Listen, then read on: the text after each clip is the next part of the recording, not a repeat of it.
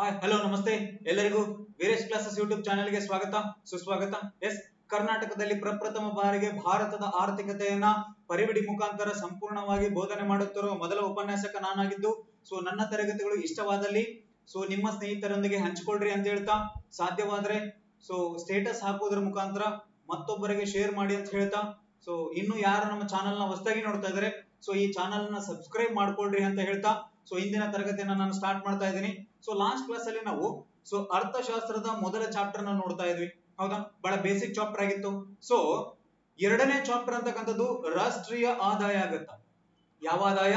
ರಾಷ್ಟ್ರೀಯ ಆದಾಯ ಅಂತ ಕರಿತೀವಿ. ನ್ಯಾಷನಲ್ ಇನ್ಕಮ್ ಅಂತ ಕರಿತಾ ಹೋಗ್ತೀವಿ. ಯಾವ ಇನ್ಕಮ್? ನ್ಯಾಷನಲ್ ಇನ್ಕಮ್ ಅಂತ ಕರಿತಾ ಹೋಗ್ತೀವಿ. ಈ ಒಂದು ಚಾಪ್ಟರ್ ನಿಮಗ PC ಇಂದ ಹಿಡಿದು DC ವರೆಗೆ ಬಹಳ ಇಂಪಾರ್ಟೆಂಟ್ ಚಾಪ್ಟರ್ ಆಗುತ್ತಾ. ಫಸ್ಟ್ ಚಾಪ್ಟರ್ ಏನಾಗಿರುತ್ತಪ್ಪ ಅಂದ್ರೆ ಬಹಳ ಬೇಸಿಕ್ ಇರುತ್ತೆ, ಹೌದಾ? ಅದರಲ್ಲಿ ಅಷ್ಟೊಂದು ಕ್ವಶನ್ಸ್ ರೈಸ್ ಆಗದೆ ಇರಬಹುದು, ಬಟ್ ಈ ಒಂದು ಕ್ವಶನ್ ಈ ಒಂದು ಚಾಪ್ಟರ್ ಇದೆ ಅಲ್ವಾ, ಬಹಳಷ್ಟು ಕ್ವಶನ್ಸ್ ರೈಸ್ ಆಗ್ತವೆ. ಬಹಳ ಇಂಪಾರ್ಟೆಂಟ್ ಚಾಪ್ಟರ್. ಇಲ್ಲಿಂದ ಏನ್ ಸ್ಟಾರ್ಟ್ ಆಗತ್ತಲ್ಲ, ನಿಮ್ಗ ಎಕಾನಮಿ ಸ್ಟಾರ್ಟ್ ಆಗತ್ತೆ. ಎಕಾನಮಿ ಸ್ಟಾರ್ಟ್ ಆಗತ್ತ. ಹೆಂಗಿರುತ್ತ ಅಂತ ನೋಡ್ತಾ ಹೋಗ್ರಿ. ಎಕಾನಮಿ ಹೆಂಗಿರುತ್ತ ಅಂತ ತೋರಿಸ್ಕೊಡ್ತೀನಿ, ನೀವು ಹೆಂಗಿರುತ್ತ ಅಂತ ನೋಡ್ರಿ. ಇಷ್ಟು ದಿನ ಏನ್ ಕಲ್ತಿರೋ ಓಕೆ ಕಲೀರಿ, ಡೋಂಟ್ ವರಿ. ಇನ್ನು ಮುಂದೆ ಸ್ವಲ್ಪ ಇನ್ನು ಎಕ್ಸ್ಟ್ರಾ ಕಲೀರಿ, ಹೌದಾ? ಎಕ್ಸ್ಟ್ರಾ ಯಾವಾಗ ಕಲಿತಾ ಹೋಗ್ತಿರಲ್ಲ, ಅವಾಗ ಏನಾಗತ್ತಪ್ಪ ಅಂದ್ರೆ ಒಂದು ಹೊಸ ಕ್ವಶನ್ ಬಂದಾಗ ಎಕ್ಸಾಮ್ ಅಲ್ಲಿ ಅದನ್ನ ನೀವು ಟ್ಯಾಕಲ್ ಮಾಡ್ತೀರಿ. ಎಲ್ರು ಅದೇ ಓದಿರ್ತಾರ, ನೀವೇನಾದ್ರೂ ಸ್ವಲ್ಪ ಹೆಚ್ಚಿಗೆ ಓದಿದಾಗ ಏನಾಗತ್ತಪ್ಪ ಅಂದ್ರೆ ನಾಳೆ ಅದೇ ಕ್ವಶನ್ ಬಿತ್ತು ಎಕ್ಸಾಮ್ ಅಲ್ಲಿ ಅಂದ್ರೆ ಅದು ನಿಮಗೆ ಬಹಳ ಹೆಲ್ಪ್ಫುಲ್ ಆಗತ್ತ. ಇನ್ನೇನು ನೋಟಿಫಿಕೇಶನ್ ಗಳ ಸುರಿಮಳೆ ಸ್ಟಾರ್ಟ್ ಆಗ್ತಾ ಇದೆ, ಹೌದಾ? ನಿನ್ನೆ ಒಂದು ಫ್ಯಾಕ್ಸ್ ಅನ್ನ ಬಿಟ್ಟಿದ್ರು. ಯಾವ್ದ್ರ ಬಗ್ಗೆಪ್ಪ ಅಂದ್ರೆ ನಮ್ಮ ಒಂದು KSP ಡಿಪಾರ್ಟ್ಮೆಂಟ್ ಬಗ್ಗೆ, ಹೌದಾ? PC PSI ಕಾಲ್ಫಾರ್ಮ್ ಇದಾವೆ, ಚೆನ್ನಾಗಿ ಓದಿ ಅಂತ ಹೇಳ್ತಾ ಇಂದಿನ ಚಾಪ್ಟರ್ ನ ಸ್ಟಾರ್ಟ್ ಮಾಡ್ತಾನ. ನ್ಯಾಷನಲ್ ಇನ್ಕಮ್ ಅಂತ ಕರಿತೀವಿ. ಹಾಗಾದ್ರೆ ಈ ಒಂದು ಚಾಪ್ಟರ್ ಅಲ್ಲಿ ನಾವು ಏನೇನ್ ನೋಡ್ತಾ ಹೋಗ್ತೀವಪ್ಪ ಅಂದ್ರೆ, ಫಸ್ಟ್ ಒನ್ ನ್ಯಾಷನಲ್ ಇನ್ಕಮ್, ರಾಷ್ಟ್ರೀಯ ಆದಾಯ ಬಗ್ಗೆ ನೋಡ್ತಾ ಹೋಗ್ತೀವಿ. ಸೆಕೆಂಡ್ ಒನ್ ಬಂದು ಭಾರತದಲ್ಲಿ ರಾಷ್ಟ್ರೀಯ ಆದಾಯದ ಇತಿಹಾಸ, ಅಂದ್ರೆ ಹ್ಯಾಂಗ್ ಬಂತು, ಮೊಟ್ಟ ಮೊದಲ ಬಾರಿಗೆ ಯಾರು ಹೇಳಿದ್ರು, ಹೌದಾ? ವೈಜ್ಞಾನಿಕವಾಗಿ ಯಾರು ಹೇಳಿದ್ರು, ಹಾಗಾದ್ರೆ ಪ್ರಸ್ತುತವಾಗಿ ಯಾರು ಎಳಿತಾ ಇದ್ದಾರೆ, ಇವೆಲ್ಲ ಅಂಶಗಳನ್ನ ಚರ್ಚೆ ಮಾಡ್ತಾ ಹೋಗೋಣಂತೆ. ನೆಕ್ಸ್ಟ್ ಬರುತ್ತಾ ರಾಷ್ಟ್ರೀಯ ಆದಾಯದ ಅಡಿಯಲ್ಲಿ ಬರುವ ಪ್ರಮುಖ ಪರಿಕಲ್ಪನೆಗಳು, ಕಾನ್ಸೆಪ್ಟ್ಸ್ ಆಫ್ ನ್ಯಾಷನಲ್ ಇನ್ಕಮ್ ಅಂತ ಕರಿತಾ ಹೋಗ್ತೀವಿ. ಕಾನ್ಸೆಪ್ಟ್ಸ್ ಆಫ್ ನ್ಯಾಷನಲ್ ಇನ್ಕಮ್ ಅಂತ ಕರಿತಾ ಹೋಗ್ತೀವಿ. ಈ ತರಗತಿಯಲ್ಲಿ ಇಷ್ಟು ನೋಡೋಣ. ಇನ್ನೂ ಇದೆ, ಅಷ್ಟು ಸಿಂಪಲ್ ಆಗಿ ಮುಗಿಯಲ್ಲ. GDP ಚಾಪ್ಟರ್ ಅಥವಾ ನ್ಯಾಷನಲ್ ಇನ್ಕಮ್ ಚಾಪ್ಟರ್ ಅಂತ ಕರಿತೀವಿ, ನೋಡ್ತಾ ಹೋಗೋಣಂತೆ. ಹಾಗಾದ್ರೆ ಫಸ್ಟ್ ಒನ್ ಏನಪ್ಪಾ ಅಂದ್ರೆ ನ್ಯಾಷನಲ್ ಇನ್ಕಮ್ ಅಂತ ಕರಿತಾ ಹೋಗ್ತೀವಿ. ಯಾವ ಇನ್ಕಮ್? ನ್ಯಾಷನಲ್ ಇನ್ಕಮ್, ರಾಷ್ಟ್ರೀಯ ಆದಾಯ ಅಂತ ಕರಿತೀವಿ. ರಾಷ್ಟ್ರೀಯ ಆದಾಯ. ಹಾಗಾದ್ರೆ ರಾಷ್ಟ್ರೀಯ ಆದಾಯ ಅಂದ್ರೆ ಏನ್ರಿ ಸರ? ಈ ಒಂದು ರಾಷ್ಟ್ರೀಯ ಆದಾಯವನ್ನ ಪರಿಕಲ್ಪನೆ ನೀಡಿದವರು ಯಾರು? ರಾಷ್ಟ್ರೀಯ ಆದಾಯ ಪರಿಕಲ್ಪನೆ ನೀಡಿದವರು ಯಾರಪ್ಪ ಅಂದ್ರೆ ಆಡಮ್ ಸ್ಮಿತ್. ಯಾವ ಸ್ಮಿತ್? ಆಡಮ್ ಸ್ಮಿತ್ ಅಂತ ಕರಿತಾ ಹೋಗ್ತೀವಿ. ದ ಫಾದರ್ ಆಫ್ ಎಕನಾಮಿಕ್ಸ್ ಅಂತ ಕರಿತಾ ಹೋಗ್ತೀವಿ. ಅಪ್ಪ ಯಾರಪ್ಪ? ನೀವಪ್ಪ ನಾವಪ್ಪಲ್ಲ, ಯಾರಪ್ಪ? ಎಕನಾಮಿಕ್ಸ್ ನ ಅಪ್ಪ. ಪರಿಕಲ್ಪನೆ ನೀಡಿದವರು ಯಾರಪ್ಪ ಅಂದ್ರೆ ಆಡಮ್ ಸ್ಮಿತ್ ರವರು ಅಂತ ಕರಿತೀವಿ. ಇದನ್ನ ಅಭಿವೃದ್ಧಿ ಪಡಿಸಿದವರು ಯಾರಪ್ಪ ಅಂದ್ರೆ ಅಭಿವೃದ್ಧಿಪಡಿಸಿದವರು ಅಂದ್ರೆ ಡೆವಲಪ್ಮೆಂಟ್ ಮಾಡೋದು ಅಂತ. ಅಭಿವೃದ್ಧಿ ಪಡಿಸಿದವರು ಯಾರಪ್ಪ ಅಂದ್ರೆ JM ಕೇನ್ಸ್. ಯಾವ ಕೇನ್ಸ್?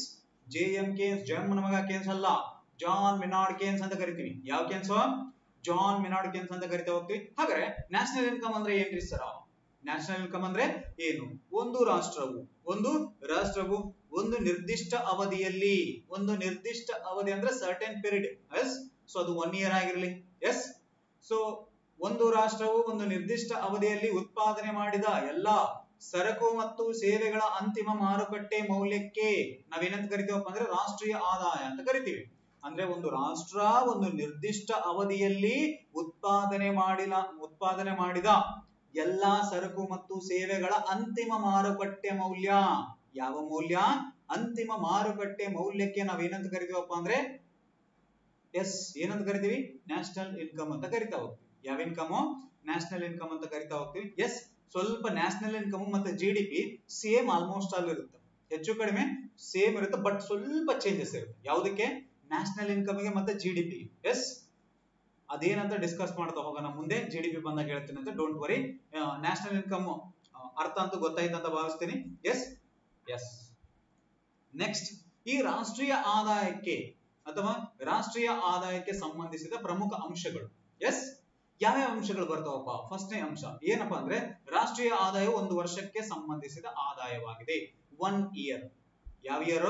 1 ಇಯರ್. ನಾರ್ಮಲಿ ನಮ್ಮ ಒಂದು ಎಕನಾಮಿಕ್ ಇಯರ್ ಏನ್ ಸ್ಟಾರ್ಟ್ ಆಗತ್ತಲ್ಲ ಏಪ್ರಿಲ್ 1ರಿಂದ ಮಾರ್ಚ್ 31, ಅಂದ್ರೆ ಒಂದು ವರ್ಷಕ್ಕೆ 365 ದಿನಕ್ಕೆ ಏನಾಗಿರುತ್ತ?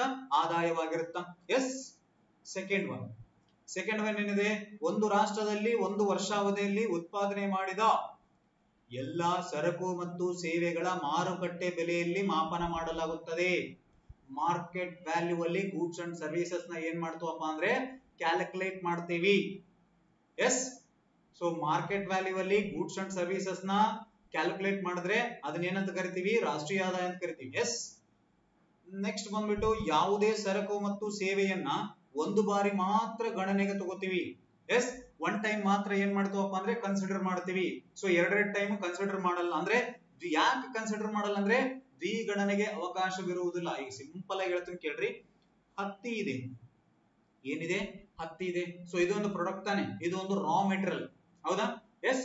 ಸೊ ಹತ್ತಿಯಿಂದ ಏನ್ ಮಾಡುತ್ತಪ್ಪ ಅಂದ್ರೆ ಬೈ ಪ್ರಾಡಕ್ಟ್ ಬರುತ್ತೆ. ಯಾವುದು? ಬಟ್ಟೆ, ಹೌದಾ? ನಾ ಏನ್ ಹಾಕೊಂಡಿದ್ದೀನಲ್ಲ, ನೀವೇನ್ ಹಾಕೊಂಡಿದ್ದೀರ ಅದು ಬಟ್ಟೆ ತಾನೆ. ಸೊ ಅದು ಯಾವ್ದ್ರಿಂದ ಬರುತ್ತಪ್ಪ ಅಂದ್ರೆ ಹತ್ತಿಯಿಂದ ಬರುತ್ತೆ. ಸೊ ಇಲ್ಲಿ ನಾವು ರಾಷ್ಟ್ರೀಯ ಆದಾಯದಲ್ಲಿ ಅಥವಾ GDP ಅಲ್ಲಿ ಹತ್ತಿನೂ ಕನ್ಸಿಡರ್ ಮಾಡಿ ಬಟ್ಟೆನೂ ಕನ್ಸಿಡರ್ ಮಾಡಿದ್ರೆ ಡಬಲ್ ಕೌಂಟಿಂಗ್ ಆಗತ್ತ. ಯಾವಾಗ ಡಬಲ್ ಕೌಂಟಿಂಗ್ ಆಗತ್ತಾ ನಮಗೆ ಎಕ್ಸಾಕ್ಟ್ ಫಿಗರ್ಸ್ ಸಿಗಲ್ಲ, ಅಂದ್ರೆ ಅಂಕಿ ಅಂಶಗಳು ಸಿಗಲ್ಲ. ಸೊ ಈ ಅಂಕಿ ಅಂಶಗಳು ಸಿಗದೇ ಇರುವ ಕಾರಣ ನಾವೇನ್ ಮಾಡ್ತೇವಪ್ಪ ಅಂದ್ರೆ ಕೇವಲ ಅಂತಿಮ ಸರಕುಗಳನ್ನು ಮಾತ್ರ ಕನ್ಸಿಡರ್ ಮಾಡ್ತೀವಿ, ಮಧ್ಯವರ್ತಿ ಸರಕುಗಳನ್ನು ಕನ್ಸಿಡರ್ ಮಾಡಲ್ಲ. ಎರಡೆರಡು ಕನ್ಸಿಡರ್ ಮಾಡಿದ್ರೆ ಏನಾಗತ್ತಾ? ಡಬಲ್ ಆಗತ್ತಾ.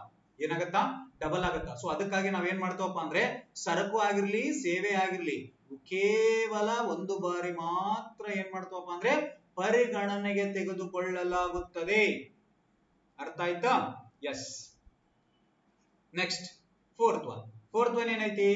ರಾಷ್ಟ್ರೀಯ ಆದಾಯವು ಆಮದು ಮತ್ತು ರಫ್ತುಗಳ ನಿವ್ವಳ ಮೌಲ್ಯವನ್ನ ನೆಟ್ ವ್ಯಾಲ್ಯೂವನ್ನ ಕನ್ಸಿಡರ್ ಮಾಡ್ತಾ. ನಿವ್ವಳ ಮೌಲ್ಯ, ಯಾವ ಮೌಲ್ಯ? ನಿವ್ವಳ ಮೌಲ್ಯವನ್ನ ಏನ್ ಮಾಡ್ತಾ ಹೋಗುತ್ತಾ? ಒಳಗೊಂಡಿರುತ್ತ. ಯಾವುದು? ರಾಷ್ಟ್ರೀಯ ಆದಾಯ. ಸೊ ರಾಷ್ಟ್ರೀಯ ಆದಾಯಕ್ಕೆ ಸಂಬಂಧಪಟ್ಟಂತಹ ಅಂಶಗಳಾಗಿರ್ತವೆ ಇವು. ಸೊ ನೆಕ್ಸ್ಟ್ GDP ಅಲ್ಲಿ ಏನ್ ಮಾಡ್ತೀನಿ ನಿಮಗೆ ಕ್ಲಾರಿಟಿ ಕೊಡ್ತಾ ಹೋಗ್ತೀನಿ. ಸೊ ರಾಷ್ಟ್ರೀಯ ಆದಾಯ ನಾರ್ಮಲ್ ಆಗಿ ನೆನ್ಪಿಟ್ಕೊಡಿ ಅಷ್ಟೇ. ಎಸ್. ಅರ್ಥ ಆಯ್ತಾ? ಎಸ್. ಸೊ ಇದು ರಾಷ್ಟ್ರೀಯ ಆದಾಯದ ಪ್ರಮುಖ ಅಂಶಗಳು ಮತ್ತು ರಾಷ್ಟ್ರೀಯ ಆದಾಯ. ಎಸ್. ಇಲ್ಲಿದೆ ನೋಡ್ರಿ, ವೆರಿ ವೆರಿ ಇಂಪಾರ್ಟೆಂಟ್. ಎಕ್ಸಾಮಿಗೆ ಬಹಳಷ್ಟು ಸರಿ ಕ್ವಶನ್ ಆಗಿರ್ತಕ್ಕಂಥ ವ್ಯಕ್ತಿ ಯಾರಪ್ಪ ಅಂದ್ರೆ ನಮ್ಮ ದಾದಾಬಾಯಿ ನವರೋಜಿ. ಯಾರು? ದಾದಾಬಾಯಿ ನವರೋಜಿ. ಹಾಗಾದ್ರೆ ನಾವು ರಾಷ್ಟ್ರೀಯ ಆದಾಯದ ಇತಿಹಾಸವನ್ನ ಚರ್ಚೆ ಮಾಡುವ ಸಮಯದಲ್ಲಿ ಬರ್ತಾರೆ. ಸೊ ರಾಷ್ಟ್ರೀಯ ಆದಾಯದ ಇತಿಹಾಸ ಅಂದ್ರೆ ಭಾರತದಲ್ಲಿ ಮೊಟ್ಟ ಮೊದಲ ಬಾರಿಗೆ ರಾಷ್ಟ್ರೀಯ ಆದಾಯವನ್ನ ಅಳೆದವರು ಯಾರಂತೇಳಿ ನಿಮಗೆ ಕ್ವಶನ್ ಕೇಳ್ತಾರೆ, ಮುಂದೆನೂ ಕೇಳ್ತಾರೆ, ಹಿಂದೆನೂ ಕೇಳಿದ್ದಾರೆ. ಎಸ್. ಹಾಗಾದ್ರೆ ಈ ಒಂದು ರಾಷ್ಟ್ರೀಯ ಆದಾಯ, ಯಾವ ಆದಾಯ? ರಾಷ್ಟ್ರೀಯ ಆದಾಯವನ್ನ ಭಾರತದಲ್ಲಿ ಮೊಟ್ಟ ಮೊದಲ ಬಾರಿಗೆ ಅಂದಾಜು ಮಾಡಿದವರು ಯಾರು? ಭಾರತದಲ್ಲಿ ರಾಷ್ಟ್ರೀಯ ಆದಾಯದ ಮಾಪನ, ಎಸ್, ಅಂದಾಜು ಮಾಡಿದವರು ಯಾರು? ಅದರಲ್ಲಿ ಫಸ್ಟ್ನೇದು ಯಾರು ಮೊಟ್ಟ ಮೊದಲ ಬಾರಿಗೆ ಅಂದಾಜು ಮಾಡ್ತಾರ ಅಥವಾ ಮಾಪನ ಮಾಡ್ತಾರಪ್ಪ ಅಂದ್ರೆ ಭಾರತದಲ್ಲಿ ಮೊಟ್ಟ ಮೊದಲ ಬಾರಿಗೆ ಮಾಪನ ಮಾಡಿದವರು ಕೀರ್ತಿ ಯಾರಿಗೆ ಸಲ್ಲುತ್ತಪ್ಪ ಅಂದ್ರೆ ದಾದಾಬಾಯಿ ನವರೋಜಿ.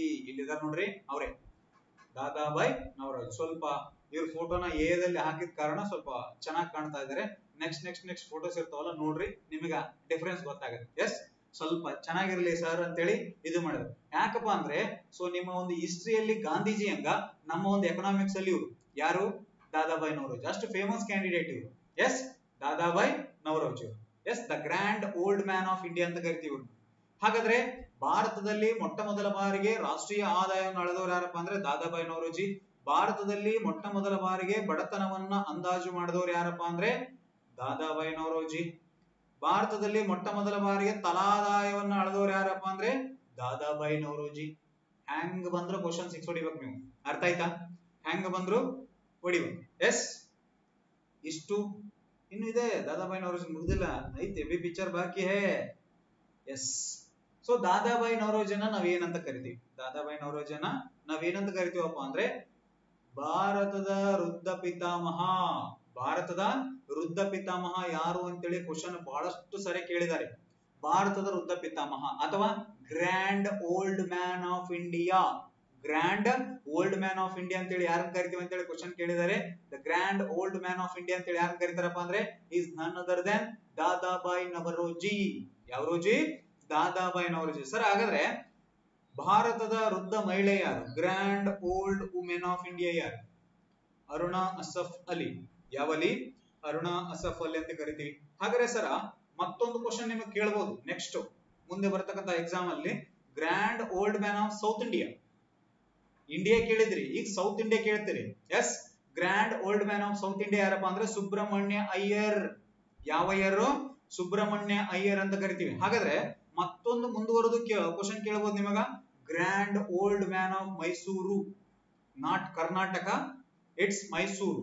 ಹಾಗಾದ್ರೆ ಮೈಸೂರಿನ ವೃದ್ಧ ಪಿತಾಮಹ ಅಂತೇಳಿ ಯಾರನ್ನ ಕರಿತೀವಿ ಅಂದ್ರೆ ಎಂ ವೆಂಕಟಕೃಷ್ಣಯ್ಯ ಅಥವಾ ತಾತಯ್ಯ ಅಂತ ಕರಿತಾರೆ. ಇವ್ರನ್ನ ಎರಡು ಹೆಸರಲ್ಲೇ ಕರೀತಾರ. ಒಂದು ವೆಂಕಟಕೃಷ್ಣಯ್ಯ ಅಥವಾ ತಾತಯ್ಯ ಅಂತ ಕರಿತಾ ಹೋಗ್ತಾರೆ. ಯಾರನ್ನ? ವೆಂಕಟಕೃಷ್ಣಯ್ಯ ಅವರನ್ನ ತಾತಯ್ಯ ಏನಂತ ಕರೀತಾರೆ? ಮೈಸೂರಿನ ವೃದ್ಧ ಪಿತಾಮಹ, grand old man of Mysuru. ಹಾಗಾದ್ರೆ grand old man of south India ಯಾರು? ಸುಬ್ರಹ್ಮಣ್ಯ ಅಯ್ಯರ್.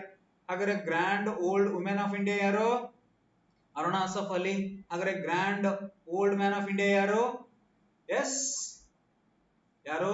ದಾದಾಬಾಯಿ ನವರೋಜಿ. ಹಾಗಾದ್ರೆ ನನಗೆ ಕಮೆಂಟ್ ಮಾಡ್ರಿ young old man of India. ಇದು ಬಹಳಷ್ಟು ಜನಕ್ಕೆ ಗೊತ್ತಿರ್ಲಿಕ್ಕಿಲ್ಲ. ನಾನು ಆಫ್ಲೈನ್ ಕ್ಲಾಸ್ ಅಲ್ಲಿ ಯಾರ್ಯಾರು ಸ್ಟೂಡೆಂಟ್ಸ್ ಕೇಳಿದಾರೆ ಅವ್ರಿಗೆ ಮಾತ್ರ ಗೊತ್ತಿರುತ್ತಾ? ಹೌದಾ? ಕಮೆಂಟ್ ಮಾಡ್ರಿ ನೋಡೋಣ. So Young old man of India, Young old man of India ಇಷ್ಟನ್ನು ತಿಳ್ಕೊಂಡ್ರಲ್ಲ. ಇದನ್ನು ಒಂದ್ ಚೂರು ನಿಮ್ ತಲೆ ಓಡಿಸ್ಕೊಂಡು ನೋಡ್ಕೊಂಡು ಬರ್ರಿ ಅಂತ. ಎಸ್, ಕಮೆಂಟ್ ಮಾಡ್ರಿ ಕೆಳಗಡೆ. ಎಲ್ಲ ನಾನೇ ಹೇಳೋದಲ್ಲ, ನೀವು ಸ್ವಲ್ಪ ತಲೆಯಾಗ ಹುಳ ಬಿಟ್ಕೊಂಡು ಚರ್ಚೆ ಮಾಡ್ಕೊಂಡು ತಿಳ್ಕೊಂಡು ಕಮೆಂಟ್ ಮಾಡ್ರಿ. ಅದರ್ವೈಸ್ ನಾನು ಹೇಳ್ತೀನಿ, ಡೋಂಟ್ ವರಿ. ನಿಮಗೆ ಸಿಕ್ಕಿಲ್ಲ ಅಂದ್ರೆ ನಾನು ಅದೀನಿ, ವೀರೇಶ್ ಸರ್ ಇದ್ದಾರೆ, ಡೋಂಟ್ ವರಿ. ಎಸ್, ನನ್ನ ಸ್ಟೂಡೆಂಟ್ಸ್ ಅಂತ ಆನ್ಸರ್ ಮಾಡ್ತಾರೆ, ಅದ್ರಾಗ ಏನ್ ಬೇರೆ ಚಾಯ್ಸ್ ಇಲ್ಲ, ಅವ್ರಿಗೆ ಗೊತ್ತಿದೆ. ಇನ್ನು ರಿಮೈನಿಂಗ್ ಪರ್ಸನ್ಸ್ ನಿಮಗೆ ಸ್ವಲ್ಪ ಕಷ್ಟ ಅನ್ಸ್ಬೋದು, ಇರ್ಲಿ ಪರವಾಗಿಲ್ಲ, ತಿಳ್ಕೋರಿ, ತಿಳ್ಕೊಳಕ್ಕೆ ಬಂದಿರಂತೆ. ಹೌದು ತಾನೆ? Yes. Next, so Dadabhai Naoroji ಅವರು ಏನ್ ಮಾಡ್ತಾರಪ್ಪ ಅಂದ್ರೆ ಒಂದು ಸಿದ್ಧಾಂತವನ್ನ ಮಂಡಿಸ್ತಾರೆ. ಆ ಸಿದ್ಧಾಂತ ಯಾವ್ದಪ್ಪ ಅಂದ್ರೆ ಸಂಪತ್ತಿನ ಸೋರಿಕೆ ಸಿದ್ಧಾಂತ. ಯಾವ ಸಿದ್ಧಾಂತ? ಸಂಪತ್ತಿನ ಸೋರಿಕೆ ಸಿದ್ಧಾಂತ ಅಂತ ಕರಿತೀವಿ. Wealth drain theory. ಎಂತ ಥಿಯರಿ? ವೆಲ್ತ್ ಡ್ರೈನ್ ಥಿಯರಿ ಸಿದ್ಧಾಂತವನ್ನ ಪ್ರತಿಪಾದಕ ಮಾಡಿದವರು ಯಾರಂತೇಳಿ ಬಹಳಷ್ಟು ಎಕ್ಸಾಮ್ ಅಲ್ಲಿ ಕ್ವಶನ್ ಕೇಳಿದ್ದಾರೆ. ಏನ್ರಿ ಸರ್ ವೆಲ್ತ್ ಡ್ರೈನ್ ಥಿಯರಿ ಅಥವಾ ಸಂಪತ್ತಿನ ಸೋರಿಕೆ ಸಿದ್ಧಾಂತ ಅಥವಾ ನಷ್ಟದ ಸಿದ್ಧಾಂತ? ಇಲ್ಲಿ ಇನ್ನೊಂದು ರೀತಿನೂ ಕ್ವಶನ್ ಕೇಳಿದ್ದಾರೆ. ಮತ್ತೆ ನಷ್ಟದ ಸಿದ್ಧಾಂತ ಹೆಂಗಾದ್ರೂ ಬರ್ಬೋದು. Drain theory, wealth drain theory. Yes, ಸೋರಿಕೆ ಸಿದ್ಧಾಂತ, ಸಂಪತ್ತಿನ ಸೋರಿಕೆ ಸಿದ್ಧಾಂತ, ನಷ್ಟದ ಸಿದ್ಧಾಂತ ಹೆಂಗಾದ್ರೂ ಕೇಳ್ರಿ. ಇಂಗ್ಲಿಷ್ ಅಲ್ಲಿ ಒಂದೇ ವೆಲ್ತ್ ಡ್ರೈನ್ ಥಿಯರಿ ಅಥವಾ ಡ್ರೈನ್ ಥಿಯರಿ ಅಂತ ಕರೀತಾರೆ. ಸೊ ಕನ್ನಡದಲ್ಲಿ ಹೆಂಗಾದ್ರೂ ಪದ ಚೇಂಜ್ ಮಾಡಬಹುದು, ನೀವು ರೆಡಿ ಇರ್ಬೇಕು ಅಷ್ಟೇ. ಹಾಗಾದ್ರೆ ಸರ ವೆಲ್ತ್ ಡ್ರೈನ್ ಥಿಯರಿ ಅಂದ್ರೆ ಏನಿಲ್ಲ, ಭಾರತದ ಹಣ. ಯಾವ ಹಣ? ಭಾರತದ ರೂಪಾಯಿ, ಭಾರತದ ಹಣ ಇಂಗ್ಲೆಂಡಿಗೆ, ಯಾವ ಲ್ಯಾಂಡಿಗೆ? ಇಂಗ್ಲೆಂಡ್ಗೆ ಯಾವ ರೀತಿ ಹರಿದು ಹೋಗ್ತಾ ಇದೆ, ಯಾವ ಯಾವ ಮಾರ್ಗಗಳಲ್ಲಿ ಹಂಚಿ ಹೋಗ್ತಾ ಇದೆ ಅಂತೇಳಿ ಒಂದು ಸಿದ್ಧಾಂತವನ್ನ ಮಂಡಿಸ್ತಾರೆ. ಆ ಸಿದ್ಧಾಂತ ಯಾವ್ದಪ್ಪ ಅಂದ್ರೆ ಸಂಪತ್ತಿನ ಸೋರಿಕೆ ಸಿದ್ಧಾಂತ. ಯಾವ ಯಾವ ಮಾರ್ಗಗಳಲ್ಲಿ ಏನ್ ಮಾಡತ್ತಪ್ಪ ಅಂದ್ರೆ ಭಾರತ ದುಡ್ಡು ಸೊ ಇಂಗ್ಲೆಂಡ್ಗೆ ತಗೊಂಡು ಹೋಗ್ತಾರೆ, ಕೊಳ್ಳೆ ಹೊಡೆದು ತಗೊಂಡು ಹೋಗ್ತಾರೆ. ಯಾರು? ಕೆಂಪು ಕೋತಿಗಳು. ಕೆಂಪು ಕೋತಿಗಳಂದ್ರೆ ಯಾರು? ಬ್ರಿಟಿಷರು. ಎಸ್, ನಿಮ್ಮ ನಾಳಿದ್ರಲ್ಲ ಅವರೇ. ಹೌದಾ? ಅವ್ರೇನ್ ಮಾಡ್ತಾರಪ್ಪ ಅಂದ್ರೆ ನಿಮ್ಮ ಒಂದು ಭಾರತದ ಸಂಪತ್ತು ಕೊಳ್ಳೆ ಹೊಡೆದ್ಬಿಟ್ಟು ಯಾವ ಮಾರ್ಗದಲ್ಲಿ ತಗೊಂಡು ಹೋಗ್ತಾರ ಅನ್ನೋದನ್ನ ಒಂದು ಸಿದ್ಧಾಂತದ ಮೂಲಕ ಹೇಳ್ತಾ ಹೋಗಿದ್ದಾರೆ. ಯಾರಪ್ಪ ಅಂದ್ರೆ ದಾದಾಬಾಯಿ ನವರೋಜಿ. ಹಾಗಾದ್ರೆ ಸರ ಆ ಒಂದು ಸಿದ್ಧಾಂತ ಯಾವ ಯಾವ ಮಾರ್ಗಗಳಲ್ಲಿ ಹೋಗ್ತಾ ಹೋಯ್ತು? ಎಸ್, ಯಾವ ವಿಧಾನಗಳಲ್ಲಿ ಹೋಯ್ತಾ ಹೋಯ್ತು? ಎಸ್, ನೋಡ್ತಾ ಹೋಗೋಣಂತೆ. ಫಸ್ಟ್ ಒನ್ ಯಾವ್ದಪ್ಪ ಅಂದ್ರೆ ಕಂಪನಿಯ ನೌಕರರು ಆಡಳಿತಗಾರರು. ಕಂಪನಿಯ ನೌಕರರು ಆಡಳಿತಗಾರರು ಜಮೀನ್ದಾರರು ವ್ಯಾಪಾರಿಗಳು ಭಾರತದಲ್ಲಿ ಹಣ ಸಂಪಾದಿಸಿ ಅದನ್ನೇ ಅಲ್ಲಿ ಹೋಯ್ತಾರಪ್ಪ ಅಂದ್ರೆ ಇಂಗ್ಲೆಂಡ್ಗೆ ಹೋಯ್ತಾರೆ. ಇಂಗ್ಲೆಂಡ್ ಹೋಯ್ಬಿಟ್ಟು ಅಲ್ಲೇನ್ ಮಾಡ್ತಾರಪ್ಪ ಅಂದ್ರೆ ಸೇಫ್ ಆಗಿ ಇಡ್ತಾರೆ. ಈಗಲೂ ಏನು ನಮ್ದೇನ್ ಚೇಂಜಸ್ ಆಗಿಲ್ಲ. ನಮ್ಮ ಇಂಡಿಯಾ ಮೊದಲು ಏನ್ ಮಾಡ್ತಿದ್ರು? ಬ್ರಿಟಿಷರು ಮಾಡ್ತಿದ್ರು. ಈಗ ನಿಮ್ಮ ರಾಜಕಾರಣಿಗಳು, ದೊಡ್ಡ ದೊಡ್ಡ ಬಿಸಿನೆಸ್ ಮ್ಯಾಗ್ನೆಟ್ಗಳು ಏನ್ ಮಾಡ್ತಿದಾರಪ್ಪ ಅಂದ್ರೆ ಸೊ ಕೊಳ್ಳೆ ಹೊಡಿತಿದಾರೆ ನಿಮ್ಮನ್ನು. ಹೌದಾ? ನೀವು ಓಟ್ ಹಾಕ್ಸ್ಕೊಂಡು, ನಿಮ್ ಕಡೆಯಿಂದ ಓಟ್ ಹಾಕ್ಸ್ಕೊಂಡು ನಿಮಗೆ ಸರಿಯಾದ ಕೆಲಸಗಳು ಯೋಜನೆಗಳು ಮಾಡದೆ ಆ ದುಡ್ಡನ್ನ ಸ್ಕ್ಯಾಮ್ ಮಾಡ್ಲಿಕ್ಕೆ ಸ್ಕೀಮ್ ಅನ್ನ ಜಾರಿಗೆ ತಂದು ಅದರಲ್ಲಿ ಸ್ಕ್ಯಾಮ್ ಮಾಡಿಬಿಟ್ಟು ಆ ಒಂದು ದುಡ್ಡನ್ನ, ಕಪ್ಪು ಹಣವನ್ನ ಏನ್ ಮಾಡ್ತಾರಪ್ಪ ಅಂದ್ರೆ ಸ್ವಿಸ್ ಬ್ಯಾಂಕ್ ಅಲ್ಲಿ ತಗೊಂಡೋಗಿ ಇಡ್ತಾರೆ ತಾನೆ. ಅಂದ್ರೆ ಇವಾಗ್ಲೂ ವೆಲ್ತ್ ಏನಾಗ್ತಿದೆ? ಡ್ರೈನ್ ಆಗ್ತಿದೆ. ಹರಿದು ಹಂಚ್ ಹೋಗ್ತಾ ಇದೆ, ಹೋಗ್ತದೇನೆ ಇಲ್ಲೋ.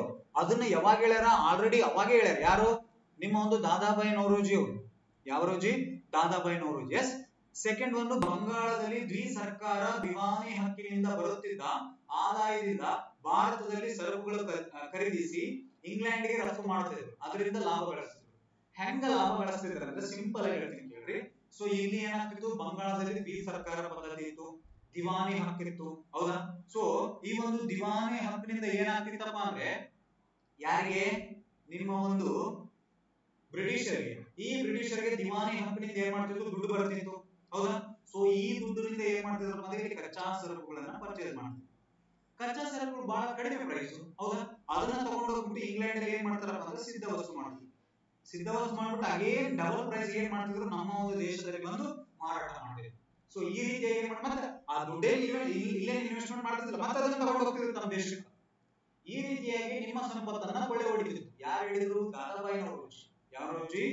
ದಾದಾಬಾಯಿ ನವರೋಜಿ. ಹಾಗಾದ್ರೆ ಬ್ರಿಟಿಷರಿಗೆ ಏನ್ ಮಾಡ್ತಿದ್ರಪ್ಪ ಅಂದ್ರೆ ಸುಂಕ ಮುಕ್ತ ವ್ಯಾಪಾರದ ಅವಕಾಶ ಇತ್ತು. ಓಪನ್ ಏನಿತ್ತಪ್ಪ ಅಂದ್ರೆ ಮಾರ್ಕೆಟ್ ಇತ್ತು. ಓಪನ್ ಮಾರ್ಕೆಟ್ ಇದ್ದಾಗ ಸುಂಕ ಅಂದ್ರೆ ಟ್ಯಾಕ್ಸ್ ಫ್ರೀ ಇದ್ದಾಗ ಸೊ ಅಲ್ಲಿನ ಪ್ರಾಡಕ್ಟ್ಸ್ ಏನ್ ಮಾಡ್ತಿದ್ರಪ್ಪ ಅಂದ್ರೆ ಇಲ್ಲಿ ತಗೊಂಡ್ಬರ್ತಿದ್ರು. ಅವ್ರು ಇಂಡಸ್ಟ್ರಿಯಲೈಸೇಷನ್ ಆಗಿದ್ದು ತಾನೆ. ಇಂಡಸ್ಟ್ರಿಯಲೈಸೇಷನ್ ಆದಾಗ ಅವ್ರ ಸಿದ್ಧ ವಸ್ತುಗಳು ಚೆನ್ನಾಗಿರ್ತಿದ್ವು, ಇಲ್ಲಿ ಜಾಸ್ತಿ ಮಾರಾಟ ಆಗ್ತಿತ್ತು. ಸೊ ಈ ಒಂದು ರಿಯಾಯಿತಿಗಳಿಗೆ ಭಾರತೀಯ ಖಜಾನೆಯಿಂದ ಹಣಕಾಸು ನೀಡ್ತಿದ್ರು ಅನ್ಕೊಂಡು, ನಮ್ಮದೇ ದುಡ್ಡು ಮತ್ತೆ ಅವರಿಗೆ ನೀಡ್ತಿದ್ರು. ಇದರಿಂದ ಭಾರತೀಯ ಹಣ ಇಂಗ್ಲೆಂಡ್ಗೆ ಹೋಗ್ತಿತ್ತು, ಹೌದು, ಇಲ್ಲಿಂದ ಅಲ್ಲಿಗೆ ಹೋಗ್ತಾ ಇತ್ತು ಈಸಿ. ಎಸ್.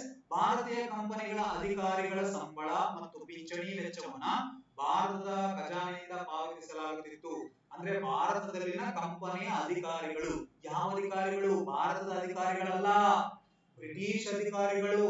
ಅವ್ರು ಬಂದು ಇಲ್ಲಿ ವರ್ಕ್ ಮಾಡ್ತಿದ್ರಲ್ಲ ಕಂಪನಿ ಒಳಗಡೆ, ಈಸ್ಟ್ ಇಂಡಿಯಾ ಕಂಪನಿ ಒಳಗಡೆ, ಆ ಕಂಪನಿಗಳ ಸಂಬಳ ಮತ್ತು ಪಿಂಚಣಿ ಏನ್ ತಗೋತಿರಲ್ಲ ಈಗ, ಈ ಪಿಂಚಣಿ ಮತ್ತೆ ಸಂಬಳವನ್ನ ನಮ್ಮ ಒಂದು ಖಜಾನೆಯಿಂದ ಕೊಡ್ತಿದ್ರು, ನಮ್ಮ ಒಂದು ಸಂಚಿತ ನಿಧಿಯಿಂದ ಕೊಡ್ತಿದ್ರು. ನೋಡ್ರಿ, ಕೆಲಸ ಅವ್ರದ್ದು, ದುಡ್ಡು ನಮ್ದು, ಹೌದಾ? ಎಸ್. ಈ ರೀತಿಯಾಗಿ ಕೊಳ್ಳೆ ಹೊಡಿತಾ ಇದ್ರು. ನೆಕ್ಸ್ಟ್, ಬ್ರಿಟಿಷ್ ಭಾರತದಲ್ಲಿ ಹೂಡಿಕೆ ಮಾಡಿದವರಿಗೆ ಭಾರಿ ಬಡ್ಡಿಯನ್ನು ಲಾಭವನ್ನು ನೀಡಲಾಗುತ್ತಿತ್ತು. ನೋಡ್ರಿ, ಬ್ರಿಟಿಷರು ಭಾರತದಲ್ಲಿ ಒಂದು ಹೂಡಿಕೆ ಮಾಡ್ತಿದ್ರೆ, ಇನ್ವೆಸ್ಟ್ ಮಾಡ್ತಾ ಇದ್ರೆ ಅವರಿಗೆ ಭಾರಿ ಬಡ್ಡಿಯನ್ನು ಕೊಡೋದು, ಎಸ್, ಇಂಟ್ರೆಸ್ಟ್ ಕೊಡೋದು, ಎಸ್, ಮತ್ತೆ ಲಾಭವನ್ನ ನೀಡಲಾಗುತ್ತಿತ್ತು. ಈ ರೀತಿಯಾಗಿ ನಮ್ಮದೇ ದುಡ್ಡು ಅವ್ರಿಗೆ ಏನ್ ಮಾಡ್ತಾ ಇದ್ರಪ್ಪ ಅಂದ್ರೆ ಮತ್ತೊಂದು ಮಾರ್ಗದಲ್ಲಿ ಈಸಿಯಾಗಿ, ಸೊ ನಮ್ಮ ಒಂದು ದುಡ್ಡು ಎಲ್ಲಿಗೆ ಹರಿದು ಹಂಚಿ ಹೋಗ್ತಿತ್ತೋ? ಇಂಗ್ಲೆಂಡ್ಗೆ ಹೋಗ್ತಿತ್ತು.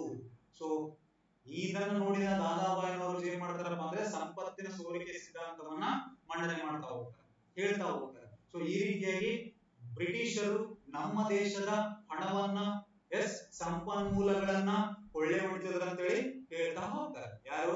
ದಾದಾಬಾಯಿ ನವರೋಜಿ. ಅಲ್ಲಿದ್ದಾರೆ ನೋಡ್ರಿ. So drain of wealth theory ಅಂತ, ಎಸ್, ದಾದಾಬಾಯಿ ನವರೋಜಿ ಅವರು. ಎಸ್. ಸೊ ಇದು ಯಾವ ಒಂದು ಥಿಯರಿ? ವೆಲ್ತ್ ಡ್ರೈನ್ ಥಿಯರಿ ಅಂತ ಕರಿತೀವಿ. ಯಾವ ಥಿಯರಿ? Wealth drain theory. ಹಾಗಾದ್ರೆ ಇದರಿಂದ ಪರಿಣಾಮಗಳು ಏನಾಗ್ತಿತ್ತು? ಎಫೆಕ್ಟ್ಸ್. ಓಕೆ, ನಮ್ಮ ದೇಶದ ದುಡ್ಡು ಹೋಯ್ತು, ಹೌದಾ? ಇದರಿಂದ ಪರಿಣಾಮ ಏನಾಗ್ತಿತ್ತು ನೋಡ್ತಾ ಹೋಗೋಣ. ಭಾರತೀಯ ಕೈಗಾರಿಕೆಗಳ ಬೆಳವಣಿಗೆಯನ್ನ ಕುಂಠಿತಗೊಳಿಸುತ್ತಿತ್ತು, ಹೌದಾ ಇಲ್ಲೋ? ಸೊ ಭಾರತದ ಕೈಗಾರಿಕೆಗಳ ಬೆಳವಣಿಗೆಗಳು ಅಂದ್ರೆ ನಮ್ಮ ಒಂದು ಗುಡಿ ಕೈಗಾರಿಕೆಗಳು, ಹೌದಾ, ಕಾಟೇಜ್ ಇಂಡಸ್ಟ್ರೀಸ್ ಅಂತ ಕರಿತೀವಿ. ಸೊ ನಮ್ಮ ಒಂದು ಗುಡಿ ಕೈಗಾರಿಕೆಗಳು ಮತ್ತೆ ಸಣ್ಣ ಸಣ್ಣ ಕೈಗಾರಿಕೆಗಳು, ಈ ಕೈಗಾರಿಕೆಗಳಿಗೆ ಏನಾಗ್ತಿತ್ತು? ಡ್ಯಾಮೇಜ್ ಆಗ್ತಿತ್ತು. ಯಾಕೆ ಡ್ಯಾಮೇಜ್ ಆಗ್ತಿತ್ತು? ಸೊ ಹೌದು, ಕೈಗಾರಿಕರಣ ಉಂಟಾದಾಗೆಲ್ಲ ದೊಡ್ಡ ದೊಡ್ಡ ಮಿಷಿನ್ ಗಳನ್ನ ಬಳಸಿಕೊಂಡು ದೊಡ್ಡ ದೊಡ್ಡ ಬೃಹತ್ ಕೈಗಾರಿಕೆಗಳ ಸ್ಥಾಪನೆ ಮಾಡಿಬಿಟ್ಟು ಮಿಷಿನ್ ಗಳ ಸಹಾಯದಿಂದ ಏನ್ ಮಾಡ್ತಿದ್ರು? ಸೊ ಸಿದ್ಧ ವಸ್ತುಗಳನ್ನ ಬೇಗ ತಯಾರು ಮಾಡ್ತಿದ್ರು, ಎಸ್, ಚೆನ್ನಾಗಿ ತಯಾರು ಮಾಡ್ತಿದ್ರು, ಅಟ್ರಾಕ್ಟಿವ್ ಇತ್ತು. ಬಟ್ ನಮ್ಮ ಒಂದು ಗುಡಿ ಕೈಗಾರಿಕೆಗಳದ್ದು ಏನ್ ತಯಾರು ಮಾಡ್ತಿದ್ರಲ್ಲ ಅವರಿಗೆ ಕಾಂಪಿಟೇಷನ್ ಕೊಡಕ್ ಆಗಲ್ಲ. ಈ ಒಂದು ಕಾಂಪಿಟೇಷನ್ ಆಗದೇ ಇರೋ ಕಾರಣ ಏನ್ ಮಾಡ್ತಿದ್ರಪ್ಪ ಅಂದ್ರೆ ನಮ್ಮ ಒಂದು ಕೈಗಾರಿಕೆಗಳ ಬೆಳವಣಿಗೆ ಏನಾಗ್ತಿತ್ತು? ಕುಂಠಿತ ಆಗ್ತಾ ಇತ್ತು. ಎಸ್, ಅಗೇನ್ ಭಾರತದಲ್ಲಿ ಬಂಡವಾಳ ಕೊರತೆ ಉಂಟಾಯಿತು. ಹೌದು, ಕೊರತೆ ಉಂಟಾಗುತ್ತೆ. ಯಾಕೆ ಕೊರತೆ ಆಗುತ್ತೆ ಅಂದ್ರೆ ಗುಡಿ ಕೈಗಾರಿಕೆಗಳು, ಸಣ್ಣ ಸಣ್ಣ ಕೈಗಾರಿಕೆಗಳು ಸೊ ಮುಚ್ಚಬಹುದು ಎಲ್ಲ. ಸೊ ಕೆಲವೊಂದು ಮುಚ್ಚಬಹುದು. ಇನ್ನೊಂದು ನಮ್ಮ ಒಂದು ಇಲ್ಲಿ ಬರ್ತಕ್ಕಂತಹ ಕ್ಯಾಂಡಿಡೇಟ್ಗಳು ಏನಿದ್ರಪ್ಪ ಅಂದ್ರೆ ಇಲ್ಲಿನ ದುಡ್ಡು ತಗೊಂಡೋಗಿ ಇಂಗ್ಲೆಂಡ್ ತಗೊಂಡು ಹೋಗ್ತಿದ್ರು. ಮತ್ತೆ ಇಂಗ್ಲೆಂಡ್ ತಗೊಂಡೋದಾಗ ಬಂಡವಾಳ ಕೊರತೆ ಉಂಟಾಗುತ್ತೋ ಇಲ್ಲೋ?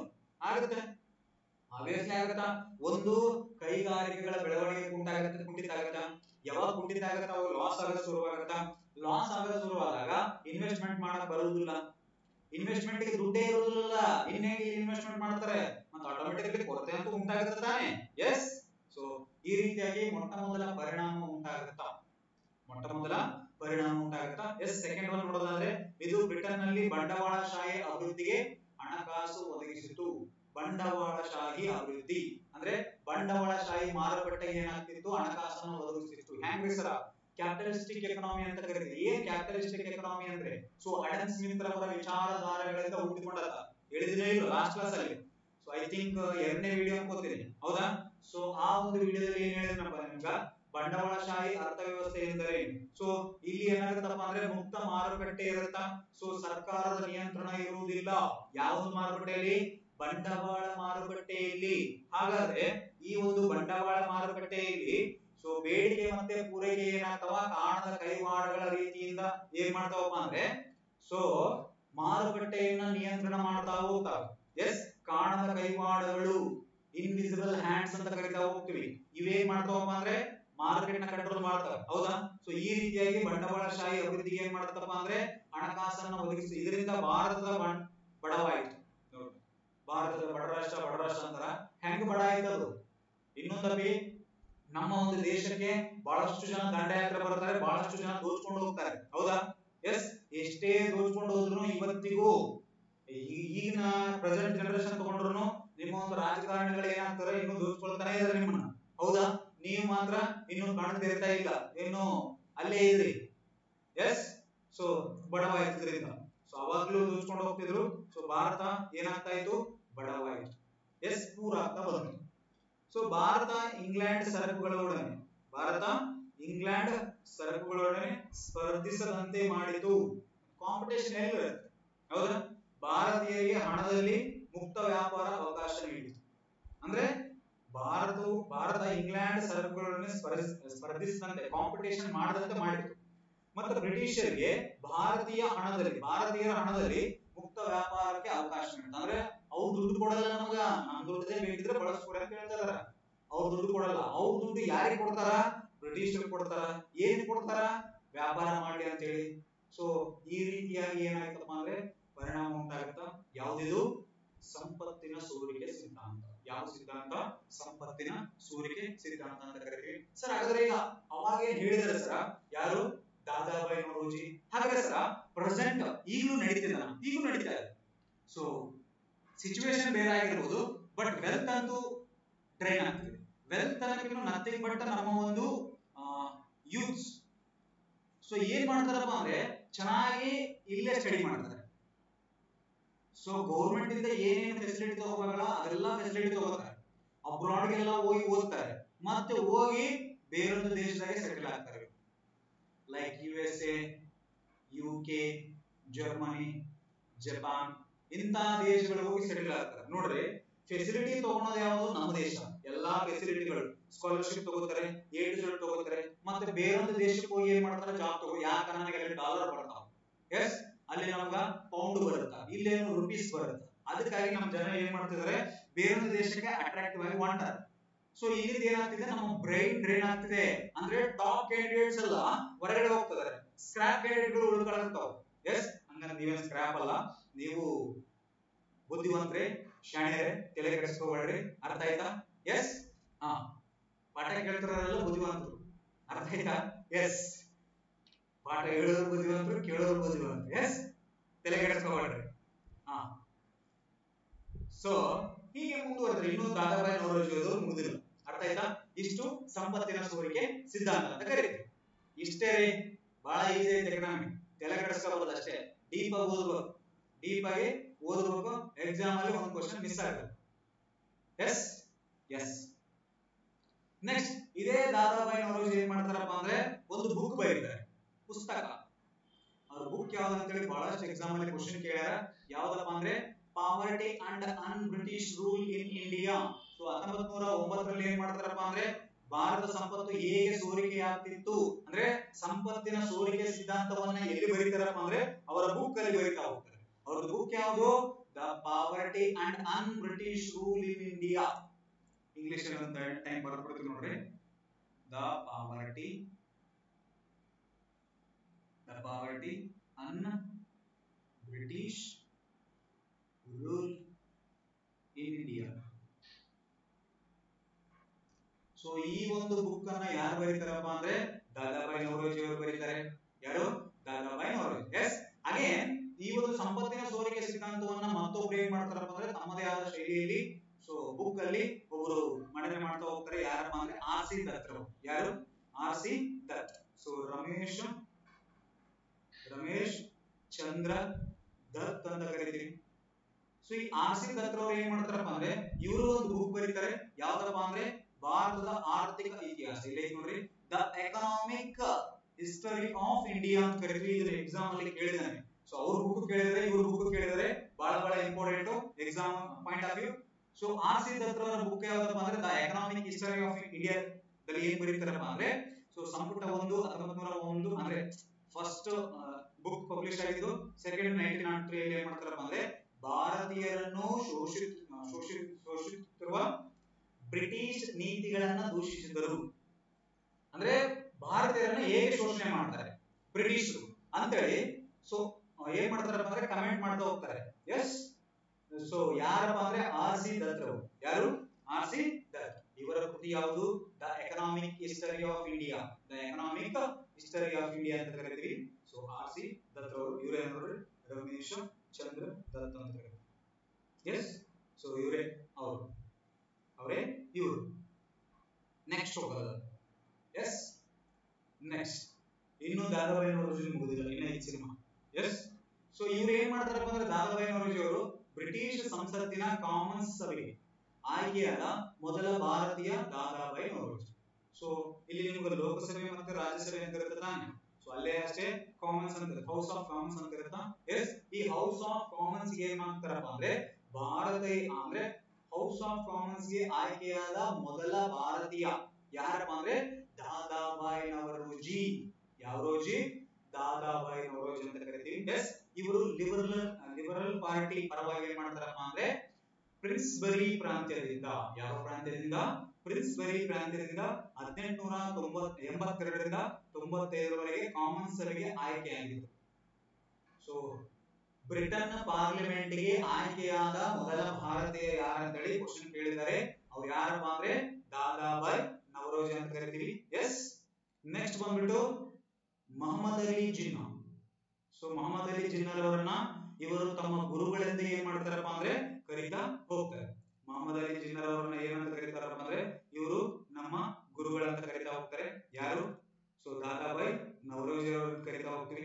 ನೆಕ್ಸ್ಟ್ ಬರುತ್ತಾ ಸೊ ಇವರು ಐಎನ್ಸಿ ಇಂಡಿಯನ್ ನ್ಯಾಷನಲ್ ಕಾಂಗ್ರೆಸ್ ಅಧ್ಯಕ್ಷತೆಯನ್ನು ವಹಿಸ್ತಾ ಹೋಗ್ತಾರೆ. ಎಷ್ಟು ಅಂದ್ರೆ ಟೋಟಲ್ 3 ಬಾರಿ. ಎಷ್ಟು ಬಾರಿ? ಟೋಟಲ್ 3 ಬಾರಿ. ಒಂದು 1886 ಕಲಕತ್ತಾ ಅಧಿವೇಶನದ ಅಧ್ಯಕ್ಷತೆಯನ್ನು ವಹಿಸ್ತಾರೆ. ನೆಕ್ಸ್ಟ್ 1893 ಲಾಹೋರ್ ಅಧಿವೇಶನವನ್ನ ಅಧ್ಯಕ್ಷತೆ ವಹಿಸ್ತಾ ಹೋಗ್ತಾರೆ. 1906 ಅಗೇನ್ ಕಲಕತ್ತಾ ಲಾಹೋರ್ ಕಲಕತ್ತಾ ರಾಷ್ಟ್ರೀಯ ಕಾಂಗ್ರೆಸ್ ಅಧಿವೇಶನಗಳಿಗೆ ಏನ್ ಮಾಡ್ತಾರಪ್ಪ ಅಂದ್ರೆ ಅಧ್ಯಕ್ಷತೆಯನ್ನ ವಹಿಸ್ತಾ ಹೋಗ್ತಾರೆ. ಸೊ ಇದು ಒಂದು ಪಿಸಿಎ ಏನೋ ಕೆಎಸ್ಪಿ ಡಿಪಾರ್ಟ್ಮೆಂಟ್ ಕೇಳಿದ್ರು ನೋಡ್ರಿ. 1906ರಲ್ಲಿ ಸ್ವರಾಜ್ ಎಂಬ ಪದವನ್ನು ಬಳಸಿದವರು ಮೊಟ್ಟ ಮೊದಲ ಬಾರಿಗೆ Dayananda Saraswati. Okay, but so ಇಲ್ಲಿ ಸೊ ಐಎನ್ಸಿ ಒಳಗಡೆ ಮೊಟ್ಟ ಮೊದಲ ಬಾರಿಗೆ ಸ್ವರಾಜ್ಯವನ್ನ ಪದವನ್ನು ಬಳಸಿದವರು ಯಾರಪ್ಪ ಅಂದ್ರೆ ದಾದಾಬಾಯಿ ನವರೋಜಿ. ಒನ್ಸ್ ಆ ದಯಾನಂದ ಸರಸ್ವತಿ ಏನಾದ್ರು ಇವರು ಅವ್ರು ಇಲ್ಲಪ್ಪ ಅಂದ್ರೆ ಸೊ ಅವ್ರದೊಂದು ಆಪ್ಷನ್ ಅಲ್ಲಿ ಇಲ್ಲಪ್ಪ ಅಂದ್ರೆ ಇವ್ರನ್ನ ಹಾಕ್ಬೇಕಾಗುತ್ತೆ. ಯಾರು? ದಾದಾಬಾಯಿ ನವರೋಜಿ. ಎಸ್. ಸೊ ವಿದೇಶಿ ವಸ್ತುಗಳ ಬಹಿಷ್ಕಾರ ಮತ್ತು ರಾಷ್ಟ್ರೀಯ ಶಿಕ್ಷಣ ತೀರ್ಮಾನಗಳನ್ನು ಕೈಗೊಂಡರು. ಎಲ್ಲಿ? 1906ರ ಕಲಕತ್ತಾ ಅಧಿವೇಶನದಲ್ಲಿ. ಎಸ್. ನೆಕ್ಸ್ಟ್ ಬರುತ್ತಾ ಇದೇ ದಾದಾಬಾಯಿ ನವರೋಜಿ ಅವರು ಮತ್ತೊಂದು ಕೆಲಸ ಏನಪ್ಪಾ ಅಂದ್ರೆ 1866ರಲ್ಲಿ ದಾದಾಬಾಯಿ ನವರೋಜಿ ಅವರು ಲಂಡನ್ ನಲ್ಲಿ, ಎಲ್ಲಿ? ಲಂಡನ್. ಎಸ್. ಸೊ ಈ ಲಂಡನ್ ನಲ್ಲಿ ಏನ್ ಮಾಡ್ತಾರಪ್ಪ ಅಂದ್ರೆ ಈಸ್ಟ್ ಇಂಡಿಯಾ ಅಸೋಸಿಯೇಷನ್ ಅನ್ನ ಸ್ಥಾಪನೆ ಮಾಡ್ತಾರೆ. ಇದು ಎಕ್ಸಾಮ್ ಗೆ ಕ್ವಶನ್ ಆಗಿದೆ. ಇದು ಆಗ್ಯದ ಎಲ್ಲ ಆಲ್ಮೋಸ್ಟ್ ಆಲ್ ಏನು ಸ್ಲೈಡ್ ಅಲ್ಲಿ ಹಾಕೊಂಡ್ ಬಂದಿನಲ್ಲ ಎಲ್ಲವೂ ಎಕ್ಸಾಮ್ ಗೆ ಆಲ್ಮೋಸ್ಟ್ ಆಲ್ ಕ್ವಶನ್ ಆಗಿದೆ. ಸೊ ನೆಕ್ಸ್ಟ್ ಅದೇ ಲಂಡನ್ ನಲ್ಲಿ ರಾಷ್ಟ್ರೀಯ ಕಾಂಗ್ರೆಸ್ ಪತ್ರಿಕೆಯನ್ನು ಪ್ರಕಟಿಸ್ತಾ ಹೋಗ್ತಾರೆ. ಮತ್ತೆ ಇವರ ಬೇರೆ ಬೇರೆ ಪತ್ರಿಕೆಗಳು ಎಕ್ಸಾಮ್ ಅಲ್ಲಿ ಕ್ವಶನ್ ಕೇಳಿದ್ದು ರಾಸ್ ಗುಪ್ತರ್ ಅಂತ ಹೇಳಿ. ಎಸ್. ರಾಸ್ ಗುಪ್ತರ್ ಅಂದ್ರೆ ಸತ್ಯ ಹೇಳುವ. ಸೊ ಈ ಒಂದು ಪತ್ರಿಕೆಯನ್ನು ಮತ್ತೆ ಏನ್ ಮಾಡ್ತಾರೆ ಮಾಡ್ತಾ ಹೋಗ್ತಾರೆ. ನೆಕ್ಸ್ಟ್ ವಾಯ್ಸ್ ಆಫ್ ಇಂಡಿಯಾ, ಈ ಒಂದು ಪತ್ರಿಕೆಯನ್ನು ಪ್ರಕಟ ಮಾಡ್ತಾ ಹೋಗ್ತಾರೆ. ಯಾರು? ದಾದಾಬಾಯಿ ನೌರೋಜಿ. ಹಾಗಾದ್ರೆ ದಾದಾಬಾಯಿ ನೌರೋಜಿ ಅವರ ಪತ್ರಿಕೆಗಳು ಯಾವಪ್ಪ ಅಂದ್ರೆ ಲಂಡನ್ ನಲ್ಲಿ ರಾಷ್ಟ್ರೀಯ ಕಾಂಗ್ರೆಸ್, ನೆಕ್ಸ್ಟ್ ರಾಷ್ಟ್ರಗುಪ್ತರ್, ಇನ್ನೊಂದು voice of India. Voice of India. So ಇವರು ಎಷ್ಟು? ಎಸ್. ಹಾ, ಹೀಗೆ ದಾದಾಬಾಯಿ ನೌರೋಜಿ ಅವರು ಇಷ್ಟೊಂದು ನೋಡಿದ್ರೆ ಏನ್ ನೋಡಿದ್ರೆ, ಸೊ ಇವರು ಏನ್ ಮಾಡ್ತಾರಪ್ಪ ಅಂದ್ರೆ ಫಸ್ಟ್ ಏನ್ ಹೇಳ್ತಾರೆ, ರಾಷ್ಟ್ರೀಯ ಆದಾಯವನ್ನ ಅಳಿತಾ ಹೋಗ್ತಾರೆ. ರಾಷ್ಟ್ರೀಯ ಆದಾಯವನ್ನ ಅಳಿತಾ ಹೋಗ್ತಾರೆ. ಹೌದಾ ಸರ? ಹಳೆದಾಗ ಎಷ್ಟು ಇತ್ತು? 370 ಕೋಟಿ. ಎಷ್ಟು? 370 ಕೋಟಿ ಇತ್ತು ಆ ಟೈಮಿಗೆ, 1867-68 ಆ ಒಂದು ಇಯರ್ ಅಲ್ಲಿ. ಹೌದಾ? ಮತ್ತೆ ಮೊದಲ ಬಡತನವನ್ನ ಇವರೇ ಅಂದಾಜು ಮಾಡ್ತಾರೆ, ರಫ್ ಆಗಿ ಅಂದಾಜು ಮಾಡ್ತಾರೆ ಅಷ್ಟೇ. ಹೌದಾ? ನೆಕ್ಸ್ಟ್ ಮೊದಲ ತಲಾದಾಯವನ್ನ ಅಂದಾಜು ಮಾಡಿದವರು. ಇವೆಲ್ಲ ಎಕ್ಸಾಮ್ ಕ್ವಶನ್ ಆಗಿದೆ. ಎಸ್, ಮೊದಲ ತಲಾದಾಯವನ್ನು ಅಂದಾಜು ಮಾಡಿದವರು. ಎಸ್, ತಲಾದಾಯ ಸಮಥಿಂಗ್ ಆಯ್ತಾ? ಎಸ್, ಇವೇನು ಅಷ್ಟೊಂದು ಅಂಕಿಅಂಶಗಳ ಬಗ್ಗೆ ತಲೆ ಕೆಡಿಸ್ಕೋಬೇಡ. ಎಸ್, ಯಾಕಂದ್ರೆ ನಮ್ಮಲ್ಲಿ ಅಂಕಿಅಂಶಗಳು ಚೇಂಜ್ ಆಗ್ತಾನೆ ಇರುತ್ತೆ. ಹೌದಾ? ಅದರ ಕಾನ್ಸೆಪ್ಟ್, ಮೇನ್ ಕಾನ್ಸೆಪ್ಟ್ ಬಗ್ಗೆ ಫೋಕಸ್ ಮಾಡ್ರಿ. ಇನ್ನೊಂದು ಹೊಸ ಪಾಯಿಂಟ್ ಇದೆ, ಇದು ಬಹಳಷ್ಟು ಜನಕ್ಕೆ ಗೊತ್ತಿರಲ್ಲ ನನ್ನ ಪ್ರಕಾರ. ಹೌದಾ? ಎಸ್, ವೈಜ್ಞಾನಿಕವಾಗಿ ಮೊದಲು ತಲಾದಾಯ ಮತ್ತು ರಾಷ್ಟ್ರೀಯ ಆದಾಯವನ್ನ ಲೆಕ್ಕ ಹಾಕಿದವರು. ನೀವು ಕನ್ಫ್ಯೂಸ್ ಆಗ್ತೀರಾ ಇಲ್ಲಿ.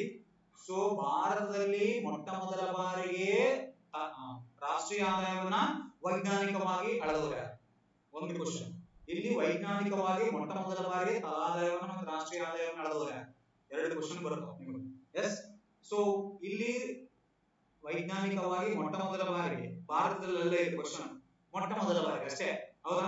ಯಾರಪ್ಪ ಅಂದ್ರೆ ಸೈಮನ್ ಕುಜ್ನೆಟ್ಸ್. Yes, Simon ಕುಜ್ನೆಟ್ಸ್.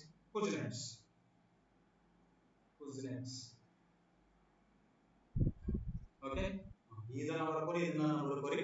ಒಟ್ಟು ವೈಜ್ಞಾನಿಕವಾಗಿ ಅಳೆದವರು ಯಾರು? Simon Kuznets. ಯಾವ ಕುಜ್ನೆಟ್? ಸೈಮನ್ ಕುಜ್ನೆಟ್ ಅಂತ ಕರಿತೀವಿ. ಎಸ್, ಸೊ ಇದು ಇಂಪಾರ್ಟೆಂಟ್. ಎಕ್ಸಾಮ್ ಅಲ್ಲಿ ಇದು FDSD ಆಲ್ರೆಡಿ ಕೇಳಿಬಿಟ್ಟಿದ್ದಾರೆ, ಬೇಜಾನ್ PSI ಕೇಳಿದರೆ, PC ಕೇಳಿದರೆ. ಏನಪ್ಪಾ ಅಂದ್ರೆ ರಾಷ್ಟ್ರೀಯ ಆದಾಯವನ್ನ ಭಾರತದಲ್ಲಿ ವೈಜ್ಞಾನಿಕವಾಗಿ ಅಂದಾಜು ಮಾಡಿದವರು ಯಾರು? ಭಾರತದಲ್ಲಿ ಹೇಳ್ತಿರೋದು ನಾನು, ಅದು ಇಡೀ ವರ್ಲ್ಡ್ ಬರುತ್ತೆ. Simon Kuznets. ಹೌದಾ? ಎಸ್, ಸೊ ಇದು ಭಾರತದಲ್ಲಿ. ಯಾವುದರಲ್ಲಿ? ಭಾರತದಲ್ಲಿ. ಹಾಗಾದ್ರೆ ಯಾರು ಹೇಳ್ತಾ ಹೋಗ್ತಾರೆ? ಯಾರು ಹೇಳ್ತಾ ಹೋಗ್ತಾರಪ್ಪ ಅಂದ್ರೆ, ಸೊ ಡಾಕ್ಟರ್ VKRV ರಾವ್. ಯಾವ ರಾವ್? VKRV ರಾವ್. ಏನ್ ಹೆಸರು ಇದು? VKRV ರಾವ್ ಅಂದ್ರೆ ಏನಿಲ್ಲ, ವಿಜಯೇಂದ್ರ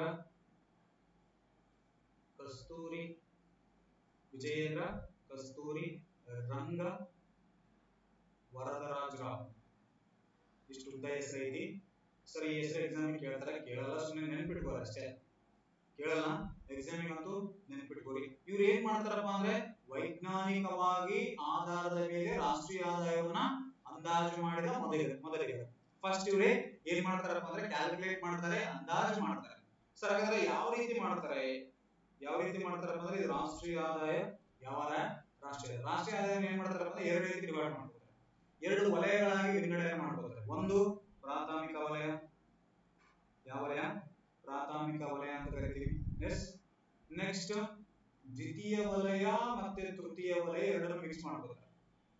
ದ್ವಿತೀಯ ವಲಯ ಮತ್ತೆ ತೃತೀಯ ವಲಯವನ್ನ ಎರಡು ಮಿಕ್ಸ್ ಮಾಡ್ಕೊಂಡ್ಬಿಟ್ಟು ಎರಡು ವಲಯಗಳಾಗಿ ವಿಂಗಡಣೆ ಮಾಡ್ಕೊಂಡ್ಬಿಟ್ಟು ನಿಮಗೆ ವಲಯಗಳೇ ಇರುತ್ತೆ. ಟೋಟಲ್ 5 ಇದಾವ, ಮೇಜರ್ 3 ಬರ್ತಾವ ಅಂತ ಹೇಳಿ. ಹೌದಾ?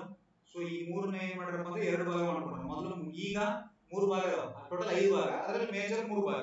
ಹೌದಾ? ಸೊ ಅವ್ರು ಅವಾಗ ಏನ್ ಮಾಡಿದಾರಪ್ಪ ಅಂದ್ರೆ ಪ್ರಾಥಮಿಕ ವಲಯ ಅಂದ್ರೆ ಪ್ರಾಥಮಿಕ ವಲಯದಲ್ಲಿ ಏನೇನು ಬರ್ತಾವ? ಕೃಷಿ ಮತ್ತು ಕೃಷಿಗೆ ಸಂಬಂಧಿಸಿದ ಚಟುವಟಿಕೆಗಳು ಬರ್ತಾವ ತಾನೆ. ಎಸ್, ಸೊ ಅದನ್ನ ಗ್ರೂಪ್ ಮಾಡಿದ್ದಾರೆ.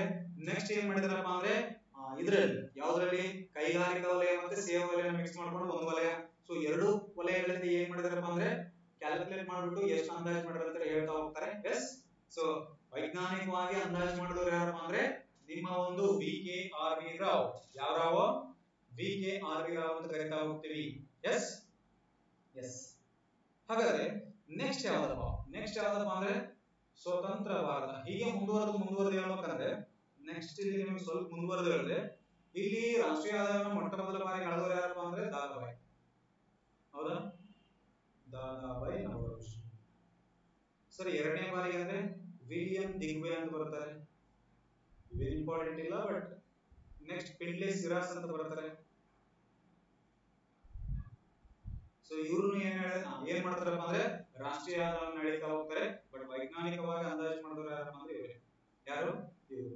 ಎಸ್, ಭಾರತದಲ್ಲಿ ಅಗೇನ್. ನೆಕ್ಸ್ಟ್ ಹೀಗೆ ಇನ್ನು ಪ್ರೀ ಇಂಡಿಪೆಂಡೆನ್ಸ್, ಇಷ್ಟೊತ್ತು ನಾನು ಮಾತಾಡಿದ್ದು ಸ್ವತಂತ್ರಕ್ಕಿಂತ ಪೂರ್ವ, ಹೌದಾ? ಸ್ವತಂತ್ರಕ್ಕಿಂತ ಪೂರ್ವ ಏನ್ ಮಾಡಿದಾರಪ್ಪ ಅಂದ್ರೆ ಈ ರೀತಿಯಾಗಿ ಏನ್ ಮಾಡಿದ್ದಾರೆ, ರಾಷ್ಟ್ರೀಯ ಆದಾಯವನ್ನ ಕಳೀತಾ ಹೋಗಿದ್ದಾರೆ. ಎಸ್, ಬಟ್ ಈಗ ಸ್ವತಂತ್ರ ಆಗುತ್ತೆ. ಏನಾಗುತ್ತಾ?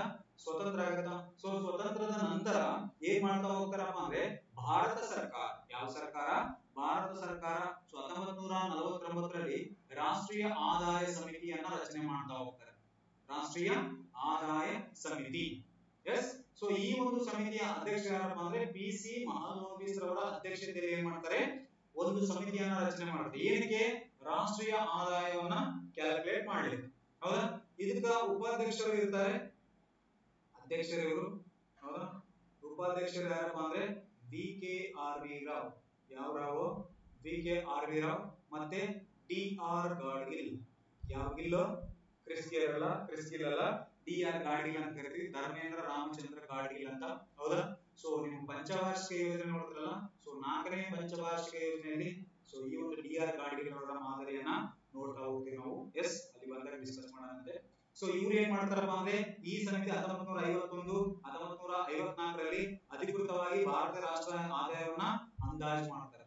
ಎಸ್, ಸೊ ನೆಕ್ಸ್ಟ್ ಏನ್ ಮಾಡ್ತಾರಪ್ಪ ಅಂದ್ರೆ ಈ ಒಂದು ರಾಷ್ಟ್ರೀಯ ಆದಾಯವನ್ನ ಇವ್ರು ಏನ್ ಮಾಡ್ತಾರೆ, ನೆಕ್ಸ್ಟ್ CSO ಗೆ ಒಪ್ಪಿಸ್ಬಿಡಿ ಅಂತ ಹೇಳ್ತಾರೆ. ಅಂದ್ರೆ ರಾಷ್ಟ್ರೀಯ ಆದಾಯವನ್ನ ಮಾಡ್ಲಿಕ್ಕೆ ಈ ಒಂದು ಸಮಿತಿ ಏನ್ ಹೇಳ್ತಪ್ಪ ಅಂದ್ರೆ CSO ಗೆ ಒಪ್ಪಿಸ್ಬಿಡಿ. CSO ಅಂದ್ರೆ ಸೆಂಟ್ರಲ್ ಸ್ಟ್ಯಾಟಿಸ್ಟಿಕಲ್ ಆಫೀಸ್ ಅಂತ ಕರೀತಾ ಹೋಗ್ತೀವಿ. ಸೆಂಟ್ರಲ್ ಸ್ಟ್ಯಾಟಿಸ್ಟಿಕಲ್ ಆಫೀಸ್ ಅಂತ ಕರೀತಾ ಹೋಗ್ತೀವಿ. ಎಸ್, ಇಲ್ಲಿ ಹೇಳ್ತೀನಿ ಕೇಳ್ರಿ. ಸೊ ಈ ಒಂದು CSO 1951ರಲ್ಲಿ ಸ್ಥಾಪನೆ ಆಗುತ್ತೆ. ಏನಾಗುತ್ತೆ ಕೆಲಸ ಅಂದ್ರೆ ರಾಷ್ಟ್ರೀಯ ಆದಾಯವನ್ನ ಅಂದಾಜು ಮಾಡೋದು, ಪಬ್ಲಿಷ್ ಮಾಡೋದು. ರಾಷ್ಟ್ರೀಯ ಆದಾಯವನ್ನ ಅಂದಾಜು ಮಾಡೋದು, ಪಬ್ಲಿಷ್ ಮಾಡೋದು, ಹೌದಾ? ಸೊ ಇದ್ರದ್ದು ಮೇನ್ ಕೇಂದ್ರ ಕಚೇರಿ ಎಲ್ಲಪ್ಪ ಅಂದ್ರೆ ನವದೆಹಲಿಯಲ್ಲಿ ಇರುತ್ತಾ? ನವದೆಹಲಿ, ಹೌದಾ? ಸೊ ಇವ್ರು ಏನ್ ಮಾಡ್ತಾರಪ್ಪ ಅಂದ್ರೆ ರಾಷ್ಟ್ರೀಯ ಆದಾಯವನ್ನ 2019ರವರೆಗೆ ಏನ್ ಮಾಡ್ತಿದ್ರು, ಅಳಿತಾ ಇದ್ರು. ಎಷ್ಟವರೆಗೆ? 2019ರವರೆಗೆ. ಹಾಗಾದ್ರೆ ಸರ್ ಈಗ ಯಾರು ಅಳಿತಾ ಇದ್ದಾರೆ ಅಂದ್ರೆ ಈಗ ಅಳಿತಿರೋರು CSO ಅಲ್ಲ, ಯಾರಪ್ಪ ಅಂದ್ರೆ NSO. ಯಾವ SO? NSO. ಎಸ್, NSO ಅಂತ ಕರಿತೀವಿ. ಸೊ 2019ರಲ್ಲಿ ಸೊ ಈ ಒಂದು NSO ನ ನ್ಯಾಷನಲ್ ಸ್ಟ್ಯಾಟಿಸ್ಟಿಕಲ್ ಆಫೀಸ್ ಅಂತ ಕರಿತೀವಿ. ಸೊ ಇದ್ರದ್ದು ಕೇಂದ್ರ ಕಚೇರಿ ಎಲ್ಲಪ್ಪ ಅಂದ್ರೆ ನವದೆಹಲಿ. ಸೊ ಎಂತಾಗುತ್ತೆ ಸರ್ ಅಂದ್ರೆ ಇದು CSO ಪ್ಲಸ್ NSSO ಅಂತ ಎರಡು ಸಂಸ್ಥೆ ಬರ್ತವೆ. ಯಾವ್ಯಾವು? CSO ಮತ್ತೆ NSSO. ಈ CSO ಮತ್ತೆ NSSO ನ 2019ರಲ್ಲಿ, ಎಷ್ಟರಲ್ಲಿ? 2019ರಲ್ಲಿ ಏನ್ ಮಾಡ್ತಾ ಹೋಗ್ತಾರಪ್ಪ ಅಂದ್ರೆ ರಂಗರಾಜನ್ ವರದಿ. ಯಾವ ವರದಿ? ರಂಗರಾಜನ್ ವರದಿ. ಸೊ ಈ ರಂಗರಾಜನ್ ವರದಿಯ ಶಿಫಾರಸಿನ ಮೇರೆಗೆ ಏನ್ ಹೇಳ್ತಾರೆ ಇವರು ಶಿಫಾರಸು? ಸೊ ಎರಡು ಸಂಸ್ಥೆ ಅಳೆಯೋದು ಬೇಡ, ನಿಮ್ಗೊಂದು ಚಾರ್ಟ್ ಮುಖಾಂತರ ಹೇಳ್ತೀನಿ, ಡೋಂಟ್ ವರಿ, ಪಕ್ಕ ಕ್ಲಿಯರ್ ಮಾಡಿಸ್ತೇನೆ, ಅದ್ರ ಬಗ್ಗೆ ತಲೆ ಕೆಡಿಸ್ಕೋಬೇಡಿ. ಎಸ್, CSO ಮತ್ತೆ NSSO. ಈ ಒಂದು CSO ಪ್ಲಸ್ NSSO ಎರಡನ್ನು ಮರ್ಜ್ ಮಾಡಿರ್ತೇಳಿ ಒಂದು ಸಮಿತಿ ಶಿಫಾರಸು ಮಾಡುತ್ತದೆ. ಯಾವ್ದಪ್ಪ ಅಂದ್ರೆ ರಂಗರಾಜನ್ ವರದಿ. ಯಾವ ವರದಿ? ರಂಗರಾಜನ್ ವರದಿ. ಸೊ ಇದನ್ನ ಏನ್ ಮಾಡ್ತಾರೆ 2019ರಲ್ಲಿ ಮರ್ಜ್ ಮಾಡ್ತಾರೆ. ಮರ್ಜ್ ಮಾಡ್ಬಿಟ್ಟು ಪ್ರೆಸಿಡೆಂಟ್ NSO ಕೊಟ್ಟಿದ್ದಾರೆ ನಿಮ್ಮ ಒಂದು ರಾಷ್ಟ್ರೀಯ ಆದಾಯವನ್ನು ಅಳೆಯಲಿಕ್ಕೆ. ಇಲ್ಲಿದೆ ನೋಡ್ರಿ, ನ್ಯಾಷನಲ್ ಸ್ಟ್ಯಾಟಿಸ್ಟಿಕಲ್ ಆಫೀಸ್ ಅಂತ ಕರಿತೀವಿ. ಎಸ್, ಇದರ ಕೇಂದ್ರ ಕಚೇರಿಯನ್ನು ನವದೆಹಲಿಯಲ್ಲಿ ಐತಿ.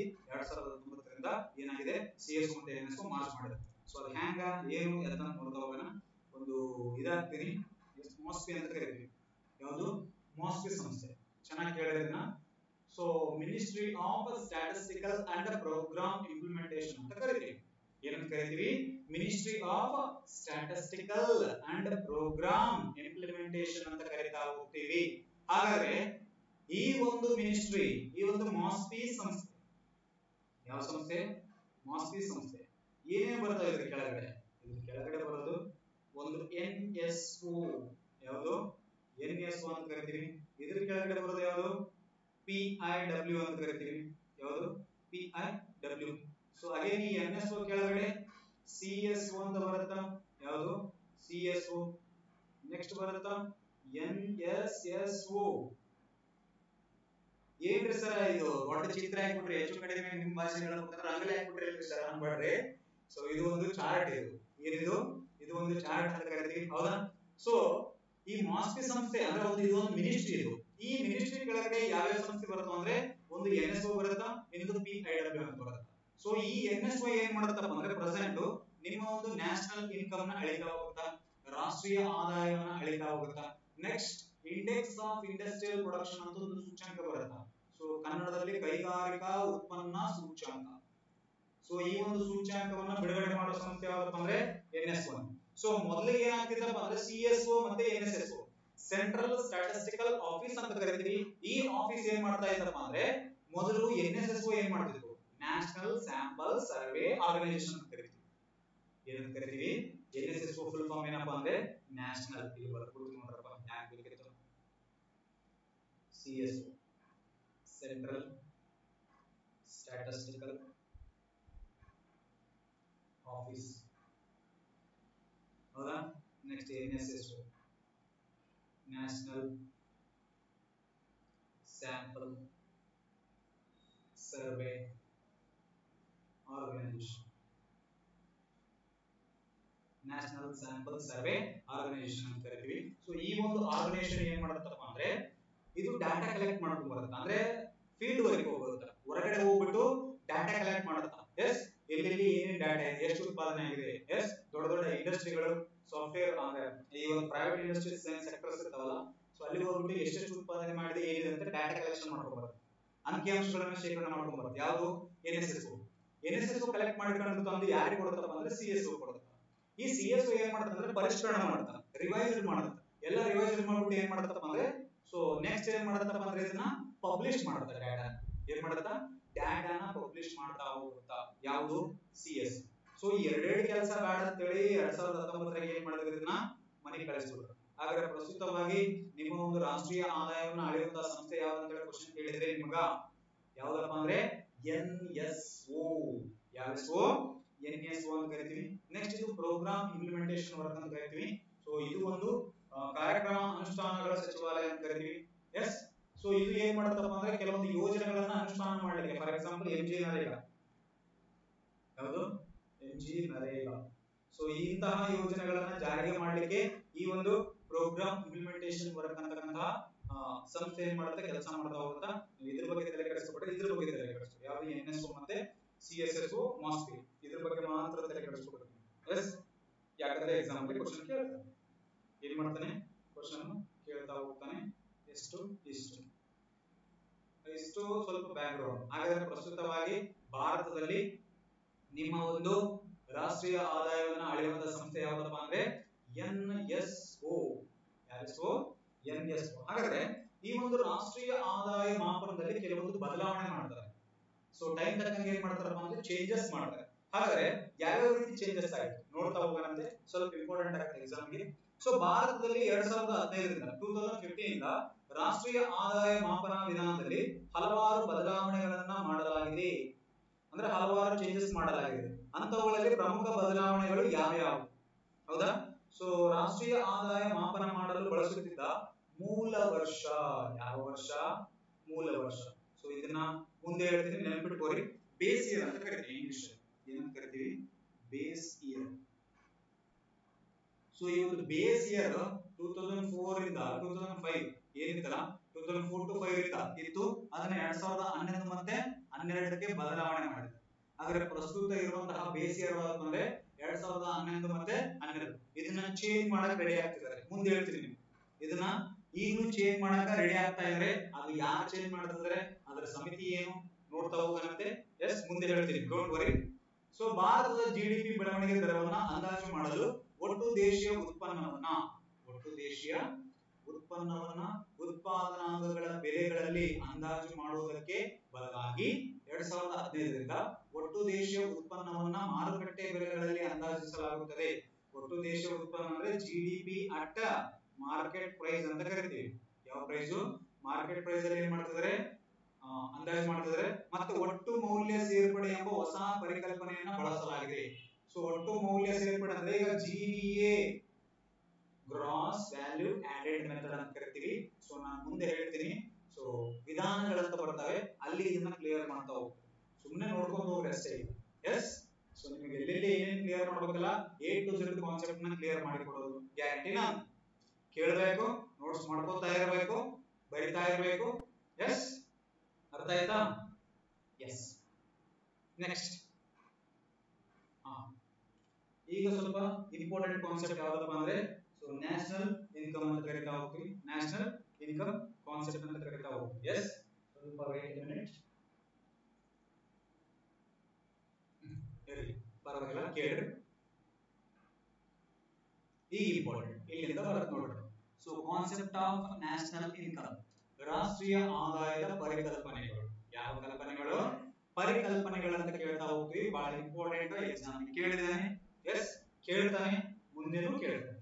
ಎಸ್, ಈಗ important concepts of national income ಅಂತ, ಸೊ ರಾಷ್ಟ್ರೀಯ ಆದಾಯದ ಪರಿಕಲ್ಪನೆ ಅಂತ ಕರಿತೀವಿ. ಹಾಗಾದ್ರೆ ಈ ಒಂದು ರಾಷ್ಟ್ರೀಯ ಆದಾಯ ಪರಿಕಲ್ಪನೆಯಲ್ಲಿ ಫಸ್ಟ್ ಯಾವುದು ಅಂದ್ರೆ ಜಿಡಿಪಿ ಅಂತ ಕರಿತೀವಿ. ಯಾವ ಡಿಪಿ? ಜಿಡಿಪಿ. ಕನ್ನಡದಲ್ಲಿ ಒಟ್ಟು ದೇಶೀಯ ಉತ್ಪನ್ನ. ಯಾವ ಉತ್ಪನ್ನ? ಒಟ್ಟು ದೇಶೀಯ ಉತ್ಪನ್ನ ಅಂತ ಕರಿತೀವಿ, ಅಥವಾ ಗ್ರಾಸ್ ಡೊಮೆಸ್ಟಿಕ್ ಪ್ರಾಡಕ್ಟ್ ಅಂತ ಕರಿತೀವಿ ಇಂಗ್ಲಿಷ್ ಅಲ್ಲಿ. ಗ್ರಾಸ್ ಡೊಮೆಸ್ಟಿಕ್ ಪ್ರಾಡಕ್ಟ್ ಅಂತ ಕರೀತಾ ಹೋಗ್ತೀವಿ. ನೆಕ್ಸ್ಟ್ ಜಿಎನ್ಪಿ ಅಂತ ಬರುತ್ತಾ. ಜಿಎನ್ಪಿ ಅಂದ್ರೆ gross national income, gross national product ಅಂತ ಕರೀತಾ ಹೋಗ್ತೀವಿ. ಒಟ್ಟು ರಾಷ್ಟ್ರೀಯ ಉತ್ಪನ್ನ, ಕನ್ನಡದಲ್ಲಿ ಒಟ್ಟು ರಾಷ್ಟ್ರೀಯ ಉತ್ಪನ್ನ ಅಂತ ಕರಿತೀವಿ. Next net domestic product, net domestic product ನಿವ್ವಳ ದೇಶೀಯ ಉತ್ಪನ್ನ. ನೆಟ್ ನ್ಯಾಷನಲ್ ಪ್ರಾಡಕ್ಟ್ ನಿವ್ವಳ ರಾಷ್ಟ್ರೀಯ ಉತ್ಪನ್ನ. Next personal income, personal disposable income. ಇನ್ನೊಂದು ಬರುತ್ತಾ per capita income, per capita income ಅಂತ ಕರೀತಾ ಹೋಗ್ತೀವಿ. ಎಸ್, ಇನ್ನೊಂದು ರಿಯಲ್ ಇನ್ಕಮ್ ಮತ್ತೆ ನಾಮಿನಲ್ ಇನ್ಕಮ್. ಸೊ ಇವೆಲ್ಲ ಬರ್ತಾ ಹೋಗ್ತವೆ. ಸೊ ಮುಂದೆ ಒನ್ ಬೈ ಒನ್ ಡಿಸ್ಕಸ್ ಮಾಡ್ತಾ ಹೋಗೋಣ. ನಿಮಗೆ ಕ್ಲಾರಿಟಿ ಸಿಕ್ಬಿಡುತ್ತಾ ಎಷ್ಟು ಡೀಪ್ ಇದೆ ಕಾನ್ಸೆಪ್ಟ್ ಅಂತ ಹೇಳಿ? ಅರ್ಥ ಆಯ್ತಾ? ಎಸ್, ಸೊ ಮುಂದಕ್ಕೆ ಹೋಗೋಣ ಹಾಗಾದ್ರೆ. Okay, so first one national income concepts ಅಲ್ಲಿ ಫಸ್ಟ್ ಒನ್ ನಾವು ಯಾವ್ದು ನೋಡ್ತೀವಪ್ಪ ಅಂದ್ರೆ ಒಟ್ಟು ದೇಶೀಯ ಉತ್ಪನ್ನ. ಯಾವ ಉತ್ಪನ್ನ? ಒಟ್ಟು ದೇಶೀಯ ಉತ್ಪನ್ನ ಅಂತ ಕರಿತೀವಿ. Gross domestic product, gross domestic product ಅಂತ ಕರಿತೀವಿ. ಒಂದು ರಾಷ್ಟ್ರವು ಒಂದು ವರ್ಷಾವಧಿಯಲ್ಲಿ ಆಂತರಿಕವಾಗಿ, ನಾನು ಮೊದಲೇ ಹೇಳಿದೆ, ರಾಷ್ಟ್ರೀಯ ಆದಾಯದಲ್ಲಿ ಈ ಆಂತರಿಕವಾಗಿ ಅಂದ್ರೆ ಶಬ್ದ ಇರಲಿಲ್ಲ ನೋಡ್ರೆ, ಅಲ್ಲಿ ಶಬ್ದ ಇರಲಿಲ್ಲ, ಇಲ್ಲಿದೆ. So that is the difference between national income and GDP. GDP is a part of national income. Yes. So ಆಂತರಿಕವಾಗಿ ಉತ್ಪಾದನೆ ಮಾಡಿದ ಎಲ್ಲಾ ಸರಕು ಮತ್ತು ಸೇವೆಗಳ ಅಂತಿಮ ಮಾರುಕಟ್ಟೆ ಮೌಲ್ಯವನ್ನ ಒಟ್ಟು ದೇಶೀಯ ಉತ್ಪನ್ನ ಎನ್ನುವರು. ಈಗ ಒನ್ ಬೈ ಒನ್ ಒಂದೊಂದು ಪದ ನಿಮಗೆ ನೀಟಾಗಿ ಬಿಡಿಸಿ ಹೇಳ್ತೀನಿ. ನಿಮಗೆ ಎಷ್ಟು ಸಿಂಪಲ್ ಆಗಿ ಅರ್ಥ ಆಗತ್ತ ಅಂದ್ರೆ ಅಷ್ಟು ಸಿಂಪಲ್ ಆಗಿ ಅರ್ಥ ಆಗತ್ತಾ. ಎಸ್, ಒನ್ ಬೈ ಒನ್ ನೋಡ್ತಾ ಹೋಗೋಣ. ಸೊ ಇದನ್ನ ಮುಂದೆ ನೋಡೋಣಂತೆ. ಫಸ್ಟ್ ಈಗ ಒಂದು ರಾಷ್ಟ್ರ. ಯಾವ ರಾಷ್ಟ್ರ? ಭಾರತ ರಾಷ್ಟ್ರ. ಯಾವ ರಾಷ್ಟ್ರ? ಭಾರತ ರಾಷ್ಟ್ರ. ಹೌದು ತಾನೆ? ಇದು ಭಾರತ ತಾನೆ? ಎಸ್. ಸೊ ಈ ಒಂದು ಭಾರತ ದೇಶವು ಏನಾಗಿರುತ್ತಪ್ಪ ಅಂದ್ರೆ ಭೂಗಡಿಯನ್ನ ಹೊಂದಿದ, ಜಲಗಡಿಯನ್ನ ಹೊಂದಿದ. ಸೊ ಭೂಗಡಿಯಿಂದ ಜಲಗಡಿ, ಹೌದಾ? ಇದು ಜಲಗಡಿ ಅನ್ಕೋರಿ, ಇದಿಷ್ಟು. ಸೊ ಹಾಗಾದ್ರೆ ನಮ್ಮ ಭಾರತ ಎಷ್ಟು ಜಲಗಡಿ ಹೊಂದಿದಪ್ಪ ಅಂದ್ರೆ 12 ನಾಟಿಕಲ್ ಮೈಲ್ ಅಂತ ಕರಿತೀವಿ. ಎಷ್ಟು ನಾಟಿಕಲ್ ಮೈಲು? 12 nautical mile. ಹಾಗಾದ್ರೆ ಒಂದು nautical mile equals to 1.852 kilometres. 1.852 kilometre ಅಂತ ಕರಿತಾ ಹೋಗ್ತೀವಿ, ಹೌದಾ? So 1.852 kilometres. ಸರಿ, ಇದರಲ್ಲಿ ಯಾಕೆ ಹೇಳಕತ್ತೀನಿ ನಿಮಗೆ ಮುಂದೆ ಅರ್ಥ ಆಗುತ್ತೆ ಯಾಕೆ ಹೇಳಕತ್ತೀನಿ. ಎಸ್. ಸೊ ಅಲ್ಲಿಂದ ಮತ್ತೆ ಸ್ವಲ್ಪ 20 ನಾಟಿಕಲ್ ಮೈಲು.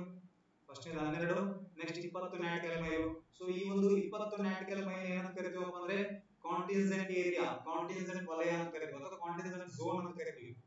ಯಾವ ಝೋನು? Contingent zone. ಮತ್ತೆ ಅಲ್ಲಿಂದ 200 ನಾಟಿಕಲ್ ಮೈಲು. ಎಷ್ಟು nautical mile? 200 nautical mile. Yes, ಈ ರೀತಿ ಟೋಟಲ್ ಆಗಿ 200 ನಾಟಿಕಲ್ ಮೈಲ್ ಅಂತ ಕರಿತೀವಿ. ಎಸ್. ಇಷ್ಟು ದೂರ ಇದನ್ನ ಏನಂತ ಕರಿತೀವಪ್ಪ ಅಂದ್ರೆ 200 ನಾಟಿಕಲ್ ಮೈಲ್ ನ EEZ ಅಂತ ಕರಿತೀವಿ, ಅಂದ್ರೆ ಎಕ್ಸ್ಕ್ಲೂಸಿವ್ ಎಕನಾಮಿಕ್ ಝೋನ್ ಅಂತ ಕರಿತೀವಿ. Exclusive economic zone. ಸರಿ, ಯಾಕೆ ಬಿಡಿಸಿದ್ರೆ ನಿಮಗೆ ಹೇಳ್ತೀನಿ, ಅಂಡರ್ಸ್ಟ್ಯಾಂಡಿಂಗ್ ಆಗುತ್ತಾ? ಸೊ ನಮ್ಮ ಜಲಗಡಿಯಿಂದ ಇಷ್ಟು ಬರುತ್ತೆ ತಾನೆ? ಇಷ್ಟು ಬರುತ್ತಂದ್ರೆ ಇಲ್ಲಿರತಕ್ಕಂತಹ ಸಂಪತ್ತು, ಈಗ ಫಾರ್ ಎಕ್ಸಾಂಪಲ್ ಈ Z ವರೆಗೆ ಏನ್ ಸಿಗ್ತಾವಲ್ಲ ಇಲ್ಲಿ ಸೊ ಇವೆಲ್ಲ ಸಿಗೋ ಏನಾಗುತ್ತಪ್ಪ ಅಂದ್ರೆ ನಮ್ಮ ದೇಶದ ಜಿಡಿಪಿ ಒಳಪಡ್ತಾವ. ಜಿಡಿಪಿ ಅಂದ್ರೆ ಒಂದು ದೇಶ ಆಂತರಿಕವಾಗಿ ಅಂದ್ರೆ ನಮ್ಮ ದೇಶ ಗಡಿ ಎಲ್ಲಿವರೆಗೆ ಇರುತ್ತೆ ಅಲ್ಲಿವರೆಗೆ, ಹೌದಾ? ಈ ಎಕ್ಸ್ಕ್ಲೂಸಿವ್ ಎಕನಾಮಿಕ್ ಝೋನ್ ವರೆಗೆ ಏನಾಗುತ್ತಪ್ಪ ಅಂದ್ರೆ ಇಲ್ಲಿ ಉತ್ಪಾದನೆ ಆಗಿರತಕ್ಕಂತಹ ವಸ್ತುಗಳು ನಮ್ಮ ದೇಶದ ಜಿಡಿಪಿಗೆ ಒಳಪಡ್ತಾವ. ಸರ್ ಇಲ್ಲಿ ಏನು ಉತ್ಪಾದನೆ ಆಗ್ತವೆ? ಇಲ್ಲಿ ಪೆಟ್ರೋಲ್ ಸಿಗುತ್ತೋ ಇಲ್ಲೋ? ಸಿಗುತ್ತೆ ಸರ್, ಎಸ್ ಪೆಟ್ರೋಲ್ ಸಿಗುತ್ತಾ. ನೆಕ್ಸ್ಟ್ ಮೀನುಗಾರಿಕೆ ಮಾಡ್ತಾರೋ ಇಲ್ಲೋ? ಫಿಶಿಂಗ್ ಮಾಡ್ತಾರೋ ಇಲ್ಲೋ? ಮತ್ತೆ ಅದು ಜಿಡಿಪಿ ತಾನೆ, ಜಿಡಿಪಿ ಒಳಪಡ್ತಾನೆ. ಎಸ್ ಹವಳಗಳು ಸಿಗುತ್ತೋ ಇಲ್ಲೋ? ಪೆಟ್ರೋಲ್ ಸಿಗುತ್ತೋ ಇಲ್ಲೋ? ಇಲ್ಲಿ ನಿಮ್ಮ ಒಂದು ಬಾಂಬೆ ಅಂತ ಬರುತ್ತಾನೆ, ಸೊ ಅಲ್ಲೆಲ್ಲ ಏನ್ ಸಿಗುತ್ತಪ್ಪ ಅಂದ್ರೆ ಪೆಟ್ರೋಲ್ ಸಿಗುತ್ತಾ. ಸೊ ಇವೆಲ್ಲ ಏನ್ ಸಿಗ್ತಾವಲ್ಲ, ಎಸ್ ಇವೆಲ್ಲ ನಿಮ್ಮ ಒಂದು ದೇಶದ ಜಿಡಿಪಿ ಒಳಪಡ್ತಾವ. ಸೊ ಅದಕ್ಕೆ ಒಂದು ದೇಶ ಆಂತರಿಕವಾಗಿದ್ರೆ ಇಲ್ಲಿವರೆಗೆ ಬರ್ತದೆ. ಸೊ ಇಲ್ಲಿವರೆಗೆ ಏನೇನ್ ಸಿಗ್ತಾವಲ್ಲ ಅವೆಲ್ಲ ಸಿಗೋವು ನಿಮ್ಮ ಒಂದು ದೇಶದ ಜಿಡಿಪಿ ಒಳಪಡ್ತವೆ. ಅಂದ್ರೆ ಆಂತರಿಕವಾಗಿ ಒಂದು ಶಬ್ದಕ್ಕೆ ಇದಕ್ಕೆ ಅರ್ಥ ಆಂತರಿಕವಾಗಿ ಎಲ್ಲಿವರೆಗೆ ಅಂತ. ಹಾಗಾದ್ರೆ ಏನೇನು ಬರಬಹುದ್ರಿ ಸರ್ ಆಂತರಿಕವಾಗಿ ಇನ್ನು ಅಂದ್ರೆ ಸೊ ಇಲ್ಲಿ ನಿಮ್ಮ ಒಂದು ದೇಶದ ಒಳಗಡೆ ಫಿಶಿಂಗ್ ಬರುತ್ತಾ, ಹೌದಾ? ಬೋಟಿಂಗ್ ಬರುತ್ತಾ? ಬೋಟಿಂಗ್ ಅಂದ್ರೆ ಬೋಟ್ ಇರ್ತದ, ಇದನ್ನು ನಿಮ್ಮ ದೇಶದ ಜಿಡಿಪಿ ಒಳಪಡ್ತಾ. ಎಸ್ ಸೊ ವಿದೇಶಿ ರಾಯಭಾರ ಕಚೇರಿಗಳು ಇರ್ತದೆ ನಿಮ್ಮ ದೇಶದಲ್ಲಿ. ಸೊ ಅವನು ಏನ್ ಮಾಡ್ತಾವಪ್ಪ ಅಂದ್ರೆ ಒಳಪಡ್ತವೆ ವಿದೇಶಿ ರಾಯಭಾರ ಕಚೇರಿಗಳು. ಎಸ್ ಸೊ ಹೀಗೆ ನೆಕ್ಸ್ಟ್ ನಿಮ್ಮ ಒಂದು ನ್ಯಾವಿ. ಸೊ ಇವೆಲ್ಲವುಗಳು ಏನಪ್ಪಾ ಅಂದ್ರೆ ನಿಮ್ಮ ದೇಶದ ಒಳಗಡೆ ಉತ್ಪಾದನೆ ಮಾಡಿರ್ತಕ್ಕಂಥವು. ಎಸ್ ಸೊ ಇವು ನಿಮ್ಮ ದೇಶದ ಜಿಡಿಪಿಗೆ ಒಳಪಡ್ತವೆ. ಸೊ ಆಂತರಿಕವಾಗಿ ಅಂದ್ರೆ ಇದು ಬರುತ್ತೆ ಪದ. ಎಸ್ ನೆಕ್ಸ್ಟ್ ಒಂದು ಆರ್ಥಿಕ ವರ್ಷದಲ್ಲಿ ಅಂತ ಒಂದು ಪದ ಕೇಳಿ, ಹೌದಾ? ಎಕನಾಮಿಕ್ ಇಯರ್ ಅಂತ ಕರಿತೀವಿ. ಯಾವ ಇಯರ್? ಎಕನಾಮಿಕ್ ಇಯರ್ ಅಂತ ಕರೀತಾ ಹೋಗ್ತೀವಿ. ಹಾಗಾದ್ರೆ ಭಾರತದ ಆರ್ಥಿಕ ವರ್ಷ ಯಾವುದು? ನಿಮಗೆ ಕ್ವಶನ್ ಕೇಳ್ತಾನೆ, ಭಾರತದ ಆರ್ಥಿಕ ವರ್ಷ ಯಾವುದು? ಭಾರತದ ಆರ್ಥಿಕ ವರ್ಷ ಯಾವ್ದಪ್ಪ ಅಂದ್ರೆ ಏಪ್ರಿಲ್ 1ರಿಂದ ಸ್ಟಾರ್ಟ್ ಆಗುತ್ತೆ ಸರ, ಮಾರ್ಚ್ 31 ಮುಗಿತದೆ ಸರ, ಹೌದಾ? ಏಪ್ರಿಲ್ 1ರಿಂದ ಮಾರ್ಚ್ 31 ಸರ ನಡೀತಾ ಇರೋದು ನಮ್ದು ಎಕನಾಮಿಕ್ ಇಯರ್. ಯಾವ year? Economic year. Economic year normally ಎಷ್ಟಪ್ಪ ಅಂದ್ರೆ 1 ಇಯರ್. ಎಷ್ಟು ಇಯರ್? 1 ಇಯರ್, ಹೌದಾ? ಎಸ್ ಸೊ ಈ ಒಂದು ಆರ್ಥಿಕ ಚಟುವಟಿಕೆ ಅಥವಾ ನಿಮ್ಮ ಒಂದು ಆರ್ಥಿಕ ವರ್ಷ ನಡೆಸಲು ಏನ್ ಮಾಡ್ತಾರೆ? ಆರ್ಥಿಕ ಚಟುವಟಿಕೆ ನಡೆಸಲು ಆರ್ಥಿಕ ವರ್ಷವನ್ನು ಫಿಕ್ಸ್ ಮಾಡ್ತಾ ಹೋಗ್ತಾರೆ. ಸೊ ಈ ಒಂದು ಆರ್ಥಿಕ ವರ್ಷನ ಸೊ ರೀಸೆಂಟ್ ಆಗಿ ಏನ್ ಮಾಡಿದಾರಪ್ಪ ಅಂದ್ರೆ ಶಂಕರ ಆಚಾರ್ಯ ಸಮಿತಿ. ಯಾವ ಸಮಿತಿ? ಈ ಒಂದು ಶಂಕರ ಆಚಾರ್ಯ ಸಮಿತಿ ಏನ್ ಮಾಡಿದಾರಪ್ಪ ಅಂದ್ರೆ ರಚನೆ ಮಾಡಿದರೆ ಯಾವುದಕ್ಕಪ್ಪ ಅಂದ್ರೆ ಆರ್ಥಿಕ ವರ್ಷನ ಬದಲಾವಣೆ ಮಾಡಿ, ಹೌದಾ? ಸೊ ಹಾಗಾದ್ರೆ ಆರ್ಥಿಕ ವರ್ಷವನ್ನು ಏನ್ ಮಾಡ್ತಾರಪ್ಪ ಅಂದ್ರೆ ಇವರು ಜನವರಿ 1ರಿಂದ ಯಾವ್ದ್ರಿಂದ? ಜನವರಿ 1ರಿಂದ ಡಿಸೆಂಬರ್ 31ಕ್ಕೆ ಏನ್ ಮಾಡ್ಬೇಕು? ಚೇಂಜ್ ಮಾಡ್ಬೇಕು ಅಂತ ಹೇಳಿ ಅನ್ಕೊಂಡಿದ್ದಾರೆ. ಬಟ್ ಇನ್ನೂ ಫೈನಲ್ ಆಗಿಲ್ಲ. ಬಟ್ ನೀತಿ ಆಯೋಗ ಏನ್ ಮಾಡಿದಪ್ಪ ಅಂದ್ರೆ ನಮ್ಮ ಒಂದು ರಾಜ್ಯಗಳಿಗೆ ಸಲಹೆ ನೀಡಿದೆ. ಸೊ ಶಂಕರಾಚಾರ್ಯ ಸಮಿತಿ ಏನ್ ಮಾಡಿದಪ್ಪ ಅಂದ್ರೆ ಇವರು ಜನವರಿ 1ರಿಂದ ಡಿಸೆಂಬರ್ 31ಕ್ಕೆ ಏನ್ ಮಾಡಿದರೆ ತಮ್ಮ ಒಂದು ಆರ್ಥಿಕ ವರ್ಷವನ್ನು ಬದಲಾವಣೆ ಮಾಡ್ಕೋಬೇಕಂತ ಹೇಳಿ ಚಿಂತನೆ ಮಾಡ್ತಾರೆ. ಅಂದ್ರೆ ಕೆಲವೊಂದು ರಾಜ್ಯಗಳು ಏನ್ ಮಾಡಿದಾವೆ ಇದನ್ನ ಚೇಂಜ್ ಮಾಡ್ಕೊಂಡಿದ್ದಾರೆ. ಯಾವ ಅಂದ್ರೆ ಒಂದು ಮಧ್ಯಪ್ರದೇಶ್, ಇನ್ನೊಂದು ಜಾರ್ಖಂಡ್. ಸೊ ಈ ಒಂದು ರಾಜ್ಯಗಳ ಆರ್ಥಿಕ ವರ್ಷ ಯಾವ್ದಪ್ಪ ಅಂದ್ರೆ ಜನವರಿ 1ರಿಂದ ಡಿಸೆಂಬರ್ 31. ಇನ್ನು ಉಳಿದ ರಾಷ್ಟ್ರಗಳ ಆರ್ಥಿಕ ವರ್ಷ, ನಿಮ್ಮ ದೇಶದ ಆರ್ಥಿಕ ವರ್ಷ ಯಾವ್ದಪ್ಪ ಅಂದ್ರೆ ಏಪ್ರಿಲ್ 1ರಿಂದ ಮಾರ್ಚ್ 31. ಏಪ್ರಿಲ್ 1ರಿಂದ ಮಾರ್ಚ್ 31 ಅಂತ ಕರೀತಾ ಹೋಗ್ತೀವಿ. ಎಸ್ ಸೊ ಇದು ಆರ್ಥಿಕ ವರ್ಷ. ಯಾವ ವರ್ಷ? ಆರ್ಥಿಕ ವರ್ಷ ಅಥವಾ ಎಕನಾಮಿಕ್ ಇಯರ್ ಅಂತ ಕರಿತೀವಿ. ಹಾಗಾದ್ರೆ ಭಾರತದಲ್ಲಿ ಎಕನಾಮಿಕ್ ಇಯರ್ ಚೇಂಜ್ ಮಾಡೋರು ಯಾರಪ್ಪ ಅಂದ್ರೆ ಮಾಸ್ಪಿ ಸಂಸ್ಥೆ. ಯಾವ ಸಂಸ್ಥೆ? ಮಾಸ್ಪಿ ಸಂಸ್ಥೆ ಅಂತ ಕರಿತೀವಿ. ಎಸ್ ಸೊ ಇವರು ಏನ್ ಮಾಡ್ತಾರಪ್ಪ ಅಂದ್ರೆ ಚೇಂಜಸ್ ಮಾಡ್ತಾ ಹೋಗ್ತಾರೆ. ಒಂದು ವೇಳೆ ಚೇಂಜ್ ಮಾಡ್ಬೇಕಾದ್ರೆ ಈ ಶಂಕರಾಚಾರ್ಯ ಸಮಿತಿ ಏನು ರಿಪೋರ್ಟ್ ಕೊಟ್ಟಿಲ್ಲ, ಇವರು ಮಾತ್ರ ಅಳವಡಿಸಿಕೊಂಡಿದ್ದಾರೆ. ಯಾರು? ಮಧ್ಯಪ್ರದೇಶ ಮತ್ತೆ ಜಾರ್ಖಂಡ್. ಯಾವ ಖಂಡ? ಜಾರ್ಖಂಡ್ ಅಂತ ಕರಿತೀವಿ. ಸೊ ಇದು ಏನಪ್ಪಾ ಅಂದ್ರೆ ಆರ್ಥಿಕ ವರ್ಷ. ಯಾವ ವರ್ಷ? ಆರ್ಥಿಕ ವರ್ಷ. ಸೊ ಅದೇ ಹಾಗೆ ಡೆಫಿನೇಷನ್ ಅಲ್ಲಿ ಏನ್ ನೋಡಿದ್ರಿ? ಸರಕುಗಳು ಅಂತ ನೋಡ್ತಾ ಹೋದ್ರಿ, ಹೌದಾ? ಎಸ್ ಸರಕುಗಳು ಯಾವುಗಳು? ಸರಕುಗಳನ್ನು ಕರೀತಾ ಹೋಗ್ತೀವಿ. ಸೊ ಸರಕುಗಳಲ್ಲಿ ಇಲ್ಲಿ 2 ಟೈಪ್ ನೋಡ್ತೀವಿ. ಮತ್ತೆ ನೀವು ಸರ ಲಾಸ್ಟ್ ಟೈಮ್ ಸರಕುಗಳು ಬಹಳಷ್ಟು ಹೇಳಿದ್ರೆ, ಹೌದು ಬಹಳಷ್ಟು ಹೇಳಿದೆ, ಹೌದಾ? ಯಾವ್ಯಾವ ಸರಕುಗಳು? ಗಿಫ್ಟ್ ಗೂಡ್ಸ್, ಹೌದಾ? Yes next public goods, private goods, inferior goods ಮತ್ತೆ ಬೇಸಿಕ್ ಗೂಡ್ಸ್ ಎಲ್ಲ ನೋಡಿದ್ರಿ, ಹೌದಾ? ಬಟ್ ಇಲ್ಲಿ ರಾಷ್ಟ್ರೀಯ ಆದಾಯದಲ್ಲಿ 2 ಟೈಪ್ಸ್ ಬರ್ತದೆ. ಯಾವ್ಯಾವು? ಒಂದು ಮಧ್ಯವರ್ತಿ ಸರಕು. ಎಂತ ಸರಕು? ಮಧ್ಯವರ್ತಿ ಸರಕು. ಇನ್ನೊಂದು ಅಂತಿಮ ಸರಕು. ಸರ್ ಅಲ್ಲಿ ನೀವು ಹೇಳಿದ್ರಲ್ಲ, ಹೌದು ಅಲ್ಲಿ ಹೇಳಿದೆ, ಅದೇ ರಿಪೀಟ್ ಆಗತ್ತಾ? ತಲೆ ಕೆಡಿಸ್ಕೋಬೇಡ್ರಿ. ಮಧ್ಯವರ್ತಿ ಸರಕು ಮತ್ತೆ ಅಂತಿಮ ಸರಕು ಅಂತ ಕರಿತಾ ಹೋಗ್ತೀವಿ. ಹಾಗಾದ್ರೆ ಮಧ್ಯವರ್ತಿ ಸರಕು ಅಂದ್ರೆ ಇಂಟರ್ಮೀಡಿಯೇಟ್ ಗೂಡ್ ಅಂತ ಕರಿತೀವಿ. ಇಂಟರ್ಮೀಡಿಯೇಟ್ ಗೂಡ್, ಗೂಡ್ ಅಲ್ಲ ಗೂಡ್ಸ್. ಇದು ಫೈನಲ್ ಗೂಡ್ಸ್, ಫೈನಲ್ ಗೂಡ್ಸ್ ಅಂತ ಕರಿತಾ ಹೋಗ್ತೀವಿ. ಹಾಗಾದ್ರೆ ಸರ್ ನಾವು ಯಾರು ನಾವು ಹಾಗಾದ್ರೆ ಯಾವ ಸರಕನ್ನು ಕನ್ಸಿಡರ್ ಮಾಡೋದು ಸರ್? ಎರಡೇ ಬರೆದ್ಬಿಟ್ರೆ ಚಾನ್ ನೀವು, ಹೌದಾ? ಈಗ ನಾವು ನ್ಯಾಷನಲ್ ಇನ್ಕಮ್ ಅಲ್ಲಿ ಅಥವಾ ಜಿಡಿಪಿ ಅಲ್ಲಿ ಯಾವುದನ್ನ ಕನ್ಸಿಡರ್ ಮಾಡ್ತೀವಿ, ಯಾವುದನ್ನ ಕನ್ಸಿಡರ್ ಮಾಡಲ್ಲ.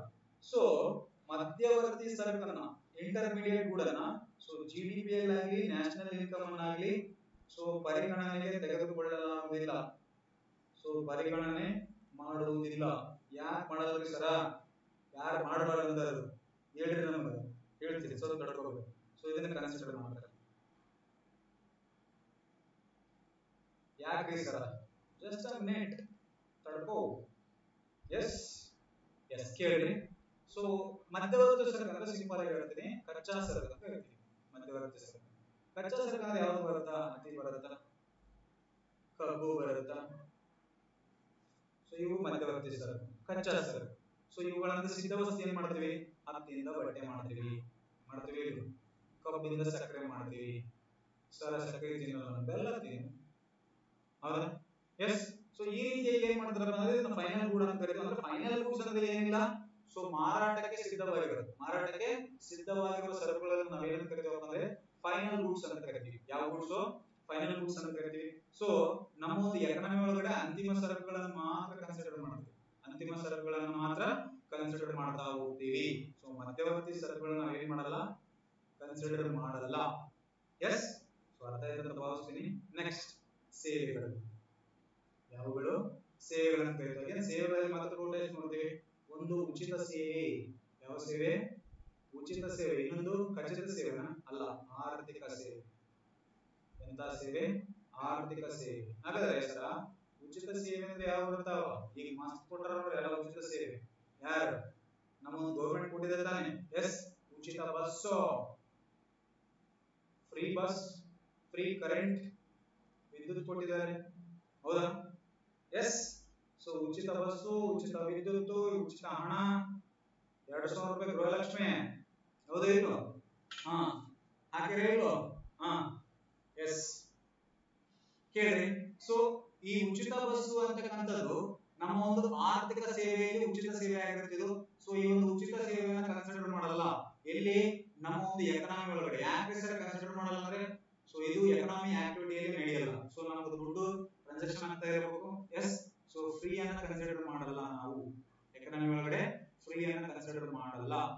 ಯಾವುದೇ ಆಯ್ತು ದುಡ್ಡು ಕೊಟ್ಟೆ ತಗೋಬೇಕಾಗುತ್ತೆ. ದುಡ್ಡು ಕೊಟ್ಟು ತಗೊಂಡಿದ್ದನ್ನ ಅದನ್ನ ಆರ್ಥಿಕ ಸೇವೆ ಅಂತ ಕರಿತೀವಿ. ಯಾವ ಸೇವೆ? ಆರ್ಥಿಕ ಸೇವೆಗಳಂದ್ರೆ ಹಣ ಖರ್ಚು ಮಾಡಬೇಕು. ಸರ್ ಮತ್ತೆ ಇಲ್ಲಿ ಗೌರ್ಮೆಂಟ್ ಖರ್ಚು ಮಾಡುತ್ತಲ್ಲ, ಗೌರ್ಮೆಂಟ್ ಅಲ್ಲಿ ನೀವು ಮಾಡಬೇಕು. ಅರ್ಥ ಆಯ್ತಾ? ನಿಮ್ಮ ಪಾಯಿಂಟ್ ಆಫ್ ವ್ಯೂ ಏನಾಗುತ್ತೆ? ಅದು ಉಚಿತ ಸೇವೆನೇ ಆಗುತ್ತೆ. ಯಾವ ಸೇವೆ? ಉಚಿತ ಸೇವೆ. ಎಸ್. ಸೊ ಇದನ್ನ ಆರ್ಥಿಕ ಸೇವೆ ಅಂತ ಕರಿತೀವಿ. ಸೊ ಈ ಒಂದು ಆರ್ಥಿಕ ಸೇವೆ ನಮ್ಮ ಒಂದು ಎಕನಾಮಿ ಒಳಗಡೆ ಕನ್ಸಿಡರ್ ಮಾಡ್ತಾ ಹೋಗ್ತಾರೆ. ಏನ್ ಮಾಡ್ತಾ ಹೋಗ್ತಾರೆ? ಎಕನಾಮಿ ಒಳಗಡೆ ಕನ್ಸಿಡರ್ ಮಾಡ್ತಾ ಹೋಗ್ತಾರೆ. ಯಾವ್ದನ್ನ? ಆರ್ಥಿಕ ಸೇವೆಗಳನ್ನ. ಯಾವ ಸೇವೆಗಳನ್ನ? ಆರ್ಥಿಕ ಸೇವೆಗಳನ್ನ ಕರಿತೀವಿ. ಎಸ್. ಅಲ್ಲಿ ಬೇಸ್ ಇಯರ್ ಅಂತ ಒಂದು ಕಾನ್ಸೆಪ್ಟ್ ಬರುತ್ತೆ. ಇದನ್ನು ನೋಡ್ಬೇಕು. ಅಲ್ಲಿ ಹೇಳಿದಂತ ನೆನಪಿದೆನಾ? ಏನ್ರಿ ಸರ್ ಬೇಸ್ ಇಯರ್ ಅಥವಾ ಮೂಲ ವರ್ಷ ಅಂತ ಕರಿತೀವಿ. ಸೊ ಮೂಲ ವರ್ಷ ಅಂದ್ರೆ ಅಥವಾ ಈ ಮೂಲ ವರ್ಷನ ಪ್ರಸ್ತುತವಾಗಿ 2011 ಮತ್ತೆ 12 ಫಿಕ್ಸ್ ಮಾಡಿದ್ದಾರೆ. ಭಾರತದ ಮೂಲ ವರ್ಷ ಯಾವ್ದಪ್ಪ ಅಂದ್ರೆ ಭಾರತದ ಮೂಲ ವರ್ಷ 2011 ಮತ್ತೆ 12. ಸರ್ ಯಾಕೆ ಇದನ್ನೇ ಕನ್ಸಿಡರ್ ಮಾಡೋದು? ಹಾಗಾದ್ರೆ ಒಂದು ಮೂಲ ವರ್ಷವನ್ನ ಕನ್ಸಿಡರ್ ಮಾಡಬೇಕಂದ್ರೆ ಏನೇನು ಕ್ರೈಟೀರಿಯಾ ಇರಬೇಕು, ಏನೇನು ಷರತ್ತುಗಳಿರಬೇಕು ಒಂದು ಮೂಲ ವರ್ಷವನ್ನ ನಿರ್ಧಾರ ಮಾಡ್ಬೇಕಂದ್ರೆ, ಹೌದಾ? ಸೊ ಪ್ರತಿ 10 ವರ್ಷಕ್ಕೊಮ್ಮೆ ಏನ್ ಮಾಡ್ತಾರಪ್ಪ ಅಂದ್ರೆ ಎವ್ರಿ 10 ಇಯರ್ಸ್ ಮೂಲ ವರ್ಷವನ್ನ ಅಥವಾ ಬೇಸ್ ಇಯರ್ ಏನ್ ಮಾಡ್ತಾರಪ್ಪ ಅಂದ್ರೆ ಚೇಂಜ್ ಮಾಡ್ಬೇಕಂತ ರೂಲ್ಸ್ ಇರೋದು. ಏನ್ ಮಾಡ್ಬೇಕು? ಚೇಂಜ್ ಮಾಡ್ಬೇಕು. ಇನ್ನು ಮಾಡಿಲ್ಲ, ಮಾಡ್ತಾರ ನಿಮ್ದು, ಹೌದಾ?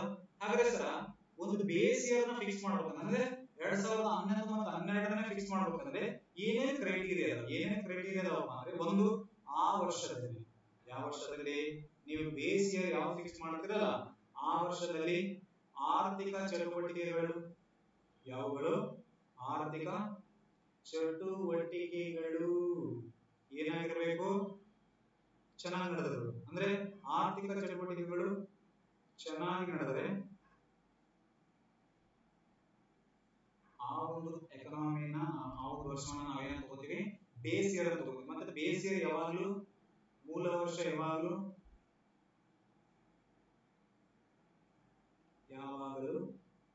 100ಕ್ಕೆ ಸಮನಾಗಿರುತ್ತೆ. 100ಕ್ಕೆ ಸಮವಾಗಿರುತ್ತೆ. ಸೊ ಬೇಸ್ ಇಯರ್ ಇಂದ ಏನ್ ತಗೋತೀವಿ ನಾವು? ಒಂದು ಬೇಸ್ಮೆಂಟ್ ಅಂತ ಇಟ್ಕೊಳ್ತೀವಿ. ಒಂದು ಬೇಸ್ಮೆಂಟ್ ಅನ್ನ ಇಟ್ಕೊಂಡು ಏನ್ ಮಾಡ್ತೀವಿ ಅಂದ್ರೆ ಆ ಬೇಸ್ ಮೇಲೆ ಏನ್ ಮಾಡ್ತೀವಿ? ಸೊ ಪ್ರೆಸೆಂಟ್ ಮತ್ತೆ ಮೂಲ ವರ್ಷದ ನಡುವೆ ಡಿಫರೆನ್ಸ್ ಅನ್ನ ತಿಳ್ಕೊಂಡು ನಾವು ಎಷ್ಟು ಇನ್ಫ್ಲೇಷನ್ ಇನ್ಕ್ರೀಸ್ ಆಗಿದೆ ಅಂತ ಚರ್ಚೆ ಮಾಡ್ತಾ ಹೋಗ್ತೀವಿ. ಮುಂದೆ ಇಲ್ಲಿ ತಲೆ ಕೆಡಿಸ್ಕೊಬೇಡ್ರಿ, ಹೇಳ್ತೀನಂತೆ. ಎಸ್, ಸೊ ಎವ್ರಿ 10 years ಏನ್ ಮಾಡಬೇಕು? ಬೇಸ್ ಇಯರ್ ಅನ್ನು ಚೇಂಜ್ ಮಾಡಬೇಕು ಅಂತ ರೂಲ್ ಐತಿ. ಸೊ ನೆಕ್ಸ್ಟ್ ಬೇಸ್ ಇಯರ್, ಹಾಗಾದ್ರೆ ಬೇಸ್ ಇಯರ್ ಹೆಂಗೆ ಬಂತು? ಇದು evolution of GDP base year ಅನ್ನು ನೋಡ್ತಾ ಹೋಗೋಣ. ಇದು ಇಂಪಾರ್ಟೆಂಟ್, ಹೌದಾ? ಹಾಗಾದ್ರೆ 1949 ಏನ್ ಮಾಡ್ತಾರಪ್ಪ ಅಂದ್ರೆ ಫಸ್ಟ್ ಜಿಡಿಪಿ ಎಸ್ಟಿಮೇಟ್ ಅನ್ನು ಕಂಪೈಲ್ಡ್ ಬೈ ನಿಮ್ಮ ಒಂದು ಬಿಸಿ ಮಹಾಲನೋಬಿಸ್ ಮಾಡ್ತಾರೆ. ಸೊ 1949 ನಲ್ಲಿ ಫಸ್ಟ್ ಏನ್ ಮಾಡ್ತಾರಪ್ಪ ಅಂದ್ರೆ ನಿಮ್ಮ ಒಂದು ಬೇಸ್ ಇಯರ್ ಸ್ಟಾರ್ಟ್ ಆಗುತ್ತಾ. ನೆಕ್ಸ್ಟ್ 1949 ಇಂದ 1969 ಒಳಗಡೆ ರಿವಿಷನ್ ಫ್ರಮ್ 1949 ಟು 1960-61 ಅಂದ್ರೆ ಮೊಟ್ಟ ಮೊದಲ ಬೇಸ್ ಇಯರ್ ಯಾವುದು ಅಂದ್ರೆ 1948 ಟು 49 ಇದು base year. Yes, next second base year ಯಾವುದು? 1960-61. ನೆಕ್ಸ್ಟ್ ಈಗ ಥರ್ಡ್ ನೋಡಿದ್ರೆ 1972ರಾಗ ಮೂರನೇ ಬೇಸ್ ಇಯರ್ ಆಗುತ್ತೆ. ಯಾವಾಗ? 70 ಮತ್ತೆ 71 ಮೂರನೇ ಬೇಸ್ ಇಯರ್. ಹಾಗಾದ್ರೆ ಸರ್ ನಾಲ್ಕನೇ ಬೇಸ್ ಇಯರ್ ಯಾವುದು ಅಂದ್ರೆ 1980-81. ಸರ್ ಐದನೇ ಬೇಸ್ ಇಯರ್ ಯಾವುದು ಅಂದ್ರೆ 93-94. ಸರ್ ಆರನೇ ಬೇಸ್ ಇಯರ್ ಯಾವುದು ಅಂದ್ರೆ 99-2000. ಹಾಗಾದ್ರೆ ಸರ್ 2010ರಲ್ಲಿ ಅಗೇನ್ 2004 ಮತ್ತೆ 5 ಬೇಸ್ ಇಯರ್. ಈಗ 2011 ಮತ್ತೆ 12 ಬೇಸ್ ಇಯರ್ ಪ್ರೆಸೆಂಟ್. ಈಗ ಇದನ್ನ ಏನ್ ಮಾಡ್ತಾರಪ್ಪ ಅಂದ್ರೆ ನ್ಯೂ ಬೇಸ್ ಇಯರ್ ನ ಘೋಷಣೆ ಮಾಡ್ತಾ ಇದ್ದಾರೆ. ನ್ಯೂ ಬೇಸ್ ಇಯರ್ ಇಂಪಾರ್ಟೆಂಟ್, ನಾಳೆ ಎಕ್ಸಾಮ್ ಬಿತ್ತು ಕ್ವಶನ್ ಇದು. ನ್ಯೂ ಬೇಸ್ ಇಯರ್ ಇನ್ 2025 ಅಲ್ಲಿ ಏನಾಗಿದೆ? ಪ್ರಸ್ತಾಪ ಮಾಡಿದ್ದಾರೆ ಜೂನ್ ನಲ್ಲಿ. ಇನ್ನ ಫೈನಲ್ ಡಿಸಿಷನ್ ಬಂದಿಲ್ಲ, ಬಟ್ ಚರ್ಚಾ ಹಂತದಲ್ಲಿ. ಯಾವ ಹಂತದಲ್ಲಿ? ಚರ್ಚಾ ಹಂತದಲ್ಲಿ. ಸೊ 2011 ಮತ್ತು 12ರ ಬದಲಿಗೆ 2011 ಮತ್ತು 12ರ ಬದಲಿಗೆ 2022 ಮತ್ತು 23 ಪ್ರಸ್ತಾಪಿಸಲಾಗಿದೆ. ಹಾಗಾದ್ರೆ ನೆಕ್ಸ್ಟ್ ನಿಮ್ಗೆ ಬೇಸ್ ಇಯರ್ ಯಾವ್ದಪ್ಪ ಅಂದ್ರೆ 2022-23.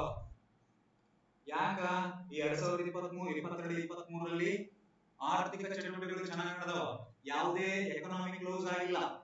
ನಾನು ಹೇಳಿದ್ನ ತಾನೆ. ಸೊ ಈ ಆರ್ಥಿಕ ಚಟುವಟಿಕೆಗಳು ಇಲ್ಲಿ ಏನಿರಲ್ಲ, ಆರ್ಥಿಕ ಚಟುವಟಿಕೆಗಳು ಏನಾಗಿಲ್ಲ, ಆರ್ಥಿಕ ಚಟುವಟಿಕೆ ಮುಚ್ಚಿಲ್ಲ, ಮುಚ್ಚಬಾರದು. ಮುಚ್ಚಿದ್ರೆ ಆ ಒಂದು ಬೇಸ್ ಇಯರ್ ತಗೊಳ್ಳಲ್ಲ. ಈಗ ಫಾರ್ ಎಕ್ಸಾಂಪಲ್ 2019 ನ ತಗೊಂತ ಹೇಳಿದ್ರೆ ತಗೊಳಕ್ ಬರುತ್ತಾ? ಬರಲ್ಲ. ಯಾಕೆ ಬರಲ್ಲ? ಅಲ್ಲಿ ಕೊರೋನಾ ಬಂದಿತ್ತು. ಏನ್ ಬಂದಿತ್ತು? ಕರೋನಾ. ಯಾವನ? ಕರೋನಾ, ಹೌದಾ? ಸೊ ಈ ಕರೋನಾ ಬಂದಾಗ 6 ತಿಂಗಳು ಲಾಕ್ಡೌನ್ ಮಾಡಿದ್ವಿ. ಸೊ 6 ತಿಂಗಳು ಯಾವುದೇ ಉತ್ಪಾದನಾ ಚಟುವಟಿಕೆ ಆಗಿಲ್ಲ, ಎಕನಾಮಿ ಆಕ್ಟಿವಿಟಿ ಆಗಿಲ್ಲ. ಅಂದ್ರೆ ಯಾವುದು ಉತ್ಪಾದನೆ ಆಗಿಲ್ಲ. ಉತ್ಪಾದನೆ ಆಗಿಲ್ಲ ಅಂದ್ರೆ ಮಾರಾಟ ಆಗಿಲ್ಲ, ಹೌದಾ? ಉತ್ಪಾದನೆ ಆಗಿಲ್ಲ, ಮಾರಾಟ ಆಗಿಲ್ಲ. ಸೊ ದುಡ್ಡು ಸರ್ಕ್ಯುಲೇಷನ್ ಆಗಿಲ್ಲ ಅಂದ್ರೆ ಎಕನಾಮಿ ಆಕ್ಟಿವಿಟಿ ನಡೆದಿಲ್ಲ ಅಂತ. ಸೊ ಎಕನಾಮಿ ಆಕ್ಟಿವಿಟಿ ಚೆನ್ನಾಗಿ ನಡೆದಿಲ್ಲ ಅಂದ್ರೆ ಆ ಒಂದು ಇಯರ್ ನ ನಾವು ಬೇಸ್ ಇಯರ್ ಆಗಿ ಕನ್ಸಿಡರ್ ಮಾಡಕ್ ಬರಲ್ಲ. ಸೊ ಈ 2011 ಮತ್ತೆ ಚೇಂಜ್ ಮಾಡೋದಂದ್ರೆ ನಾನು ಹೇಳಿದ್ನಲ್ಲ, ಪ್ರತಿ 10 ವರ್ಷಕ್ಕೆ ನೀವು ಏನ್ ಮಾಡ್ಬೇಕು? ಬೇಸ್ ಇಯರ್ ನ ಚೇಂಜ್ ಮಾಡ್ಬೇಕು. ಯಾಕ? ಈಗ ನೋಡ್ರಿ 2011-12ರಲ್ಲಿ 2020-22 10 ವರ್ಷ ಮೇಲೆ, ಹೌದು ತಾನೆ? ಸೊ ಚೇಂಜ್ ಮಾಡಿಲ್ಲಪ್ಪ ಅಂದ್ರೆ ಏನಾಗುತ್ತಾ?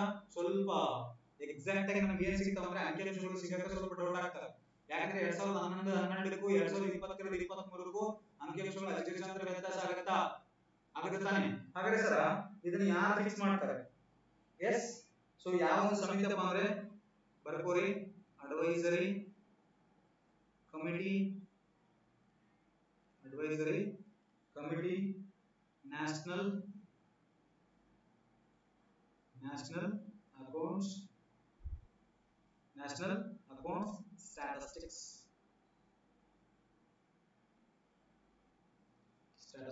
ಸೊ ಈ ಒಂದು ಕಮಿಟಿ 2024 ಜೂನ್ ನಲ್ಲಿ ರಚನೆ ಆಗಿದೆ.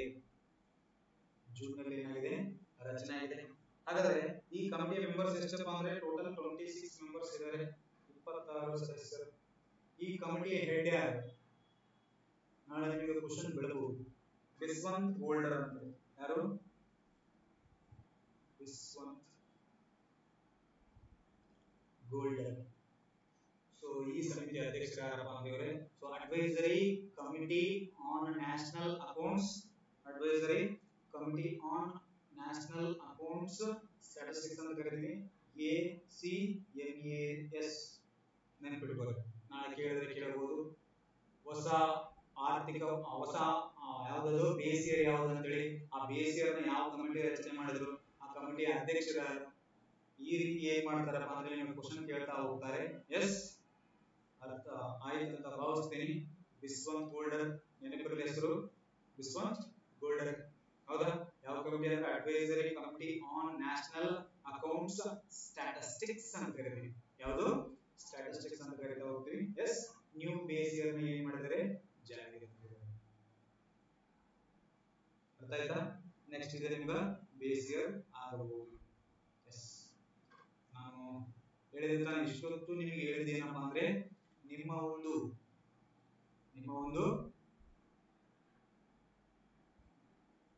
ಜಿಡಿಪಿಯ ಅರ್ಥ. ಇಷ್ಟೊತ್ತು ಹೇಳಿದಲ್ಲ ನಿಮ್ಮ ಒಂದು ಜಿಡಿಪಿ ಅರ್ಥ ಏನು ಸರ್? ಇಷ್ಟೊತ್ತು ಹೇಳಿದ್ರಲ್ಲ ಅಂದ್ರೆ ಒಂದು ರಾಷ್ಟ್ರ, ಯಾವ ರಾಷ್ಟ್ರ? ಒಂದು ರಾಷ್ಟ್ರ, ಒಂದು ವರ್ಷ, ಆರ್ಥಿಕ ವರ್ಷ. ಒಂದು ರಾಷ್ಟ್ರ, ಒಂದು ಆರ್ಥಿಕ ವರ್ಷ, ಆಂತರಿಕವಾಗಿ ದೇಶದೊಳಗಡೆ ಉತ್ಪಾದನೆ ಮಾಡಿದ ಎಲ್ಲಾ ಸರಕು ಮತ್ತು ಸೇವೆಗಳ ಸರಕು. ಯಾವ ಸರಕು ಅಂತ ಹೇಳಿದೆ? ಸೊ ಅಂತಿಮ ಸರಕು, ಮಧ್ಯವರ್ತಿ ಸರಕು, ಸೇವೆ ಅಂದ್ರೆ ಉಚಿತ ಸೇವೆ, ಆರ್ಥಿಕ ಸೇವೆ, ಅಂತಿಮ ಮಾರುಕಟ್ಟೆ ಮೌಲ್ಯಕ್ಕೆ ನಾವೇನಂತ ಕರಿತೀವಿ? ಜಿಡಿಪಿ ಅಂತ ಕರಿತೀವಿ. ಯಾವ ಜಿಡಿಪಿ? ಎಸ್. ನೆಕ್ಸ್ಟ್, ಸೊ ಈ ಒಂದು ಜಿಡಿಪಿಯನ್ನ ವಿದೇಶಗಳಲ್ಲಿ ನೆಲೆಸಿರುವ ದೇಶೀಯರು ಉತ್ಪಾದಿಸಿದ ಸರಕು ಮತ್ತು ಸೇವೆಗಳ ಮೌಲ್ಯವನ್ನ ಈ ಪರಿಕಲ್ಪನೆಯಲ್ಲಿ ಪರಿಗಣನೆಗೆ ತೆಗೆದುಕೊಳ್ಳಲಾಗುವುದಿಲ್ಲ. ಸಿಂಪಲ್ ಆಗಿ ಕೇಳಿ, ಇಂಡಿಯಾ ಮಾತಾಡ್ಕೊಳ್ಳಿ. ಸೊ ನಮ್ಮ ಭಾರತೀಯರು ಬೇರೊಂದು ದೇಶಕ್ಕೆ ಹೋಗಿ ದುಡಿತಾರೆ. ಫಾರ್ ಎಕ್ಸಾಂಪಲ್ ಇಲ್ಲಿ ಬಂದು ಶ್ರೀಲಂಕಾದಲ್ಲಿ ದುಡಿತಾರೆ ಅನ್ಕೊಳ್ಳಿ, ಹೌದಾ? ಸೊ ಭಾರತೀಯರು ವಿದೇಶದಲ್ಲಿ ದುಡಿದಿರ್ತಕ್ಕಂಥದನ್ನ ಕನ್ಸಿಡರ್ ಮಾಡಲ್ಲ. ಇಲ್ಲಿ ಕೇವಲ ಕನ್ಸಿಡರ್ ಮಾಡೋದು ಯಾವ್ದಪ್ಪ ಅಂದ್ರೆ ಭಾರತಕ್ಕೆ ಅನ್ವಯಿಸಿ ಹೇಳುವುದಾದ್ರೆ ಈ ಪರಿಕಲ್ಪನೆಯಲ್ಲಿ ಅನಿವಾಸಿ ಭಾರತೀಯರು ವಿದೇಶಗಳಲ್ಲಿ ಉತ್ಪಾದಿಸಿದ ಸರಕು ಮತ್ತು ಸೇವೆಗಳ ಮೌಲ್ಯವನ್ನ ನಿರ್ಲಕ್ಷಿಸುತ್ತದೆ ಅಥವಾ ಪರಿಗಣನೆಗೆ ತೆಗೆದುಕೊಳ್ಳಲಾಗುವುದಿಲ್ಲ. ಕೇವಲ ಭಾರತೀಯರು, ಇಲ್ಲಿ ನೋಡಿ, ಭಾರತದಲ್ಲಿ ನೆಲೆಸಿರುವ ವಿದೇಶಿಯರು ಮಾಡುವ ಉತ್ಪಾದನೆಗಳನ್ನ ಗಣನೆಗೆ ತೆಗೆದುಕೊಳ್ಳಲಾಗುತ್ತದೆ. ಸಿಂಪಲ್ ಆಗಿ ಕೇಳಿದ್ರೆ ಭಾರತೀಯರು ಯಾರು? ಭಾರತೀಯರು ಭಾರತದಲ್ಲಿ ಪ್ಲಸ್ ವಿದೇಶಿಗರು ಭಾರತದಲ್ಲಿ. ಅಂದ್ರೆ ಭಾರತೀಯರು ಭಾರತದಲ್ಲಿ, ವಿದೇಶಿಗರು ಭಾರತದಲ್ಲಿ. ಅಂದ್ರೆ ಒಂದು ಭೂಪ್ರದೇಶದ ಒಳಗಡೆ ಆಂತರಿಕವಾಗಿ ಅಲ್ಲಿ ದೇಶೀಯರು ಇರಬಹುದು, ವಿದೇಶಿಯರು ಇರಬಹುದು. ಯಾರ್ಯಾರಿರ್ಬೋದು? ದೇಶೀಯರು ಇರಬಹುದು, ವಿದೇಶಿ. ಇಲ್ಲ ನೋಡ್ರಿ. ಸೊ ಇಲ್ಲಿ ಇಂಡಿಯಾದಲ್ಲಿ ಯಾರಪ್ಪ ಅಂದ್ರೆ ಕಾರ್ ಕಂಪನಿ ತಗೋರಿ. ಕಾರ್ ಕಂಪನಿ ಅಂದ್ರೆ ಇಂಡಿಯಾದ ಕಾರ್ ಕಂಪನಿ ಅದಾವ, ಹೌದಾ ಇಲ್ಲೋ? ಟಾಟಾ ಕಂಪನಿ ಐತಿ, ಆಯ್ತೋ ಇಲ್ಲೋ? ಎಸ್. ಹಾಗೆ ವಿದೇಶಿ ಕಂಪನಿ ಕಾರ್, ನೆಕ್ಸ್ಟ್ ಟೆಸ್ಲಾ ಬರ್ತಾನೆ ಇಂಡಿಯಾಗೆ. ಸೊ ಈ ಟೆಸ್ಲಾ ಅಂತಕ್ಕಂಥದ್ದು ಎಲನ್ ಮಸ್ಕ್, ಹೌದಾ? ಸೊ ಎಲನ್ ಮಸ್ಕ್ ಭಾರತದಲ್ಲಿ ಬಂದು ಉತ್ಪಾದನೆ ಮಾಡಿದ್ರೆ ಟೆಸ್ಲಾ ಕಂಪನಿಗಳನ್ನ ಭಾರತದ ಜಿಡಿಪಿ ಒಳಪಡ್ತವೆ. ಹಾಗಾದ್ರೆ ಇಲ್ಲಿ ಐಫೋನ್ ಅನ್ನೋದು ತಾನೆ ಆಪಲ್ ಕಂಪನಿ ಫೋನ್. ಈ ಆಪಲ್ ಕಂಪನಿ ಫೋನ್ ಏನಾಗ್ತದೆ ಅಂದ್ರೆ ಇಂಡಿಯಾದಲ್ಲಿ ಪ್ರೊಡಕ್ಷನ್ ಆಗ್ತಾ ಇದೆ. ಇಂಡಿಯಾದಲ್ಲಿ ಪ್ರೊಡಕ್ಷನ್ ಆದ್ರೆ ಇಂಡಿಯಾದ ಜಿಡಿಪಿ ಒಳಪಡುತ್ತಾ. ಅಂದ್ರೆ ಭಾರತೀಯರು ಭಾರತದಲ್ಲಿ, ಎಸ್, ಭಾರತೀಯರು ಭಾರತದಲ್ಲಿ, ವಿದೇಶಿಗರು ಭಾರತದಲ್ಲಿ. ಇಲ್ಲಿ ನಾವು ದೇಶೀಯರ ವಿದೇಶಿಯರ ಅಂತ ನೋಡ್ತಾ ಇಲ್ಲ, ಭೂಪ್ರದೇಶ ನೋಡ್ತಾ ಇದೀವಿ. ಅಂದ್ರೆ ನಮ್ಮ ಭೂಪ್ರದೇಶದಲ್ಲಿ ಯಾರ್ಯಾರು ಬರಲಿ, ವಿದೇಶಿಗರಾದ್ರೂ ಬರಲಿ, ನಾವಾದ್ರೂ ಬರಲಿ, ಉತ್ಪಾದನೆ ಮಾಡಿದ್ರೆ ನಮ್ಮ ದೇಶಕ್ಕೆ ಮಾತ್ರ ಏನಾಗುತ್ತೆ ಅಂದ್ರೆ ಕನ್ಸಿಡರ್ ಆಗತ್ತಾ? ನಮ್ಮ ದೇಶದ ಜಿಡಿಪಿ ಕನ್ಸಿಡರ್ ಆಗತ್ತ. ಹಾಗಾದ್ರೆ ಯಾವ್ದು ಕನ್ಸಿಡರ್ ಆಗಲ್ರಿ ಸರ್ ಅಂದ್ರೆ ಇಲ್ಲಿ ನೋಡ್ರಿ, ಯಾವ್ದು ಕನ್ಸಿಡರ್ ಆಗಲ್ಲ. ಇಲ್ಲೇ ಬರ್ಕೊಡ್ತೀನಿ ನೋಡ್ರಿ. ಸೊ ಭಾರತೀಯರು ವಿದೇಶದಲ್ಲಿ ಇದನ್ನು ಕನ್ಸಿಡರ್ ಮಾಡಲ್ಲ. ಎಸ್. ಮತ್ತೆ ವಿದೇಶಿಗರು ವಿದೇಶದಲ್ಲಿ. ಸೊ ಇವೆರಡು, ಒಂದು ಇದು ಎರಡು, ಇದು ಸೊ ಇದು ಜಿಡಿಪಿಗೆ ಬರಲ್ಲ. ಯಾವ್ಯಾವು? ಇದು ಒಂದು, ಇದು ಒಂದು. ಭಾರತೀಯರು ವಿದೇಶದಲ್ಲಿ ಅಂದ್ರೆ ನಮ್ಮ ಒಂದು ಟಾಟಾ ಕಂಪನಿ ಕಾರು ವಿದೇಶದಲ್ಲಿ ಹೋಗಿ ಉತ್ಪಾದನೆ ಮಾಡುತ್ತಾನೆ. ಸೊ ವಿದೇಶದಲ್ಲಿ ಹೋಗಿ ಉತ್ಪಾದನೆ ಮಾಡಿದ್ರೆ ಅದನ್ನ ನಾವು ಕನ್ಸಿಡರ್ ಮಾಡಲ್ಲ, ಅದನ್ನ ನಾವು ಕನ್ಸಿಡರ್ ಮಾಡಲಿ. ಫಾರ್ ಎಕ್ಸಾಂಪಲ್ ನಿಮ್ಮ ಒಂದು ಫಿಲಿಂಗಳು ಏನ್ ಮಾಡ್ತಾವಪ್ಪ ಅಂದ್ರೆ ಪ್ಯಾನ್ ವರ್ಲ್ಡ್, ಪ್ಯಾನ್ ಇಂಡಿಯಾ ನಮ್ಮ ಇಂಡಿಯಾದ ಒಳಗಡೆ ರಿಲೀಸ್ ಆಗುತ್ತೆ, ಪ್ರಾಬ್ಲಮ್ ಇಲ್ಲ. ನಿಮ್ಮ ಒಂದು ಫಿಲಿಂಗಳು ಬೇರೆ ಒಂದು ದೇಶದಲ್ಲಿ ರಿಲೀಸ್ ಆಗಿ, ಫಾರ್ ಎಕ್ಸಾಂಪಲ್ ಚೈನಾದಲ್ಲಿ ರಿಲೀಸ್ ಆಗುತ್ತೆ, ಚೈನಾದಲ್ಲಿ ರಿಲೀಸ್ ಆಗ್ಬಿಟ್ಟು ದೊಡ್ಡ ದುಡ್ಡು ಮಾಡುತ್ತೆ. ಫಾರ್ ಎಕ್ಸಾಂಪಲ್ ಬಾಹುಬಲಿ ಮೂವಿನ ಚೈನಾದಲ್ಲಿ ಬೇರೆ ಬೇರೆ ಕಡೆ ರಿಲೀಸ್ ಮಾಡಿದ್ರು, ಅಲ್ಲಿ ಏನಾಯ್ತು, ಚೆನ್ನಾಗಿ ದುಡ್ಡು ಬಂತು. ಬಟ್ ಆ ಒಂದು ದೇಶದ ಜಿಡಿಪಿ ಒಳಪಡುತ್ತದೆ, ನಮ್ಮ ದೇಶದ ಜಿಡಿಪಿ ಒಳಪಡಲ್ಲ. ಅರ್ಥ ಆಯ್ತಾ? ಎಸ್. ಮತ್ತೆ ವಿದೇಶಿಗರು ವಿದೇಶದಲ್ಲಿ ಉತ್ಪಾದನೆ ಮಾಡಿದ ಅವರ ದೇಶದ ಜಿಡಿಪಿ ಒಳಪಡುತ್ತೆ ಹೊರತು ನಮ್ಮ ದೇಶದ ಜಿಡಿಪಿ ಒಳಪಡಲ್ಲ. ಇಲ್ಲಿ ಜಿಡಿಪಿ ಅಂದ್ರೆ ಭೂಪ್ರದೇಶ, ಆಂತರಿಕವಾಗಿ ದೇಶದ ಒಳಗಡೆ ಯಾರಾದ್ರೂ ಒಂದು ಉತ್ಪಾದನೆ ಮಾಡಲಿ, ದೇಶದ ಒಳಗಡೆ ಭಾರತೀಯರಾದ್ರೂ ಬರಲಿ ವಿದೇಶಿಗರಾದ್ರೂ ಬರಲಿ, ಒಟ್ಟು ಭೂಪ್ರದೇಶದ ಒಳಗಡೆ ಯಾರು ಉತ್ಪಾದನೆ ಮಾಡ್ತಾರೆ ನಮ್ಮ ದೇಶದ ಜಿಡಿಪಿ ಒಳಪಡುತ್ತಾ. ಎಸ್, ಅಂಡರ್ಸ್ಟ್ಯಾಂಡಿಂಗ್ ಆಯ್ತು ಅಂತ ಭಾವಿಸ್ತೀನಿ. ಎಸ್. ಸೊ ಇದು ನಿಮ್ಮ ಒಂದು ಜಿಡಿಪಿ ಬಗ್ಗೆ. ಯಾವುದ್ರ ಬಗ್ಗೆ? ಜಿಡಿಪಿ ಬಗ್ಗೆ ಅಂತ ಕರಿತೀವಿ. ಸೊ ವಿದೇಶದಲ್ಲಿ ನೆಲೆಸಿರುವ ದೇಶೀಯ ಉತ್ಪಾದನೆ ಅಂದ್ರೆ ಅದೇ ಭಾರತೀಯರು ವಿದೇಶದಲ್ಲಿ ಉತ್ಪಾದನೆ ಮಾಡಿದ್ರೆ ಪರಿಗಣನೆ ತಗೊಳ್ಳಲ್ಲ. ಭಾರತಕ್ಕೆ ಅನ್ವಯಿಸಿದ್ರೆ ಅನಿವಾಸಿ ಭಾರತೀಯರು ವಿದೇಶದಲ್ಲಿ ಉತ್ಪಾದಿಸಿದ ಸೇವೆಗಳನ್ನ ನಿರ್ಲಕ್ಷಿಸುತ್ತಾರೆ. ಭಾರತೀಯರು ವಿದೇಶದಲ್ಲಿ ಇದೇ ನೋಡ್ರಪ್ಪ, ಏನ್ ಕಷ್ಟ ಇಲ್ಲ, ಬಹಳ ಸಿಂಪಲ್ ಐತಿ, ಹೌದಾ? ಎಸ್. ಸೊ ಜಿಡಿಪಿ ಫಾರ್ಮುಲಾ ಯಾವುದು? ಜಿಡಿಪಿ ಫಾರ್ಮುಲಾ ಅಂತ ಕರಿತೀವಿ. ಯಾವ ಫಾರ್ಮುಲಾ? GDP formula. ಕ್ವಶನ್ ಕೇಳ್ತಾರೆ ನಿಮಗೆ, ಏನು ಸರ್ ಜಿಡಿಪಿ ಫಾರ್ಮುಲಾ? ಇದೆ ನೋಡ್ರಿ, ಪಿಕ್ಚರ್ ಕೊಟ್ಟಿದ್ದೀನಿ, ಚೆನ್ನಾಗಿ ನೋಡ್ಕೊರಿ. So GDP equals to C plus I plus G plus X minus M. ಇಲ್ಲಿದೆಲ್ಲ C plus I plus G plus X minus M. ಹಾಗಾದ್ರೆ ಸರ್ ಸಿ ಅಂದ್ರೆ ಕನ್ಸಂಪ್ಷನ್, ಇಂಗ್ಲಿಷ್ ಇಲ್ಲಿದೆ, ಕನ್ನಡದಲ್ಲಿ ಒಟ್ಟು ಅಂತಿಮ ಅನುಭೋಗ ವೆಚ್ಚ. ಯಾವ ವೆಚ್ಚ? ಒಟ್ಟು ಅಂತಿಮ ಅನುಭೋಗ ವೆಚ್ಚ ಅಂತ ಕರಿತೀವಿ. ಐ ಅಂದ್ರೆ ಒಟ್ಟು ಖಾಸಗಿ ವಲಯ ಹೂಡಿಕೆ, ಇನ್ವೆಸ್ಟ್ಮೆಂಟ್ ಅಂತ ಕರಿತೀವಿ. ಯಾವುದು? ಇನ್ವೆಸ್ಟ್ಮೆಂಟ್ ಅಂತ ಕರಿತೀವಿ. ಜಿ ಅಂದ್ರೆ ಸರ್ಕಾರದ ಅನುಭೋಗ ಮತ್ತು ಹುಟ್ಟುವ ವೆಚ್ಚ, ಒಟ್ಟು ವೆಚ್ಚ, ಸರ್ಕಾರದ ವೆಚ್ಚ. ಎಸ್, ಗವರ್ಮೆಂಟ್ ಸ್ಪೆಂಡಿಂಗ್ ಅಂತ ಕರೆಯೋದು. ಸ್ವಲ್ಪ ಟೈಪಿಂಗ್ ಮಿಸ್ಟೇಕ್ ಆಗಿದೆ, ತಲೆ ಕೆಡಿಸ್ಕೊಳ್ಳೋದ್ರ ಬಗ್ಗೆ. ಸೊ ಸರ್ಕಾರದ ಅನುಭೋಗ ವೆಚ್ಚ ಅಂತ ಬರ್ತದೆ. ಎಸ್. ನೆಕ್ಸ್ಟ್ ಎಕ್ಸ್ಪೋರ್ಟ್ ಅಂದ್ರೆ ನಿವ್ವಳ ರಫ್ತು. ನಿವ್ವಳ ರಫ್ತು ಅಂದ್ರೆ ಏನಿಲ್ಲ, ರಫ್ತಿನ ಮೌಲ್ಯ ಆಮದಿನ ಮೌಲ್ಯಕ್ಕಿಂತ ಹೆಚ್ಚಾಗಿರುವುದು. ಎಸ್, ರಫ್ತಿನ ಮೌಲ್ಯ ಅಂದ್ರೆ ರಫ್ತು ಹೆಚ್ಚಾಗಿರೋದು, ಆಮದು ಕಡಿಮೆ ಇರೋದು. ಆಮದು ಕಡಿಮೆ ಆಗಿ ರಫ್ತು ಹೆಚ್ಚಿದ್ರೆ ನೆಟ್ ಎಕ್ಸ್ಪೋರ್ಟ್ ಅಂತ ಕರೀತಾ ಹೋಗ್ತೀವಿ. ಎಸ್, ಇದು ನೋಡ್ರಿ net export X minus M. ಏನೇನು ಎಕ್ಸ್ಪೋರ್ಟ್ ಮಾಡಿದ್ರಿ, ಏನೇನು ಇಂಪೋರ್ಟ್ ಮಾಡಿದ್ರಿ ಅದನ್ನ ನಿಮಗೆ ಬಿಟ್ಟಿರೋದು, ಹೌದಾ? ಎಸ್. ಕನ್ಸಂಪ್ಷನ್ ಅಂದ್ರೆ ಯಾವ್ದಾದ್ರ ಮೇಲೆ ಕನ್ಸಂಪ್ಷನ್ ಮಾಡೋದು? ಫುಡ್ ಮೇಲೆ ಮಾಡ್ತೀವಿ, ಮೊಬೈಲ್ ಫೋನ್ ಗಳ ಮೇಲೆ ಮಾಡ್ತೀವಿ, ಕ್ಲಾತ್ಸ್ ಮೇಲೆ ಮಾಡ್ತಾ ಹೋಗ್ತೀವಿ, ಹೌದಾ? ನೆಕ್ಸ್ಟ್ ಇನ್ವೆಸ್ಟ್ಮೆಂಟ್ ಯಾವ್ದಾದ್ರ ಮೇಲೆ ಮಾಡ್ತೀವಿ? ಒಂದು ಕಂಪನಿ ಒಳಗಡೆ, ಇನ್ನೊಂದು ಬಿಸಿನೆಸ್ ಮೇಲೆ, ಎಸ್, ಇನ್ನೊಂದು ಬೇರೆ ಬೇರೆ ಕಡೆ ಏನ್ ಮಾಡ್ತೀವಿ? ಇನ್ವೆಸ್ಟ್ಮೆಂಟ್ ಮಾಡ್ತಾ ಹೋಗ್ತೀವಿ. ನೆಕ್ಸ್ಟ್ ಬರುತ್ತೆ ಗವರ್ಮೆಂಟ್ ಸ್ಪೆಂಡಿಂಗ್ಸ್ ಅಂತ. ಗವರ್ಮೆಂಟ್ ಯಾವ್ದಾದ್ರ ಮೇಲೆ ಸ್ಪೆಂಡ್ ಮಾಡ್ತಾ ಹೋಗುತ್ತೆ, ಖರ್ಚು ಮಾಡ್ತಾ ಹೋಗುತ್ತಾ? ಒಂದು ರೋಡ್ ಮೇಲೆ, ಇನ್ನೊಂದು ರೈಲ್ವೆ ಮೇಲೆ, ಇನ್ನೊಂದು ಡಿಫೆನ್ಸ್ ಮೇಲೆ, ಮತ್ತೆ ನಿಮ್ ಪಿಂಚಣಿ ಮೇಲೆ, ಇವೆಲ್ಲ ಕೊಡ್ತಾರೆ ನಿಮಗೆ, ಹೌದಾ? ಇಲ್ಲ ಪಿಂಚಣಿ ತಗೊಂಡ್ರೆ ಇಲ್ಲ. ಹಾ, yes. Next export minus import ಅಂತ ಕರೀತಾ ಹೋಗ್ತೀವಿ. ಎಸ್, ನಿಮಗೆ ಬರಲ್ಲ ಬಿಡ್ರಿ ಪಿಂಚಣಿ, ಹೌದಾ? ನೆಕ್ಸ್ಟ್ ನೀವು ಜಾಬ್ ತಗೊಂಡು ನೆಕ್ಸ್ಟ್ ನೀವು ರಿಟೈರ್ ಆದ್ಮೇಲೆ ನಿಮಗೆ ಏನ್ ಬರುತ್ತಪ್ಪ ಅಂದ್ರೆ ಪಿಂಚಣಿ ಬರುತ್ತಾ. ಅಲ್ಲಿವರೆಗೆ ಪಿಂಚಣಿ ಬಗ್ಗೆ ತಲೆ ಕೆಡಿಸ್ಕೊಬೇಡ್ರಿ. ಈಗ ನೀವು ತಲೆ ಕೆಡಿಸ್ಕೋಬೇಕಾಗಿರೋದು ಏನಪ್ಪಾ ಅಂದ್ರೆ ಒಂದು ಜಾಬ್ ತಗೊಳ್ಳೋದು, ಎಸ್, ಜಾಬ್ ಸ್ಯಾಲರಿ ತಗೊಳ್ಳೋದು, ಇದು ಇಂಪಾರ್ಟೆಂಟ್. ಅರ್ಥ ಆಯ್ತಾ? C plus I plus G plus X minus M ಅನ್ನು ನಾವು ಏನಂತ ಕರಿತೀವಪ್ಪ ಅಂದ್ರೆ ಜಿಡಿಪಿ ಫಾರ್ಮುಲಾ ಅಂತ ಕರಿತಾ ಹೋಗ್ತೀವಿ. ಯಾವ ಫಾರ್ಮುಲಾ ಇದು? GDP formula. ಎಸ್, ಅಂಡರ್ಸ್ಟ್ಯಾಂಡಿಂಗ್ ಆಯ್ತು ಅಂತ ಭಾವಿಸ್ತೀನಿ. ಇದು GDP formula. Next, top 10 countries in the world ಅಂದ್ರೆ ಟಾಪ್ 10 ವರ್ಲ್ಡ್ಸ್ ಲಾರ್ಜೆಸ್ಟ್ ಎಕಾನಮೀಸ್ ಅಂತ ಕರೀತಾ ಹೋಗ್ತೀವಿ. ಅತಿ ಹೆಚ್ಚು ಜಿಡಿಪಿ ಅನ್ನು ಹೊಂದಿರತಕ್ಕಂತಹ ರಾಷ್ಟ್ರಗಳ ಪಟ್ಟಿ. ಇದು ಕ್ವಶನ್ ಕೇಳಿದಾನೆ ಆಲ್ರೆಡಿ ಎಕ್ಸಾಮ್ ಅಲ್ಲಿ. ಸೊ ಫಸ್ಟ್ ಬಂದ್ಬಿಟ್ಟು ಯುಎಸ್ಎ 30 ಟ್ರಿಲಿಯನ್ ಅದ. Trillion not billion, trillion. ಹಾಗಾದ್ರೆ ಫಸ್ಟ್ ಯುಎಸ್ಎ, ಸೆಕೆಂಡ್ ಬಂದ್ಬಿಟ್ಟು ಚೈನಾ, ಥರ್ಡ್ ಬಂದ್ಬಿಟ್ಟು ಜರ್ಮನಿ. ಯಾವ ಮನಿ? ಜರ್ಮನಿ ಅಂತ ಕರಿತೀವಿ. ಸೊ 4.74 ಟ್ರಿಲಿಯನ್ ಅದ. ನೆಕ್ಸ್ಟ್ ನಮ್ಮ ಇಂಡಿಯಾ, ನಮ್ಮ ಭಾರತ. ಯಾವ ಭಾರತ? ನಮ್ಮ ಭಾರತ. ಸೊ ಇಂಡಿಯಾ ಅಂತ ಕರಿತೀವಿ, 4.17 ಟ್ರಿಲಿಯನ್. ನೆಕ್ಸ್ಟ್ ನಾವು ಏನ್ ಮಾಡ್ತೇವಪ್ಪ ಅಂದ್ರೆ ಥರ್ಡ್ ಲಾರ್ಜೆಸ್ಟ್ ಎಕಾನಮಿ ಆಗ್ತಾ ಹೋಗ್ತೀವಿ. ಎಸ್, ಅದ್ರ ಬಗ್ಗೆ ನಮಗೆ ಡೌಟೇ ಇಲ್ಲ. ನಿಮಗೆ ಏನಾದ್ರು ಇತ್ತಂದ್ರೆ ನೋಡ್ಕೊಳ್ಳಿ. S.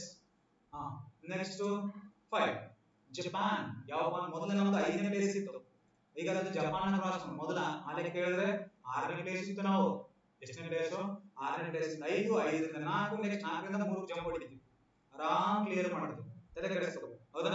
Yes. So Japan 4.186 trillion ಆಗಿದೆ, ಈಗ ಇನ್ನೂ ಜಾಸ್ತಿ ಆಗಿದೆ ಬಿಡ್ರಿ. Next UK United Kingdom 3.83 million ಅದ. ನೆಕ್ಸ್ಟ್ ಫ್ರಾನ್ಸ್ ಅದ 3.21 trillion, Italy 2.42 trillion, Canada 2.22 trillion, Brazil 2.12 trillion. So ಇದು top 10 largest economies in the world 2025 data ಪ್ರಕಾರ. ಫಸ್ಟ್ ಯಾವ್ದಪ್ಪ ಅಂದ್ರೆ ಯುಎಸ್ಎ, ಸೆಕೆಂಡ್ ಯಾವ್ದಪ್ಪ ಅಂದ್ರೆ ಚೀನಾ, ಥರ್ಡ್ ಯಾವ್ದಪ್ಪ ಅಂದ್ರೆ ಜರ್ಮನಿ. ಯಾವ ಮನಿ? ಜರ್ಮನಿ ಅಂತ ಕರೀತೀವಿ. ಫೋರ್ತ್ ನಮ್ಮ ಭಾರತ, ಫಿಫ್ತ್ ಬಂದ್ಬಿಟ್ಟು ನಿಮ್ಮ ಜಪಾನ್. ಸೊ ಟಾಪ್ 5 ಸಾಕು. ಇಲ್ಲ ಸ್ವಲ್ಪ 6th ಒಂದು ನೆನಪಿಟ್ಕೊಂಡ್ರೆ ಯುಕೆ ಅಂತ ನೆನಪಿಟ್ಕೋರಿ. ಸೊ ಈ ಕ್ವಶನ್ ಆಗಿದಾವೆ. ಟಾಪ್ 5 ಅಂತೂ ನಿಮಗೆ ನೆನಪಿಡಲೇಬೇಕು, ಟಾಪ್ 5 ನೆನಪಿಡಲೇಬೇಕು. ಎಸ್, ಇದು ಟಾಪ್ 10 ಲಾರ್ಜೆಸ್ಟ್ ಎಕನಾಮಿಕ್ಸ್. ನೆಕ್ಸ್ಟ್, ಈಗ ಇಷ್ಟೊತ್ತು ನೋಡಿದ್ರೆ ನೀವು ಜಿಡಿಪಿ. ಯಾವ್ದಿದೆ? ಜಿಡಿಪಿ. ಈಗ ಜಿಡಿಪಿಯನ್ನ ಯಾವ ರೀತಿ ಅಳೆಯುತ್ತಾರೆ? ಜಿಡಿಪಿಯ ಅಳತೆಯ ಮಾನಗಳು ಯಾವ್ಯಾವ? ಇವು ಎಕ್ಸಾಮ್ ಕ್ವಶನ್ ಆಗಿದೆ. ಎಕ್ಸಾಮ್ ಏನಾಗಿದ್ದಾರೆ? ಕ್ವಶನ್ ಆಗಿದ್ದಾರೆ. ಎಸ್, ಜಿಡಿಪಿಯ ಅಳತೆ ಮಾನಗಳು. ಒಂದೇದು ಒಟ್ಟು ದೇಶ ಉತ್ಪನ್ನ ಮಾರುಕಟ್ಟೆ ಬೆಲೆಗಳಲ್ಲಿ. ಸಿಂಪಲ್ ಆಗಿ ಹೇಳ್ಬೇಕಂದ್ರೆ ಇಂಗ್ಲಿಷ್ ಅಲ್ಲಿ ನೋಡ್ಕೋರಿ, ಜಿಡಿಪಿ ಅಟ್ ಮಾರ್ಕೆಟ್ ಪ್ರೈಸ್. ಯಾವ ಪ್ರೈಸ್? Market price. ಹಾಗಾದ್ರೆ ಜಿಡಿಪಿ ಅಟ್ ಮಾರ್ಕೆಟ್ ಪ್ರೈಸ್ ಅಂದರೆ ನಿಮಗೆ ಕ್ವಶನ್ ಕೇಳಿದೆ ನೋಡ್ರಿ. ಹೌದಾ? ಒಂದು ರಾಷ್ಟ್ರವು ಒಂದು ವರ್ಷಾವಧಿಯಲ್ಲಿ ಆಂತರಿಕವಾಗಿ ಉತ್ಪಾದನೆ ಮಾಡಿದ ಎಲ್ಲಾ ಸರಕು ಮತ್ತು ಸೇವೆಗಳನ್ನು ಮಾರುಕಟ್ಟೆ ಬೆಲೆಯೊಂದಿಗೆ ಗುಣಿಸಿದಾಗ ಮಾರುಕಟ್ಟೆ ಬೆಲೆಯಲ್ಲಿ ಒಟ್ಟು ದೇಶೀಯ ಉತ್ಪನ್ನ ಸಿಗುತ್ತದೆ.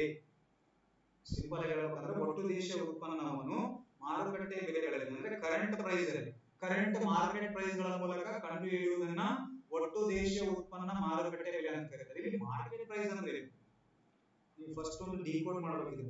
What you mean by market price? ಯಾವ ಪ್ರೈಸ್? ಮಾರ್ಕೆಟ್ ಪ್ರೈಸ್ ಅಥವಾ ಮಾರುಕಟ್ಟೆ ಬೆಲೆ ಅಂತ ಕರೀತಾರೆ. ಏನ್ರಿ ಸರ್ ಮಾರುಕಟ್ಟೆ ಬೆಲೆ ಅಂದ್ರೆ? ಮಾರ್ಕೆಟ್ ಪ್ರೈಸ್ ಅಂದ್ರೆ ಗ್ರಾಹಕರು ಉತ್ಪನ್ನವನ್ನ ಮಾರಾಟಗಾರರಿಂದ ಖರೀದಿಸುವಾಗ. ಈಗ ಫಾರ್ ಎಕ್ಸಾಂಪಲ್ ನಾನು ಒಬ್ಬ ಮಾರಾಟಗಾರ, ಹೌದಾ? ನಾನೇನ್ ಮಾರಾಟ ಮಾಡ್ತಾ ಇದ್ದೀನಿ? ನಿಮ್ಗ ಒಂದು ಪೆನ್ ಅನ್ನ ಮಾರಾಟ ಮಾಡ್ತಾ ಇದ್ದೀನಿ ಅನ್ಕೋರೆ. ಅರ್ಥ ಆಯ್ತಾ? ಎಸ್, ಗ್ರಾಹಕರು ಉತ್ಪನ್ನವನ್ನ ಮಾರಾಟಗಾರರಿಂದ ಖರೀದಿಸುವಾಗ ಪಾವತಿಸುವ ಬೆಲೆ. ಪಾವತಿಸುವ ಬೆಲೆ ಅಂದ್ರೆ ನಾನು ಕೊಡುವಂತಹ, ನೀವು ಕೊಡುವಂತಹ ಪ್ರೈಸ್. ಸೊ ನೀವು ಕೊಡುವಂತಹ ಪ್ರೈಸ್ ಪರೋಕ್ಷ ತೆರಿಗೆಗಳು ಮತ್ತು ಸಬ್ಸಿಡಿಗಳನ್ನ ಜಾರಿಗೆ ತರುವ ಮೂಲಕ, ಅಂದ್ರೆ ಇಲ್ಲಿ ಇನ್ನ ಆಡ್ ಆಗಿರಲ್ಲ, ಸಬ್ಸಿಡಿ ಆಗಿರಲಿ ಮತ್ತೆ ಪರೋಕ್ಷ ತೆರಿಗೆಗಳು ಇಂಡೈರೆಕ್ಟ್ ಟ್ಯಾಕ್ಸ್ ಇವೆಲ್ಲ ಆಡ್ ಆಗಿರಲಿಲ್ಲ. ಇವೆರಡನ್ನ ಆಡ್ ಮಾಡ್ಬಿಟ್ಟು ಏನ್ ಮಾಡ್ತಾರಪ್ಪ ಅಂದ್ರೆ ಆರ್ಥಿಕತೆಯಲ್ಲಿ ಘಟಕಗಳನ್ನ ಮಾರಾಟ ಮಾಡುವ ಬೆಲೆ ಆಡ್ ಮಾಡ್ಬಿಟ್ಟು ಏನ್ ಮಾಡ್ತಾರಪ್ಪ ಅಂದ್ರೆ ಇದು ಮಾಡ್ತಾ ಹೋಗ್ತಾರೆ. ಮಾರ್ಕೆಟ್ ಪ್ರೈಸ್ ಅಂದ್ರೆ ಇವೆಲ್ಲನ ಆಡ್ ಮಾಡ್ಕೊಂಡು ಹೇಳೋದು. ನಿಮ್ಗೆ ಸಿಂಪಲ್ ಆಗಿ ಹೇಳಿದ್ರೆ ಬಹಳ ತಲೆ ಕೆಡಿಸ್ಕೊಬೇಡ್ರಿ. ಏನ್ರಿ sir GDP at market price? ಇಲ್ಲಿ ಜಿಡಿಪಿ ಅಟ್ ಮಾರ್ಕೆಟ್ ಪ್ರೈಸ್ ಅಂದ್ರೆ ಜಿಡಿಪಿ ಈ ಫ್ಯಾಕ್ಟರ್ ಕಾಸ್ಟ್ ಇಂದ ತಲೆ ಕೆಡಿಸ್ಕೊಬೇಡ್ರಿ. ಸಿಂಪಲ್ ಆಗಿ ಜಿಡಿಪಿ ಅಂದ್ರೆ ಏನಂತ ಹೇಳಿದೆ ನಿಮಗ ನೆನಪಿದೆನಾ? ಒಂದು ದೇಶ ಆಂತರಿಕವಾಗಿ ಒಂದು ಆರ್ಥಿಕ ವರ್ಷದಲ್ಲಿ ಉತ್ಪಾದನೆ ಮಾಡಲಾದ ಅಂತಿಮ ಸರಕು ಮತ್ತು ಸೇವೆಗಳ ಮಾರುಕಟ್ಟೆ ಮೌಲ್ಯಕ್ಕೆ ನಾವೇನಂತ ಕರಿತೀವಿ? ಜಿಡಿಪಿ ಅಂತ ಕರಿತೀವಿ. ಹೌದಾ? ಪ್ಲಸ್ ಇಲ್ಲಿ ಇಂಡೈರೆಕ್ಟ್ ಟ್ಯಾಕ್ಸ್ ಮೈನಸ್ ಸಬ್ಸಿಡಿ ಮಾಡಬೇಕು. ನೋಡ್ರಿ, ಈಗ ಒಂದು ಪೆನ್ ತಗೊಳ್ಳಿ, ಇಲ್ಲ ಬುಕ್, ಪೆನ್ ಬೇಡ ಬುಕ್ ತಗೊಳ್ಳಿ. ಹೌದಾ? ಸೊ ಬುಕ್ ಬೇಡ ಬೇಡ, ಪೆನ್ ಬುಕ್ ಐದಾಯ್ತು ಜೀವನ. ಇಲ್ಲಿ ಆದ್ರೆ ಅಟ್ಲೀಸ್ಟ್ ಸ್ವಲ್ಪ ಎಕ್ಸಾಂಪಲ್ ಆದ್ರೆ ಚೇಂಜ್ ಮಾಡೋಣ.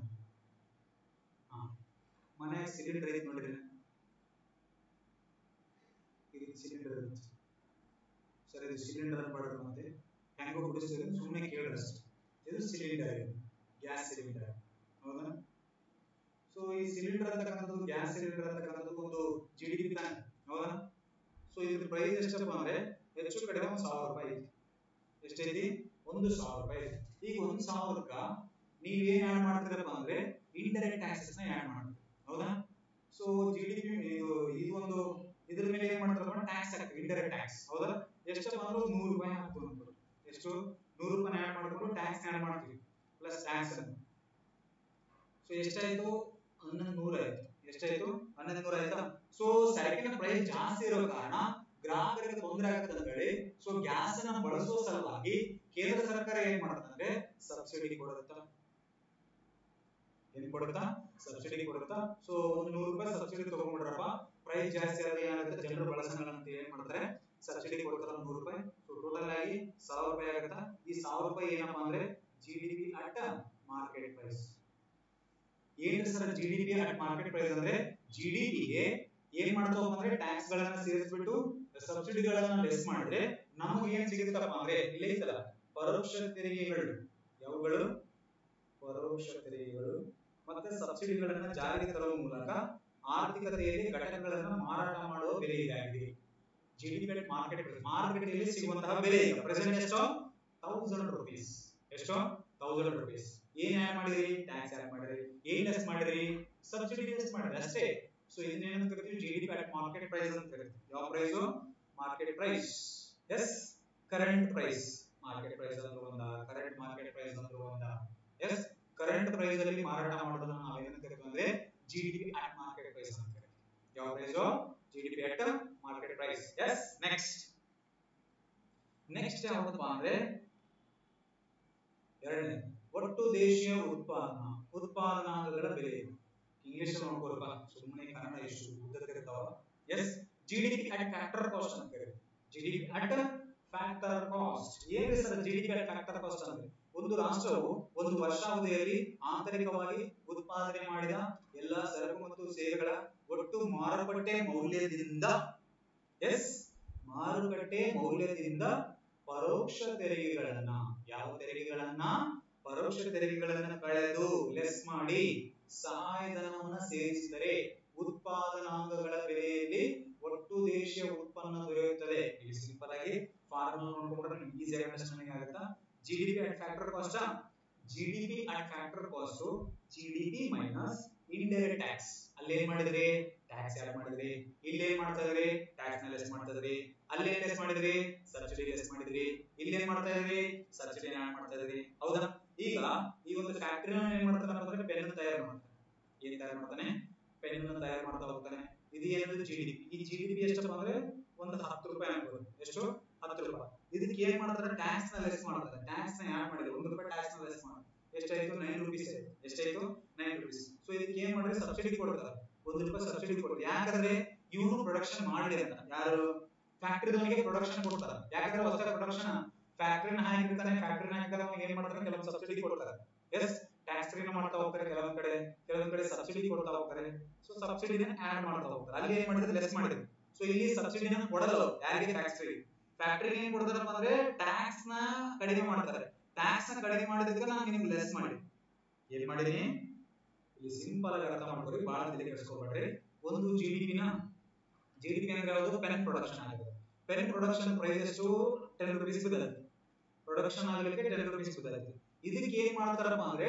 ಟ್ಯಾಕ್ಸ್ ನ ಲೆಸ್ ಮಾಡ್ತಾರೆ ಇಂಡೈರೆಕ್ಟ್ ಟ್ಯಾಕ್ಸ್ ನ 1 ರೂಪಾಯಿನ ಲೆಸ್ ಮಾಡ್ತಾರೆ ಯಾಕೆ ಲೆಸ್ ಮಾಡ್ತಾರೆ ಅಂದ್ರೆ ಟ್ಯಾಕ್ಸ್ ಹಾಕಿದ್ರೆ ಏನಾಗುತ್ತಾ ಪ್ರೈಸ್ ಜಾಸ್ತಿ ಆಗುತ್ತೆ ಪೆನ್ ಪ್ರೈಸ್ ಜಾಸ್ತಿ ಆಗಿದೆ ಏನಾಗುತ್ತಾ ಅಗೇನ್ ಮತ್ತೆ ಕೊಂಡ್ಕೊಳ್ಳೋ ಶಕ್ತಿ ಕಡಿಮೆ ಆಗುತ್ತೆ ಕೊಂಡ್ಕೊಳ್ಳೋ ಶಕ್ತಿ ಕಡಿಮೆ ಆದ್ರೆ ಇವ್ರದ್ದು ಬೇಡಿಕೆ ಕಡಿಮೆ ಆಗುತ್ತೆ ಬೇಡಿಕೆ ಕಡಿಮೆ ಆದ್ರೆ ಯಾವ್ದು ಪ್ರಾಡಕ್ಟ್ ಇದು ವಸ್ತುವಿನ ಬೇಡಿಕೆ ಕಡಿಮೆ ಆದ್ರೆ ಆಟೋಮೆಟಿಕಲಿ ಉತ್ಪಾದನೆ ಕಡಿಮೆ ಆಗುತ್ತೆ ಉತ್ಪಾದನೆ ಕಡಿಮೆ ಆದ್ರೆ ಜಿಡಿಪಿ ಕಡಿಮೆ ಆಗುತ್ತೆ ಆಗುತ್ತೆ ಒಂದಕ್ಕೊಂದು ಇಂಟರ್ಲಿಂಕ್ ಅದಾವ ಸೊ ಈ ರೀತಿಯಾಗಿ 9 ರೂಪಾಯಿ ಆಗುತ್ತಾ ಟ್ಯಾಕ್ಸ್ ನ ಲೆಸ್ ಮಾಡ್ತಾರ ಬಟ್ ಇಲ್ಲಿ ಸಬ್ಸಿಡಿ ಕೊಡಲ್ಲ ಇವರಿಗೆ ಸೊ ಸಬ್ಸಿಡಿನ 1 ರೂಪಾಯಿ ಆಡ್ ಮಾಡ್ತಾರೆ ಟೋಟಲ್ ಆಗಿ 10 ರೂಪಾಯಿ ಬರುತ್ತೆ ಇದು ಏನಪ್ಪಾ ಅಂದ್ರೆ ಜಿಡಿಪಿ ಅಟ್ ಫ್ಯಾಕ್ಟರ್ ಕಾಸ್ಟ್ ಯಾವ ಕಾಸ್ಟ್ ಫ್ಯಾಕ್ಟರ್ ಕಾಸ್ಟ್ ಅಂತ ಕರೀತೀವಿ ಸರ್ ಫ್ಯಾಕ್ಟರ್ ಕಾಸ್ಟ್ ಅಂದ್ರೆ ಏನಿಲ್ಲ ಅಂಶ ವೆಚ್ಚ ಅಥವಾ ಫ್ಯಾಕ್ಟರ್ ಕಾಸ್ಟ್ ಅಂತ ಕರೀತೀವಿ ಸೊ ಇದು ಸರಕು ಮತ್ತು ಸೇವೆಗಳನ್ನ ಉತ್ಪಾದಿಸುವಾಗ ಸಂಸ್ಥೆ ಮಾಡುವ ಉತ್ಪಾದನಾ ಅಂಶಗಳ ಮೇಲೆ ವೆಚ್ಚವನ್ನು ಸೂಚಿಸುತ್ತದೆ ಅಂದ್ರೆ ಒಂದು ಪೆನ್ ಅನ್ನ ಪ್ರೊಡಕ್ಷನ್ ಮಾಡಬೇಕಂದ್ರೆ ಆ ಉತ್ಪಾದನಾ ಅಂಶಗಳು ಅಂದ್ರೆ ಇಲ್ಲಿ ಉತ್ಪಾದನಾಂಗಗಳನ್ನು ಕರೀತಿದ್ದಾನೆ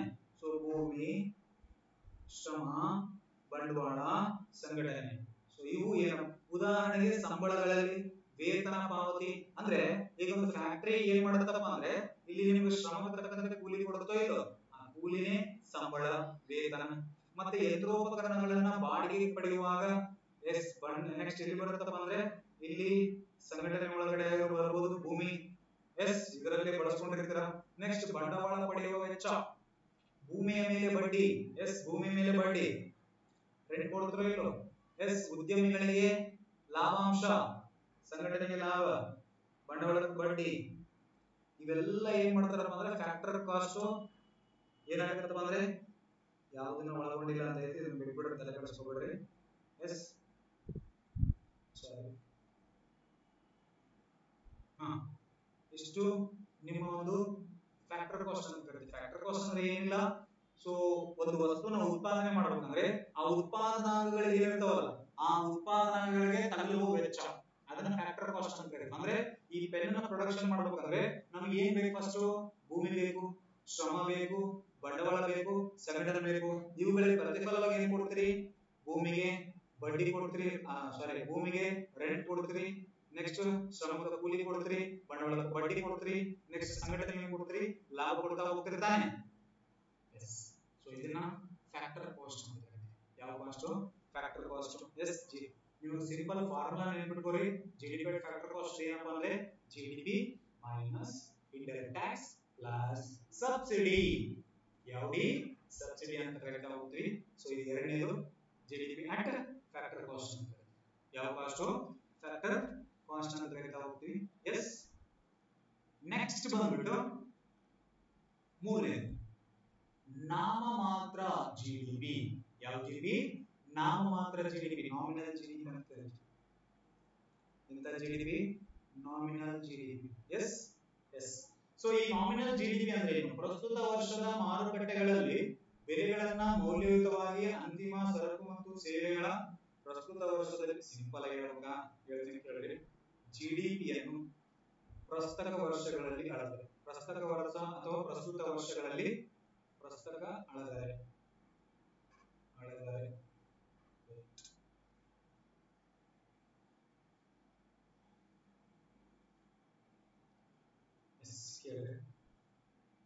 ಜಿಡಿಪಿಯನ್ನು ಪ್ರಸಕ್ತ ವರ್ಷದಲ್ಲಿ ಅಳೆದರೆ. ಸೊ ಪ್ರಸಕ್ತ ವರ್ಷದಲ್ಲಿ ಜಿಡಿಪಿಯನ್ನು ಅಳೆದರೆ ನಾವೇನು ಕರೀತೀವಪ್ಪ ಅಂದ್ರೆ ನಾಮಮಾತ್ರ ಜಿಡಿಪಿ. ಸರ್ ಪ್ರಸಕ್ತ ವರ್ಷ ಅಂದ್ರೆ 2025 2026. ಸೊ ಈ ಒಂದು ವರ್ಷದಲ್ಲಿ ಏನಿರುತ್ತಪ್ಪ ಅಂದ್ರೆ ಜಿಡಿಪಿ ಜಾಸ್ತಿ ಇರುತ್ತೆ ಕಂಪೇರಿಂಗ್ ಟು ನೈಜ ಜಿಡಿಪಿ. ನೈಜ ಜಿಡಿಪಿ ಅಂದ್ರೆ ಏನು? ಮೂಲ ವರ್ಷದಲ್ಲಿ. ಯಾವ ವರ್ಷದಲ್ಲಿ? ಮೂಲ ವರ್ಷದೊಂದಿಗೆ ಮೌಲ್ಯೀಕರಿಸ, ಅಂದ್ರೆ ಮೂಲ ವರ್ಷ ಅಂದ್ರೆ 2011 ಮತ್ತೆ 12, ಹೌದಾ? ಮೂಲ ವರ್ಷದಲ್ಲಿ ಬೆಲೆಗಳು ಸ್ಥಿರವಾಗಿರುತ್ತವೆ, ಅಂದ್ರೆ 100ಕ್ಕೆ ಸಮನಾಗಿರುತ್ತವೆ, ಸ್ಥಿರವಾಗಿರುತ್ತವೆ, ಕಾನ್ಸ್ಟೆಂಟ್ ಆಗಿರುತ್ತವೆ. ಯಾವ ಸ್ಟೆಂಟ್? ಕಾನ್ಸ್ಟೆಂಟ್ ಆಗಿರುತ್ತವೆ. ಸೊ ಕಾನ್ಸ್ಟೆಂಟ್ ಆಗಿರುತ್ತವೆ ಎಲ್ಲಪ್ಪ ಅಂದ್ರೆ ಮೂಲ ವರ್ಷಗಳಲ್ಲಿ. ಸೊ ಈ ಮೂಲ ವರ್ಷಕ್ಕೆ ಪ್ರಸ್ತುತ ವರ್ಷಕ್ಕೆ ಏನ್ ಮಾಡ್ತಾರಪ್ಪ ಅಂದ್ರೆ ಕಂಪ್ಯಾರಿಸನ್ ಮಾಡ್ತಾರೆ. ಸೊ ನೈಜ ಜಿಡಿಪಿ ಅಂದ್ರೆ ಏನು? ಮೂಲ ವರ್ಷಗಳಲ್ಲಿ ರಾಷ್ಟ್ರೀಯ ಆದಾಯವನ್ನು ಅಳೆದ್ರೆ ಅದನ್ನೇನಂತ ಕರಿತೀವಪ್ಪ ಅಂದ್ರೆ ನೈಜ ಜಿಡಿಪಿ ಅಂತ ಕರಿತೀವಿ. ಯಾವ ಜಿಡಿಪಿ? ನೈಜ ಜಿಡಿಪಿ. ಹಾಗಾದ್ರೆ ಜಿಡಿಪಿಯನ್ನ ಪ್ರಸಕ್ತ ವರ್ಷಗಳಲ್ಲಾದ್ರೆ ಅದನ್ನ ಯಾವುದು? ನಾಮಮಾತ್ರ ಜಿಡಿಪಿ ಅಂತ ಕರಿತೀವಿ. ಯಾವ ಜಿಡಿಪಿ? ನಾಮಮಾತ್ರ ಜಿಡಿಪಿ ಅಂತ ಕರಿತಾ ಹೋಗ್ತೀವಿ. ಎಸ್, ಇಷ್ಟು ಇದು ನಾಲ್ಕನೇದು. ನೆಕ್ಸ್ಟ್ ಬರುತ್ತೆ, ಇದು ಇಂಪಾರ್ಟೆಂಟ್, ಎಕ್ಸಾಮ್ ಕ್ವಶನ್ ಕೇಳಿದಾನೆ. ಏನ್ರಿ ಸರ್ ಎಕ್ಸಾಮ್ ಗೆ ಕ್ವಶನ್ ಕೇಳಿರೋದು? ಎಸ್, ಯಾವ್ದಪ್ಪ ಅಂದ್ರೆ ನೆಕ್ಸ್ಟ್ ಪಿಪಿಪಿ ಅಂತ. ಜಿಡಿಪಿ ಪಿಪಿಪಿ ಅಂದ್ರೆ purchasing power parity. Purchasing power parity ಅಂತ ಕರೀತಾ ಹೋಗ್ತೀವಿ. ಏನು ಸರ್ ಪರ್ಚೇಸಿಂಗ್ ಪವರ್ ಪ್ಯಾರಿಟಿ ಅಂದ್ರೆ? ಎಸ್, ಪಿಪಿಪಿ ಅಂದರೆ ಖರೀದಿ ಶಕ್ತಿ ಸಮಾನತೆಗೆ ಸರಿಹೊಂದಿಸಲಾದ ಒಟ್ಟು ದೇಶೀಯ ಉತ್ಪನ್ನ. ಇದು ದೇಶಾದ್ಯಂತ ಜೀವನ ವೆಚ್ಚ ಮತ್ತು ಬೆಲೆಗಳ ಮಟ್ಟಗಳಲ್ಲಿನ ವ್ಯತ್ಯಾಸಗಳನ್ನು ಲೆಕ್ಕ ಹಾಕಲು ದೇಶದ ಜಿಡಿಪಿಯನ್ನು ಸಾಮಾನ್ಯ ಕರೆನ್ಸಿಯಾಗಿ ಅಂತಾರಾಷ್ಟ್ರೀಯ ಡಾಲರ್ಗಳಂತೆ ಅಥವಾ ನಿಮ್ಮ ಬ್ರಾಕೆಟ್ ಅಲ್ಲಿ ಅಂತಾರಾಷ್ಟ್ರೀಯ ಡಾಲರ್ಗಳಂತೆ ಪರಿವರ್ತಿಸುವ ಮೆಟ್ರಿಕ್ ಆಗಿದೆ. ಸರಿ, ಏನು ಅರ್ಥ ಆಗಿಲ್ಲ, ಸಿಂಪಲ್ ಆಗಿ ಹೇಳ್ತೀನಿ ಕೇಳಿ. ಎಸ್, ಸೊ ಪಿಪಿಪಿ ಅಂದ್ರೆ ಖರೀದಿ ಅಂದ್ರೆ ಪರ್ಚೇಸಿಂಗ್ ಪವರ್, ಅಂದ್ರೆ ನಿಮ್ಮ ಪರ್ಚೇಸಿಂಗ್ ಕೆಪಾಸಿಟಿ ಎಷ್ಟಿದೆ.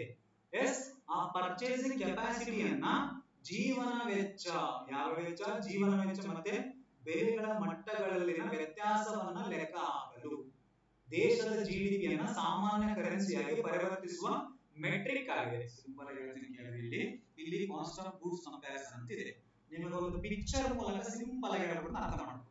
ಇಲ್ಲಿ ಏನಾಗುತ್ತಪ್ಪ ಅಂದ್ರೆ ಪರ್ಚೇಸಿಂಗ್ ಪವರ್ ಪ್ಯಾರಿಟಿ ಅಂತ ಕರೀತೀವಿ. ಅಂದ್ರೆ ಕೊಂಡುಕೊಳ್ಳುವ ಸಾಮರ್ಥ್ಯದ ಆಧಾರದ ಮೇಲೆ ನಮ್ಮ ಒಂದು ಪರ್ಚೇಸಿಂಗ್ ಪವರ್ ಜಿಡಿಪಿ ನ ಇದು ಮಾಡ್ತಾ ಹೋಗ್ತಾರೆ. ಸರ ಇಲ್ಲಿ ಒಂದು ಬಿಯರ್ ಇದೆ, ಯಾವ್ದಿದೆ? ಬಿಯರ್ ಇದೆ. ಎಸ್, ಮದ್ಯಪಾನ, ಧೂಮಪಾನ ಆರೋಗ್ಯಕ್ಕೆ ಹಾನಿಕರ. ಏನು ಎಕ್ಸಾಂಪಲ್ ಬಂತು ಮತ್ತೆ ನೀವು ಯಾಕೆ ಎಕ್ಸಾಂಪಲ್ ಕೊಡ್ರ ಅಂತ ಹೇಳ್ಬೇಡ್ರಿ, ಸ್ಲೈಡ್ ಅಲ್ಲಿ ಇದು ತಗೊಂಡಿ, ಅರ್ಥ ಆಯ್ತಾ? ಸೊ ಈ ಒಂದು ಬಿಯರ್ ಬಾಟ್ಲು ನ್ಯೂಯಾರ್ಕ್ ಅಲ್ಲಿ $5 ಇದೆ. ಎಷ್ಟು ಡಾಲರ್? $5. ಅದೇ ನಮ್ಮ ಇಂಡಿಯಾದಲ್ಲಿ $1.80. ಅಂದ್ರೆ ನಮ್ಮ ಒಂದು ಪರ್ಚೇಸಿಂಗ್ ಪವರ್ ಗಿಂತ ಅವ್ರದ್ದು ಎಷ್ಟಿದೆ? 3 ಪಟ್ಟು ಜಾಸ್ತಿ ಇದೆ. ಎಷ್ಟು ಪಟ್ಟು? 3 ಪಟ್ಟು. ಅಗೇನ್ ಬಿಗ್ ಮ್ಯಾಕ್ ಮೀಲ್ ಅಂದ್ರೆ ಊಟ, ಒಂದು ಊಟ ಒಂದು $12 ಐತಿ. ಎಷ್ಟು ಡಾಲರ್? $12. ನಮ್ದು ಎಷ್ಟಪ್ಪ ಅಂದ್ರೆ $4 ರಿಂದ $5 ಐತಿ. ಅಂದ್ರೆ ಹೆಚ್ಚು ಕಡಿಮೆ 3% ಆಯ್ತು. 4 3 12, ಹೌದು ತಾನೆ? ಅಂದ್ರೆ ಅವ್ರದ್ದು ಪರ್ಚೇಸಿಂಗ್ ಪವರ್ ಪ್ಯಾರಿಟಿ ಜಾಸ್ತಿ ಇದೆ, ನಮ್ದು ಪರ್ಚೇಸಿಂಗ್ ಪವರ್ ಪ್ಯಾರಿಟಿ ಕಡಿಮೆ ಐತಿ ಕಂಪೇರ್ಡ್ ಟು USA. ಹೌದಾ? ಇಲ್ಲಿ ಖರೀದಿಸುವ ಶಕ್ತಿ ಸಮಾನತೆಗೆ ಸರಿಹೊಂದಿಸಲಾದ ಒಟ್ಟು ದೇಶೀಯ ಉತ್ಪನ್ನ. ಅವ್ರು ಏನ್ ಮಾಡ್ತಾರ? ಖರೀದಿ ಮಾಡೋದು ಜಾಸ್ತಿ ಐತಿ ಅವ್ರದ್ದು, ನಮ್ದು ಖರೀದಿ ಮಾಡೋದು ಕಡಿಮೆ ಐತಿ. ಹೌದಾ? ಸೊ ಇದು ದೇಶಾದ್ಯಂತ ಜೀವನ ವೆಚ್ಚ ಮತ್ತು ಬೆಲೆಗಳ ಮಟ್ಟದಲ್ಲಿನ ವ್ಯತ್ಯಾಸಗಳನ್ನ ಲೆಕ್ಕ ಹಾಕಲು ಬಳಸ್ತಾರೆ. ಅಂದ್ರೆ ಅವರಿಗೆ ನಮಗೆ ಕಂಪ್ಯಾರಿಸನ್ ಮಾಡಿದ್ರೆ ಅವ್ರ ಜಿಡಿಪಿಗೂ ನಮ್ಮ ಜಿಡಿಪಿಗೂ, ಅವ್ರ ವೆಚ್ಚ ಮಾಡೋದಕ್ಕೂ ನಮ್ಮ ವೆಚ್ಚ ಮಾಡೋದಕ್ಕೂ, ಇಲ್ಲಿ ಜಿಡಿಪಿನ ಯಾವುದ್ರ ಬೇಸ್ ಮೇಲೆ ಕ್ಯಾಲ್ಕುಲೇಟ್ ಮಾಡ್ತಾರೆ ಅಂದ್ರೆ ನಾವು ಕೊಂಡುಕೊಳ್ಳುವ ಸಾಮರ್ಥ್ಯದ ಮೇಲೆ ಕ್ಯಾಲ್ಕುಲೇಟ್ ಮಾಡ್ತಾ ಹೋಗ್ತಾರೆ. ಮೊದಲು ಏನ್ ಮಾಡಿದ್ವಿ? ಜಿಡಿಪಿಯನ್ನ ಮಾರ್ಕೆಟ್ ಪ್ರೈಸ್ ಗಳಿದ್ವಿ, ಜಿಡಿಪಿಯನ್ನ ಫ್ಯಾಕ್ಟರ್ ಕಾಸ್ಟ್ ಗಳಿದ್ವಿ, ನೈಜ ಜಿಡಿಪಿ ಅನ್ನು ಹೇಳಿದ್ವಿ, ನಾಮಿನಲ್ ಜಿಡಿಪಿ ಅನ್ನು ಹೇಳಿದ್ವಿ. ಹೌದಾ?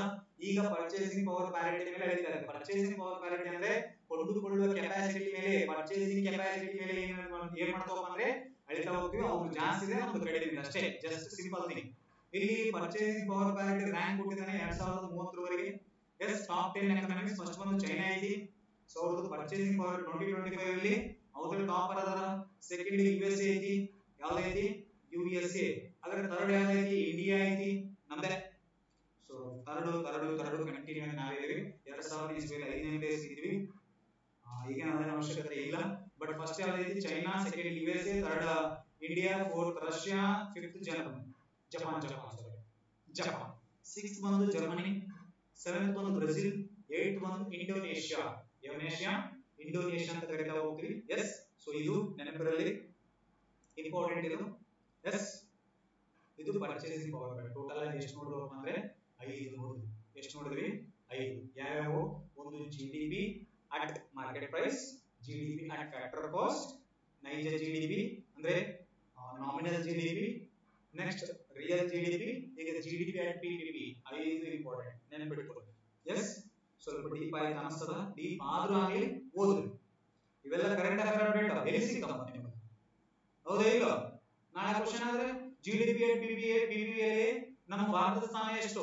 ಮೊಟ್ಟ ಮೊದಲ ಸ್ಥಾನ ಯಾವುದು? ಸೆಕೆಂಡ್ ಯಾವುದು? ಥರ್ಡ್ ಯಾವುದು? ಕೇಳಿದ್ರೆ ವಿಷಯ ಬರ್ತದೆ ನಿಮಗೆಲ್ಲ. ಹೌದಾ ಇಲ್ಲ? ಎಸ್. ನೆಕ್ಸ್ಟ್, ಇದು ಇಂಪಾರ್ಟೆಂಟ್. ಇದು ಎಕ್ಸಾಮ್ ಕ್ವಶನ್ ಕೇಳಿದಾನೆ. ಏನ್ರಿ ಸರ್? ಜಿಡಿಪಿ ಡಿಫ್ಲೇಟರ್ ಅಂತ. ಜಿಡಿಪಿ ಡಿಫ್ಲೇಟರ್ ಇಂಪಾರ್ಟೆಂಟ್, ಇದು ಎಕ್ಸಾಮ್ ಕೇಳಿದಾನೆ. ಸೊ ಇದು ಒಂದು ಹಣದುಬ್ಬರದ ಅಳತೆಯಾಗಿದೆ. ನಾನು ಇನ್ಫ್ಲೇಷನ್ ಚಾಪ್ಟರ್ ಮಾಡೋ ಟೈಮಲ್ಲಿ ಮತ್ತೆ ಹೇಳ್ತೀನಿ, ಡೋಂಟ್ ವರಿ. ಸೊ ಅಲ್ಲಿ ಸ್ವಲ್ಪ ಇಂಪಾರ್ಟೆಂಟ್ ಆಗುತ್ತಾ. ಸೊ ಇನ್ಫ್ಲೇಷನ್ ಅಳೆಯಲಿಕ್ಕೆ ಏನ್ ಮಾಡ್ತೀವಿ ಅಂದ್ರೆ ನಾವು ಒಂದು WPI ಹೇಳ್ತೀವಿ, ಇನ್ನೊಂದು CPI ಬರುತ್ತೆ, CPI ಹೇಳ್ತೀವಿ. ಹೌದಾ? ಒಂದು WPI ಹೇಳ್ತೀವಿ, ಇನ್ನೊಂದು CPI ಹೇಳ್ತೀವಿ. ಎಸ್, ಸೊ ಇವೆರಡನ್ನ ಅಳಿತೀವಿ. ಬಟ್ ಇವೆರಡಕ್ಕಿಂತ ಎಕ್ಸಾಕ್ಟ್ ಫಿಗರ್ ನಮ್ಗೆ ಯಾವ್ದು ಸಿಗುತ್ತಪ್ಪ ಅಂದ್ರೆ ಇವತ್ತು ಜಿಡಿಪಿ ಡಿಫ್ಲೇಟರ್ ಅಂತ ಸಿಗ್ತಾ ಹೋಗುತ್ತೆ. ಬಟ್ ನಾವು ಜಿಡಿಪಿ ಡಿಫ್ಲೇಟರ್ ನ ಇನ್ಫ್ಲೇಷನ್ ಕ್ಯಾಲ್ಕುಲೇಟ್ ಮಾಡಿ ಬಳಸಲ್ಲ. ಯಾಕೆ ಬಳಸಲ್ಲ ಅಂದ್ರೆ ಇದು ಒಂದು ವರ್ಷಕ್ಕೆ ಸಿಗುತ್ತೆ ನಮ್ಗೆ. ಎಷ್ಟಕ್ಕ? ಒಂದು ವರ್ಷಕ್ಕೆ ಸಿಗುತ್ತಾ? ಬಟ್ ಅಕ್ಯುರೇಟ್ ಇರುತ್ತಾ? ಪ್ರಾಬ್ಲಮ್ ಇಲ್ಲ. ಬಟ್ ನಮ್ಗೆ ತಿಂಗಳ ಬೇಕು. ಯಾಕಂದ್ರೆ ನಮ್ದು ಸೈಕಲ್ ಯಾವ ರೀತಿ ಎಕ್ಸಾಕ್ಟ್ ಆಗಿ ನಮಗೆ ಫಿಗರ್ಸ್ ಬೇಕಾದ್ರೆ ಒಂದೊಂದು ತಿಂಗಳ ನಾವು ಕ್ಯಾಲ್ಕುಲೇಟ್ ಮಾಡ್ತೀವಿ. ಇನ್ಫ್ಲೇಷನ್ ಅದು WPI ಆಗಿರಲಿ, CPI ಆಗಿರಲಿ, ಇನ್ನೊಂದು PPI ಅಂತ ಬರುತ್ತಾ ಮುಂದೆ ಹೇಳ್ತೀನಿ, ತಲೆ ಕೆಡಿಸ್ಕೊಬೇಡ್ರಿ, ಡೀಪ್ ಆಗಿ ಹೇಳ್ತೀನಿ. ಅರ್ಥ ಆಯ್ತಾ? CPI PPI ಬರ್ತಾ ಮುಂದೆ. ಸಿನಿಮಾ ಐತಿ, ಸಿನಿಮಾ ತೋರಿಸ್ತೀನಿ, ಡೋಂಟ್ ವರಿ. ಎಸ್, ಸೊ ಇದು ಹಣದುಬ್ಬರದ ಅಳತೆಯಾಗಿದ್ದು ಆರ್ಥಿಕತೆಯಲ್ಲಿ ಸಂಪೂರ್ಣ ಬೆಲೆ ಬದಲಾವಣೆಯನ್ನು ಸೂಚಿಸುತ್ತದೆ. ಯಾವ ರೀತಿ ಬೆಲೆ ಚೇಂಜಸ್ ಆಗುತ್ತಾ ಎಕ್ಸಾಕ್ಟ್ ಫಿಗರ್ಸ್ ಅನ್ನ ಹೇಳ್ತಾ ಹೋಗುತ್ತೆ. ಎಸ್, ಸೊ ಇದ್ರ ಫಾರ್ಮುಲಾ ಏನಪ್ಪಾ ಅಂದ್ರೆ GDP deflator nominal GDP divided by real GDP. ನಾಮಮಾತ್ರ ಜಿಡಿಪಿ ಕನ್ನಡದಲ್ಲಿ ಬರ್ಕೊಂಡಿದ್ರೆ ಬರ್ಕೋರಿ. ನಾಮಮಾತ್ರ ಜಿಡಿಪಿ ಡಿವೈಡೆಡ್ ಬೈ ನೈಜ ಜಿಡಿಪಿ. ನೈಜ ಜಿಡಿಪಿ ಅಂತ ಕರಿತೀವಿ. ಇಂಟು 100 ಮಾಡಬೇಕು. ನಮಗೆ ಏನು ಸಿಗುತ್ತಪ್ಪ ಅಂದ್ರೆ ಜಿಡಿಪಿ ಡಿಫ್ಲೇಟರ್ ಸಿಗುತ್ತೆ. ಜಿಡಿಪಿ ಡಿಫ್ಲೇಟರ್ ಸರ್ ಒಂದು ಲೆಕ್ಕ ಅಂದ್ರೆ ಸಿಂಪಲ್ ಆಗಿ ನಾವು ಮಾತ್ರ ಜಿಡಿಪಿ ಅಂದ್ರೆ 100 ತಗೋರಿ, ನೈಜ ಜಿಡಿಪಿ 50, ಸೊ ಇಂಟು 100 ಮಾಡ್ರಿ, ಸೊ 0 0 ಕ್ಯಾನ್ಸಲ್, 5 1 5 2, ಸೊ 2 2 200 ಬರುತ್ತೆ. ಹೌದಾ? 2 1 2 ಅಂದ್ರೆ 200 ಬರುತ್ತಾ?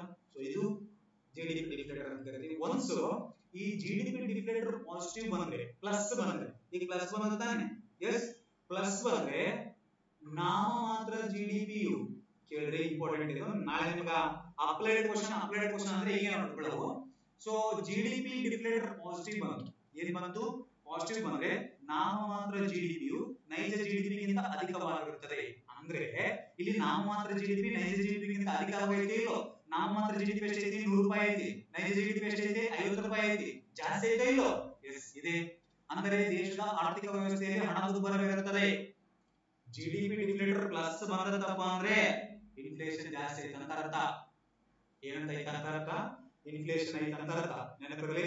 ನೆಕ್ಸ್ಟ್ ಬರುತ್ತಾ ನೆಗೆಟಿವ್ ಬಂದ್ರೆ, ಏನ್ ಬಂದ್ರೆ ನೆಗೆಟಿವ್ ಅಂದ್ರೆ ಜಿಡಿಪಿ ಡಿಫ್ಲೇಟರ್ ನೆಗೆಟಿವ್ ಬಂದ್ರೆ, ಫಾರ್ ಎಕ್ಸಾಂಪಲ್ ಇನ್ನೊಂದು ಲೆಕ್ಕ ಮಾಡೋದಾದ್ರೆ ನಾವು ನೈಜ ಜಿಡಿಪಿ 50 ಐತಿ, ಎಸ್ ನಾಮಿನಲ್ ಜಿಡಿಪಿ ಸಾರಿ ಇರಲಿ, ನಾಮಿನಲ್ ಜಿಡಿಪಿ ಎಷ್ಟೈತೆ ಅಂದ್ರೆ 100 ರೂಪಾಯಿ ಐತಿ, ಇಂಟು 100, ಎಸ್ ಪರ್ಸೆಂಟೇಜ್ ಅಂತ ತಗೋತೀವಿ ನಾವು. ಸೊ 1 0 1 0 ಕ್ಯಾನ್ಸಲ್, 5 1 5 2, ಹೌದಾ? ಸೊ ಇದು ನೆಗೆಟಿವ್ ಬರುತ್ತಾ? ಹೆಂಗ್ ಬರುತ್ತೆ ಸರ್? ಕ್ಯಾಲ್ಕುಲೇಷನ್ ಇದೆ ಅಂತ ಹೇಳಕ್ ಹೋಗ್ಬೇಡ್ರಿ. ಸೊ ಕ್ಯಾಲ್ಕುಲೇಷನ್ ಅವಶ್ಯಕತೆ ಇಲ್ಲ ನಿಮ್ಗೆ, ಎಸ್ ತಲೆ ಕೆಡಿಸ್ಕೋಬೇಡ್ರಿ ಇದ್ರ ಬಗ್ಗೆ. ಸುಮ್ಮನೆ ಕ್ಯಾಲ್ಕುಲೇಷನ್ ಮಾಡ್ಕೊಂಡು ಟೈಮ್ ವೇಸ್ಟ್ ಮಾಡೋದು ಅವಶ್ಯಕತೆ ಇಲ್ಲ. ಸೊ ನೆಗೆಟಿವ್ ಬರುತ್ತಾ ಅನ್ಕೋರಿ, ಏನ್ ಅನ್ಕೋರಿ? ನೆಗೆಟಿವ್ ಬರುತ್ತಾ ಅಂತ ಅನ್ಕೋರಿ. ನೆಗೆಟಿವ್ ಬಂದಾಗ ಏನಾಗುತ್ತೆ ಅಂದ್ರೆ ನಾವು ಮಾತ್ರ ಜಿಡಿಪಿಯು ನೈಜ ಜಿಡಿಪಿಗಿಂತ ಕಡಿಮೆ ಇದ್ರೆ ಆರ್ಥಿಕತೆಯಲ್ಲಿ ಡಿಫ್ಲೇಷನ್ ಉಂಟಾಗುತ್ತೆ. ಇನ್ಫ್ಲೇಷನ್ ಡಿಫ್ಲೇಷನ್ ಇಂಪಾರ್ಟೆಂಟ್ ಎಕ್ಸಾಮ್ ಗೆ ನಿಮ್ಗ ನೆಕ್ಸ್ಟ್ ಕ್ಲಾಸ್ ನೆಕ್ಸ್ಟ್ ಚಾಪ್ಟರ್ ಅದೇ ಐತಿ, ಡೀಟೇಲ್ ಆಗಿ ಚರ್ಚೆ ಮಾಡೋಣ. ಅಲ್ಲಿ ಬೇಕಾದ್ರೆ ನಾನು ಕ್ಯಾಲ್ಕುಲೇಷನ್ ಮಾಡಿ ತೋರಿಸ್ತೀನಿ, ಅಲ್ಲಿ ಇನ್ನೊಂದು ಸರಿ ಹೇಳ್ತೀನಿ ನಿಮ್ಗೆ ಜಿಡಿಪಿ ಡಿಫ್ಲೇಟರ್. ಎಸ್ ಅಲ್ಲಿ ಯಾವ ರೀತಿ ತಗೋತೀವಿ ಏನ್ ತಗೋತೀವಿ ಅಂತ, ಕ್ಯಾಲ್ಕುಲೇಷನ್ ಆಫ್ ಇನ್ಫ್ಲೇಷನ್ ಅಂತ ಬರುತ್ತಾ ಅಲ್ಲಿ ಹೇಳ್ತಾ ಹೋಗ್ತೀನಿ ಅಂತೆ. ಇದು ಇಷ್ಟೇ ನೋಡ್ಬೋದು, ಇದೇನು ಬೇಕಾಗಿ ನಿಮ್ಗ ಕ್ಯಾಲ್ಕುಲೇಷನ್ ಇನ್ಫ್ಲೇಷನ್ ಸುಮ್ಮನೆ ನೋಡ್ಬೋದು ಅಷ್ಟೇ. ಅರ್ಥ ಆಯ್ತಾ? ಎಕ್ಸಾಮ್ ನಿಮಗೆ ಕ್ಯಾಲ್ಕುಲೇಷನ್ ಕೇಳಲ್ಲ ನಮ್ಮ ಎಕನಾಮಿಕ್ಸ್ ಒಳಗಡೆ. ಇಷ್ಟು ಕೇಳಿದ್ರೆ ಹೆಚ್ಚು, ನೀವು ಇಷ್ಟು ಹೇಳಿದ ಆನ್ಸರ್ ಮಾಡಿದ್ರೆ ಸಾಕು. ನೀವು ಪುಣ್ಯವಂತರು, ನಾನು ಪುಣ್ಯವಂತ. ಹೇಳ್ಕೊಟ್ಟ ನಾನು ಪುಣ್ಯವಂತ, ಕೇಳಿದ್ರು ನೀವು ಪುಣ್ಯವಂತ. ಎಸ್ ಜಿಡಿಪಿ ಡಿಫ್ಲೇಟರ್ ಅಂತ ಕರೀತೀವಿ. ನೋಡ್ರಿ ಹ್ಯಾಂಗೆ ಐತೆ ಎಕನಾಮಿಕ್ಸ್, ಮಸ್ತ್ ಐತೆ ಇಲ್ಲು? ಚೆನ್ನಾಗಿ ಅನ್ಸಕತ್ತೋ ಇಲ್ಲು? ಎಸ್ ಸೊ ಕಷ್ಟ ಬಿದ್ದು ಮಾಡ್ತಾ ಇದೀವಿ, ನೀವು ಏನ್ ಮಾಡ್ರಿ? ಕಷ್ಟ ಬಿದ್ದು ಓದ್ಕೋರಿ, ಪಾಸ್ ಆಗ್ರಿ. ಸೊ ಬೇರೆಯವರಿಗೆ ಶೇರ್ ಮಾಡ್ರಿ ಅಂತ ಹೇಳ್ತಾ, ಸೊ ನೆಕ್ಸ್ಟ್ ಕಾನ್ಸೆಪ್ಟ್ ಇದೆ ಯಾವ್ದಪ್ಪ ಅಂದ್ರೆ ಜಿಡಿಪಿ ಗ್ಯಾಪ್ ಅಂತ ಕರಿತೀವಿ. ಯಾವುದು? GDP gap. ಏನ್ರಿ ಸರ್ ಹೊಸ ಹೊಸ ಹಿಡ್ಕೊಂಡ್ ಬರ್ತೀವಿ, ಎಲ್ಲಿ ಹಿಡ್ಕೊಂಡ್ ಬರ್ತೀವಿ? ಒಟ್ಟೆ ಹೇಳಿನಲ್ಲ, ಡೆಪ್ತ್ ಆಗಿ ಹೇಳ್ತೀನಿ. UPSC ಹೇಳ್ತಂದ್ರೆ ಹಿಂಗೆ ಬರ್ತಾವ. ಇಲ್ಲ ಸರ್ ಇದು ಡೀಪ್ ಆಗ್ತದ, ಸ್ವಲ್ಪ ಲೆಂತ್ ಆಗ್ತದ, ಇಂತ ಒಣ ಉದ್ರಿ ಮಾಡ್ಕೊಂಡ್ರೆ ನಾನು ಏನು ಮಾಡಕ್ ಬರಲ್ಲ. ನಿಮ್ಮ ಇಷ್ಟ, ನಿಮ್ ಕರ್ಮ, ನಿಮ್ಮ ಕರ್ಮ. ಹೇಳೋದು ನನ್ನ ಧರ್ಮ, ಕೇಳೋದು ಬಿಡೋದು ನಿಮ್ಮ ಕರ್ಮ. ಎಸ್ ಒಟ್ಟು ನಾನು ಹೇಳಿದ್ದಾನೆ. ಒನ್ಸ್ ಎಕನಾಮಿ ಮುಗಿಯೋದ್ರೊಳಗಡೆ ಸೊ ವೀರ ಸರ್ ಅಂದ್ರೆ ಎಕನಾಮಿ ಅಂದ್ರೆ ವೀರ ಸರ್ ಅಂತ ನೆನಪು ಬರಬೇಕು. ಬರುತ್ತಾ? ಬರೋದನ್ನ ಮಾಡ್ತೀವಿ. ಹೆಂಗ? ಪಾಠ ಮೂಲಕ. ಯಾವ ಮೂಲಕ? ಪಾಠ ಮೂಲಕ. ಎಸ್ ಸೊ ಜಿಡಿಪಿ ಸಂಭಾವ್ಯ ಅಥವಾ ಜಿಡಿಪಿ ಅಂತರ, ಜಿಡಿಪಿ ಗ್ಯಾಪ್ ಅಂತ ಕರಿತೀವಿ. ಸೊ ಈ ಜಿಡಿಪಿ ಗ್ಯಾಪ್ ಯಾವುದು ಎಂದರೇನಂದ್ರೆ ಜಿಡಿಪಿ ಸಂಭಾವ್ಯ ಉತ್ಪಾದನೆ ಮತ್ತು ನೈಜ ಉತ್ಪಾದನೆ. ಸರ ಕನ್ನಡದಾಗ ಅರ್ಥ ಆಗಿಲ್ಲ ಅಂದ್ರೆ ಇಲ್ಲಿ potential GDP and real GDP ನಡುವಿನ ವ್ಯತ್ಯಾಸ, the difference between potential GDP and real GDP ಏನಂತ ಕರಿತೀವಿ? The difference between potential GDP and real GDP ಅನ್ನು ನಾವು ಏನಂತ ಕರಿತೀವಪ್ಪ ಅಂದ್ರೆ ಜಿಡಿಪಿ ಗ್ಯಾಪ್ ಅಂತ ಕರಿತೀವಿ. GDP gap. Sir real GDP ಓದ್ಕೊಂಡಿವಿ, ಓಕೆ. ರಿಯಲ್ ಜಿಡಿಪಿ ಅಂದ್ರೆ ಪ್ರಸಕ್ತ ವರ್ಷಗಳಲ್ಲಿ. ಯಾವ ವರ್ಷಗಳಲ್ಲಿ? ರಿಯಲ್ ಜಿಡಿಪಿ ಅಂದ್ರೆ ಪ್ರಸಕ್ತ ವರ್ಷಗಳಲ್ಲಿ. ಸಾರಿ ಪ್ರಸಕ್ತ ವರ್ಷಗಳಲ್ಲಿ. ಸೊ ರಿಯಲ್ ಜಿಡಿಪಿ ಅಂದ್ರೆ ಮೂಲ ವರ್ಷಗಳು. ನಾಮಿನಲ್ ಜಿಡಿಪಿ ಅಂದ್ರೆ ಪ್ರಸಕ್ತ ವರ್ಷ, ಇದು ಮೂಲ ವರ್ಷ, ಬೇಸ್ ಇಯರ್ ಅಲ್ಲಿ ಅಳತೆ. ಹೌದಾ? ಮತ್ತೆ ಪೊಟೆನ್ಶಿಯಲ್ ಜಿಡಿಪಿ ಅಂದ್ರೆ ಏನ್ರಿ ಸರ್? ಪೊಟೆನ್ಶಿಯಲ್ ಜಿಡಿಪಿ ಅಂದ್ರೆ ಮತ್ತೆ ಅಗೇನ್ ನೀವು ಇನ್ನೊಂದು ಪೊಟೆನ್ಶಿಯಲ್ ಜಿಡಿಪಿ ಹೋಗ್ಬೇಕು. ಇಲ್ಲಿ ಬರುತ್ತೆ ನೋಡ್ರಿ ಪೊಟೆನ್ಶಿಯಲ್ ಜಿಡಿಪಿ. ಯಾವುದು? ಪೊಟೆನ್ಶಿಯಲ್ ಜಿಡಿಪಿ ಅಂತ ಕರೀತೀವಿ. ಯಾವ ಜಿಡಿಪಿ? ಸಂಭಾವ್ಯ ಜಿಡಿಪಿ ಅಥವಾ ಪೊಟೆನ್ಶಿಯಲ್ ಜಿಡಿಪಿ. ಏನ್ರಿ ಸರ್ ಪೊಟೆನ್ಶಿಯಲ್ ಜಿಡಿಪಿ ಅಂದ್ರೆ? ಎಸ್ ಸ್ಥಿರ ಹಣದುಬ್ಬರ ದರದಲ್ಲಿ, ಯಾವ ಹಣದುಬ್ಬರ ದರದಲ್ಲಿ? ಸ್ಥಿರ ಹಣದುಬ್ಬರ ದರದಲ್ಲಿ ಒಂದು ನಿರ್ದಿಷ್ಟ ಅವಧಿಯಲ್ಲಿ, ಒಂದು ನಿರ್ದಿಷ್ಟ ಅವಧಿ ಅಂದ್ರೆ ನಾರ್ಮಲಿ ಒಂದು ವರ್ಷದಲ್ಲಿ ಸ್ಥಿರ ಹಣದುಬ್ಬರ ದರದಲ್ಲಿ, ಸ್ಥಿರ ಅಂದ್ರೆ ಕಾನ್ಸ್ಟೆಂಟ್ ಆಗಿರಬೇಕು, ಹಣದುಬ್ಬರ ಕಾನ್ಸ್ಟೆಂಟ್ ಆಗಿರಬೇಕು.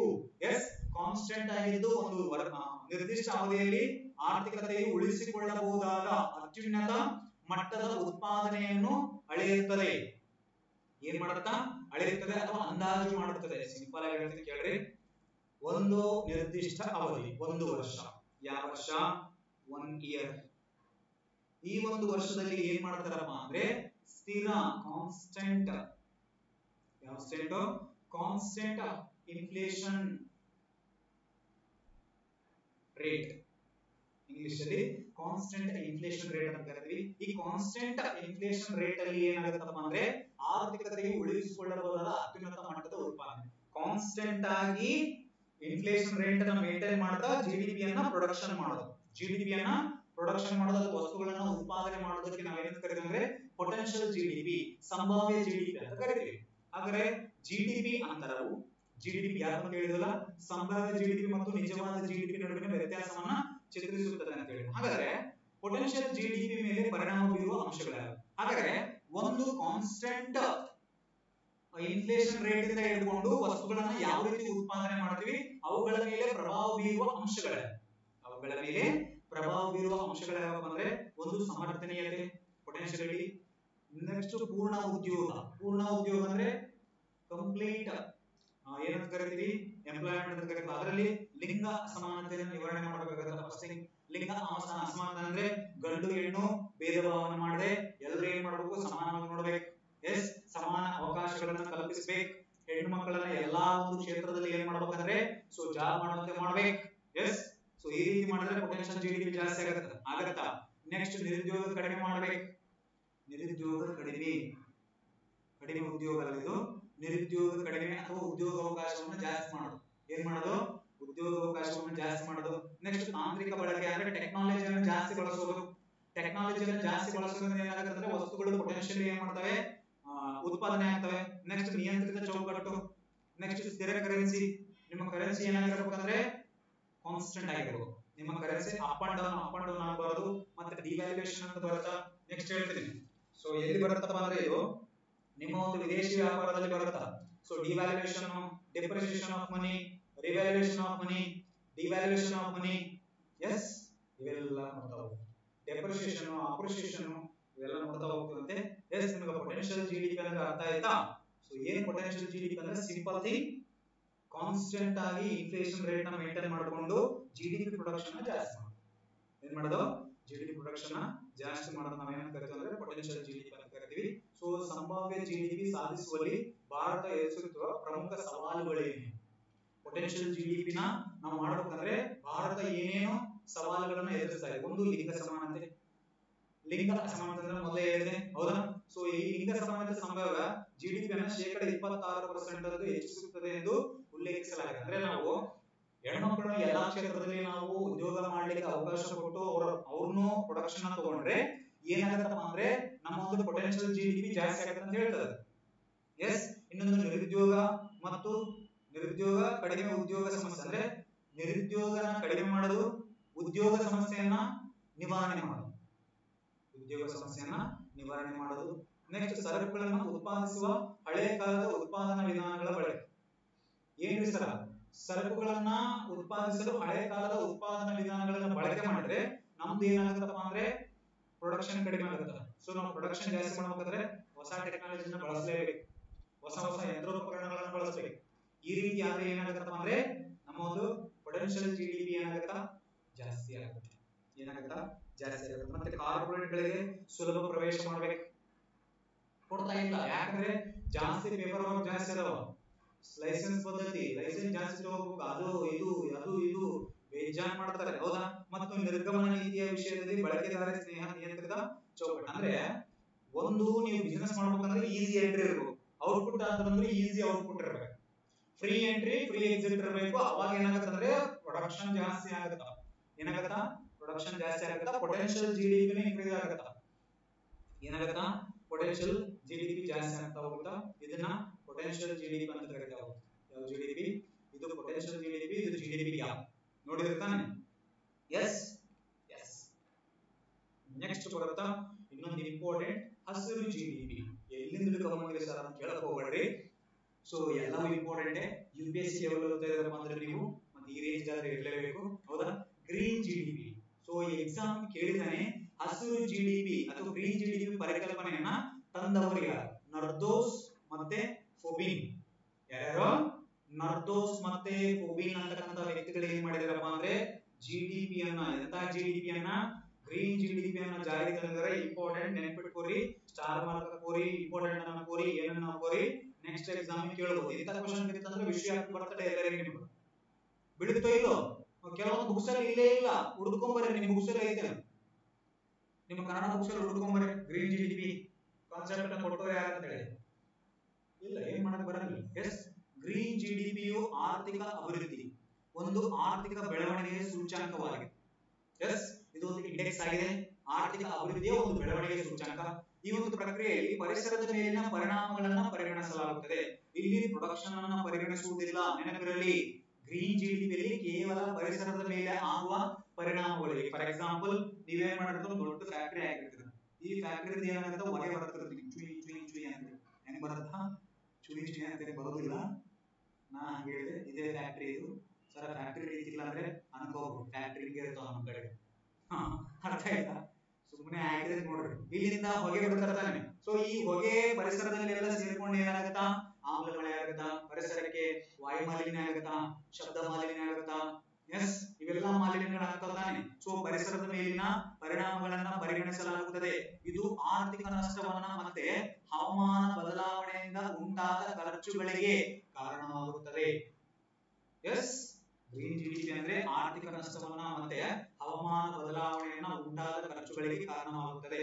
ಇದನ್ನ ಮೇನ್ ಥಿಂಗ್ ಏನಪ್ಪಾ ಅಂದ್ರೆ ಪರಿಸರದ ಮೇಲಿನ ಪರಿಣಾಮಗಳನ್ನ ಕನ್ಸಿಡರ್ ಮಾಡುತ್ತಾ, ನಿಮ್ಮ ದುಡ್ಡನ್ನ ಕನ್ಸಿಡರ್ ಮಾಡಲ್ಲ.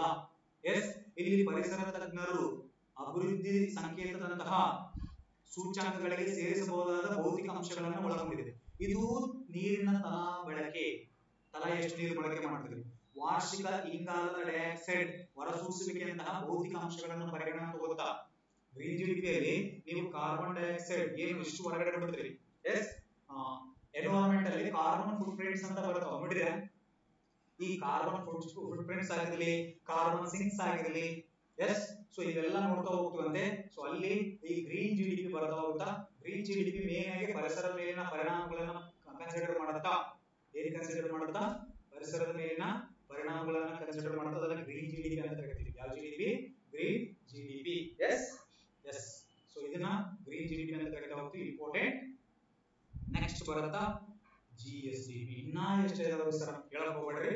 ಡೀಪ್ ಆಗಿ ಹೇಳ್ಬೇಕಂದ್ರೆ ಮತ್ತೆ ಹಿಂಗೆ ಹೇಳ್ಬೇಕು. ಸುಮ್ಮನೆ ಒಣ ಅಂದ್ರೆ ಏನದು ಎಕನಾಮಿ ಮಾಡ್ತಾನೆ ಅಂತ ಹೇಳಿ GK ಮಾಡೋದು, ಮೇಲೆ ಮೇಲೆ ಹೇಳ್ಕೊಂಡು ಹೋಗೋದು ನಮ್ಮ ಕೈಯಲ್ಲಿ ಆಗುವುದಿಲ್ಲ.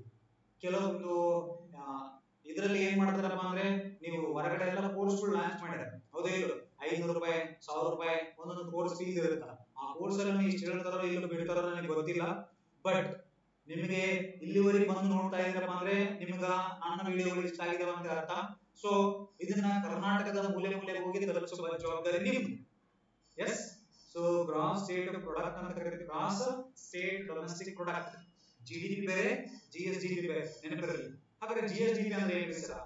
ಒಂದು ರಾಜ್ಯ ಒಂದು ಆರ್ಥಿಕ ವರ್ಷದಲ್ಲಿ ಆಂತರಿಕವಾಗಿ ಉತ್ಪಾದನೆ ಮಾಡಲಾದ ಅಂತಿಮ ಸರಕು ಮತ್ತು ಸೇವೆಗಳ ಮಾರುಕಟ್ಟೆ ಮೌಲ್ಯಕ್ಕೆ ಏನಂತ ಕರೀತಾರೆ ಅಂದ್ರೆ GSDP ಅಂತ ಕರೀತಾರೆ. ಅಂದ್ರೆ ಒಂದು ರಾಜ್ಯ ಅಂದ್ರೆ ಫಾರ್ ಎಕ್ಸಾಂಪಲ್ ಕರ್ನಾಟಕ. ಯಾವುದು? ಕರ್ನಾಟಕ. ಸೊ ಕರ್ನಾಟಕ ರಾಜ್ಯದ ಒಳಗಡೆ ಆರ್ಥಿಕ ವರ್ಷದಲ್ಲಿ ಆಂತರಿಕವಾಗಿ ಉತ್ಪಾದನೆ ಮಾಡಲಾದ ಅಂತಿಮ ಸರಕು ಮತ್ತು ಸೇವೆಗಳ ಮಾರುಕಟ್ಟೆ ಮೌಲ್ಯಕ್ಕೆ ಏನಂತ ಕರೀತೀವಪ್ಪ ಅಂದ್ರೆ GSDP ಅಂತ ಕರೀತೀವಿ. ಇಂಪಾರ್ಟೆಂಟ್, ಇದು KSC ಕೇಳಿದಾನೆ, ಕರ್ನಾಟಕ ಅಡ್ಮಿನಿಸ್ಟ್ರೇಟಿವ್ ಸರ್ವಿಸ್ ಅಂತ ಹೇಳಿ. ಸೊ DES ಅಂತ ಕರೀತೀವಿ. ಯಾವುದು? DES ಅಂತ ಕರೀತೀವಿ. ಏನು ಸರ್ DES ಅಂದ್ರೆ? Yes, directorate of economics and statistics ಅಂತ ಕರೀತೀವಿ. Directorate of economics and statistics ಅಂತ ಕರೀತಾ ಹೋಗ್ತೀವಿ. Yes yes. ಸೊ DES ಯಾವ್ಯಾಸೋ DES ಅಂತ ಕರೀತೀವಿ. ಸೊ ಈ DES ನ ಬಿಡುಗಡೆ ಏನ್ ಬಿಡುಗಡೆ ಮಾಡ್ತಾರಪ್ಪ ಅಂದ್ರೆ ನಿಮ್ಮ ಒಂದು GSDP ಅನ್ನ ಬಿಡುಗಡೆ ಮಾಡ್ತಾರೆ.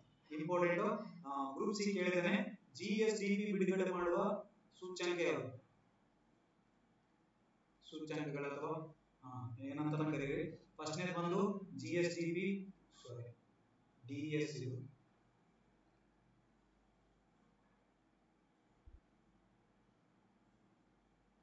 DES ಸೂಚ್ಯಂಕ ಒಂದು GSDP ನ ಬಿಡುಗಡೆ ಮಾಡ್ತಾನ ನೆಕ್ಸ್ಟ್ ರಾಜ್ಯದ economic survey state economic survey ಬಿಡುಗಡೆ ಒಂದ್ಸಲ ಗ್ರೂಪ್ ಸಿ ಕೇಳಿದ್ದೀನಿ ಸ್ಟೇಟ್ ಎಕನಾಮಿಕ್ ಸರ್ವೆ ಬಿಡುಗಡೆ ಮಾಡೋದು ಯಾರು DES ಸ್ಟೇಟ್ WPA CPI ಬಿಡುಗಡೆ ಮಾಡೋದು DES ಯಾರು DES ಅಂತ ಕರಿತೀವಿ ಸೊ ಇವೆಲ್ಲ ಏನ್ ಮಾಡ್ತಾರಪ್ಪ ಅಂದ್ರೆ DES ಬಿಡುಗಡೆ ಮಾಡುವ ಸಂಸ್ಥೆ ಸೊ ಇದು important directorate of economics and statistics ಅಂತ ಕರಿತೀವಿ ಇದು ನಿಮ್ಮ ಒಂದು GSDP ಯಾವ್ದಿವಿ GSDP ಅಂತ ಕರಿತೀವಿ ಸೊ ಈ GSDP ನ KS ಅಲ್ಲಿ ಕೇಳಿದ GSDP ನ ಬಿಡುಗಡೆ ಮಾಡುವ ಸಂಸ್ಥೆ ಯಾವ್ದಪ್ಪ ಅಂದ್ರೆ DES ಯಾವುದು DES ಅಂತ ಕರಿತಾ ಹೋಗ್ತೀವಿ ಎಸ್ ಸೊ GSDP ನ ಬಿಡುಗಡೆ ಮಾಡ್ತಾ ರಾಜ್ಯದ ಎಕನಾಮಿಕ್ ಸರ್ವೆ ಬಿಡುಗಡೆ ಮಾಡ್ತಾ ನೆಕ್ಸ್ಟ್ ಸ್ಟೇಟ್ WPA ಮತ್ತೆ CPI ನ ಬಿಡುಗಡೆ ಮಾಡ್ತಾ ಹೋಗುತ್ತಾ ಎಸ್ ಸೊ ಇವೆಲ್ಲ ಇಂಪಾರ್ಟೆಂಟ್ ಎಕ್ಸಾಮ್ ಇದೆ ಎಸ್ ಸೊ ಇಷ್ಟು ಸ್ನೇಹಿತರೆ ಇವತ್ತಿನ ದಿನ ತರಗತಿ ಇನ್ನೂ ಇದೆ ಇನ್ನು ನಾನು ಒಂದು ಪಾರ್ಟ್ ಮಾತ್ರ ಒಂದು ಸಣ್ಣದು ತುಣುಕು ತಗೊಂಡಿನಿ ಯಾವುದು GDP ಅಂತ ಯಾವುದು GDP ಎಸ್ ಇನ್ನು GNP ಇದೆ NDP ಇದೆ NNP ಇದೆ ಹೀಗೆ ಇದೆ ಎಸ್ ಸೊ ನನ್ನ ತರಗತಿಗಳು ಇದುವರೆಗೆ ಪೂರ್ತಿಯಾಗಿ ನೋಡಿದ್ರೆ ಎಸ್ ಸೊ ಇಷ್ಟು ಡೀಪು ನಾನು ಮಾಡೋ ಕಾರಣ ಏನಪ್ಪಾ ಅಂದ್ರೆ ಬಡವರ ಮಕ್ಕಳು ಬೆಳೆಯಲ್ಲ ಅನ್ನೋ ಕಾರಣಕ್ಕಾಗಿ ಎಸ್ ಸೊ ಬೇರೆ ಕಡೆ ಏನಾಗ್ತಾವಪ್ಪ ಅಂದ್ರೆ ಕೋರ್ಸ್ಗಳು ಮಾಡಿದ್ರೆ ಕೆಲವೊಂದ್ ಕಡೆ ಏನ್ ಮಾಡಿದಾರಪ್ಪ ಅಂದ್ರೆ ಸರಿಯಾಗಿ ಸಿಲೆಬಸ್ ವೈಸ್ ಹೇಳ್ತಾ ಇಲ್ಲ ಅವ್ರಿಗೆ ಹ್ಯಾಂಗ್ ಬೇಕಾದ್ರೆ ಹೇಳ್ಕೊಂಡು ಹೋಗ್ಕೊಂಡ್ರ ಹೌದಾ ಸೊ ಇದನ್ನ ಕರ್ನಾಟಕದ ಮೂಲೆ ಕಡೆ ಏನ್ ಮಾಡೋದು ಟ್ರಾನ್ಸ್ಫರ್ ಮಾಡೋ ಜವಾಬ್ದಾರಿ ನಿಮ್ದು ಯಾಕಂದ್ರೆ ಪ್ರತಿಯೊಬ್ಬರಿಗೂ ಮುಟ್ಲಿ ಪ್ರತಿಯೊಬ್ಬರು ನೋಡ್ಲಿ ಪ್ರತಿಯೊಬ್ಬರು ಯುಟಿಲೈಸ್ ಮಾಡ್ಕೊಳ್ಳಿ ಎಸ್ ಬಡವರ ಮಕ್ಕಳು ಬೆಳಿಬೇಕನ್ನೋ ಕಾರಣಕ್ಕಾಗಿ ನಾನು ಮಾಡ್ತಾ ಇರೋದು ಎಸ್ ನೀವು ಬಡವರ ಮಕ್ಕಳನ್ನ ಬೆಳೆಸ್ಬೇಕಂದ್ರೆ ಶೇರ್ ಮಾಡ್ರಿ ಅವರು ತಿಳ್ಕೊಳ್ಳಿ ಬರೀ ಇದೊಂದು ಸಬ್ಜೆಕ್ಟ್ ಅಂತ ನಿಲ್ಲಲ್ಲ ನಾನು ಈ ಸಬ್ಜೆಕ್ಟ್ ಹ್ಯಾಂಗ್ ಮಾಡಿದಿನಲ್ಲ ಬೇರೆ ಸಬ್ಜೆಕ್ಟ್ ಹಿಡ್ಕೋತೀನಿ ಎಸ್ ಸೊ ಇವತ್ತು ಶಿಕ್ಷಕರ ದಿನಾಚರಣೆ ಹೌದಾ ಎಸ್ ಸೊ ನನಗೆ ಶಿಕ್ಷಣ ನೀಡಿರ್ತಕ್ಕಂತಹ ಹಲವಾರು ಶಿಕ್ಷಕರಿದ್ದಾರೆ ಸೊ ಅವರಿಗೂ ಒಂದು ಶಿಕ್ಷಕರ ದಿನಾಚರಣೆ ಶುಭಾಶಯಗಳನ್ನು ಕೋರ್ತಾ ಎಸ್ ಸೊ ಎಲ್ಲರಿಗೂ ಶಿಕ್ಷಕರ ದಿನಾಚರಣೆ ಅಂಗವಾಗಿ ಇವತ್ತು ಆಚರಣೆ ಮಾಡ್ತಾ ಇರ್ತೀರಾ ಎಸ್ ಸೊ ಈ ಒಂದು ವಿಡಿಯೋನ ಇಲ್ಲಿಗೆ ಮುಗಿಸ್ತಾ ಇದ್ದೀನಿ ಎಲ್ಲರಿಗೂ ವಿಡಿಯೋ ನೋಡಿದ್ದಕ್ಕಾಗಿ ಧನ್ಯವಾದಗಳು ಸೊ ಈ ನೋಟ್ಸ್ ನ ನೆಕ್ಸ್ಟ್ ನಿಮಗ ಈ ಒಂದು ಚಾಪ್ಟರ್ ಮುಗಿದ ಮೇಲೆ ಏನ್ ಮಾಡ್ತಾರಪ್ಪ ಅಂದ್ರೆ JVC ಕ್ಲಾಸಸ್ ಒಳಗಡೆ ಹಾಕ್ತೀನಿ ಸೊ ನಮ್ಮ ಒಂದು ಯೂಟ್ಯೂಬ್ ಚಾನಲ್ ಯಾವ್ದಪ್ಪ ಅಂದ್ರೆ ವೀರೇಶ್ ಕ್ಲಾಸಸ್ ಅಂತ ಹೇಳಿ ಇದನ್ನ ಏನ್ ಮಾಡ್ರಪ್ಪ ಅಂದ್ರೆ ಬೇರೆ ಕಡೆ ಶೇರ್ ಮಾಡ್ರಿ ಎಸ್ ನಮ್ಮ ಒಂದು ಟೆಲಿಗ್ರಾಮ್ ಚಾನಲ್ ಬಂದ್ಬಿಟ್ಟು JVC ಕ್ಲಾಸಸ್ ಅಂತ ಹೇಳಿ ಯಾವ ಕ್ಲಾಸ್ JVC ಕ್ಲಾಸಸ್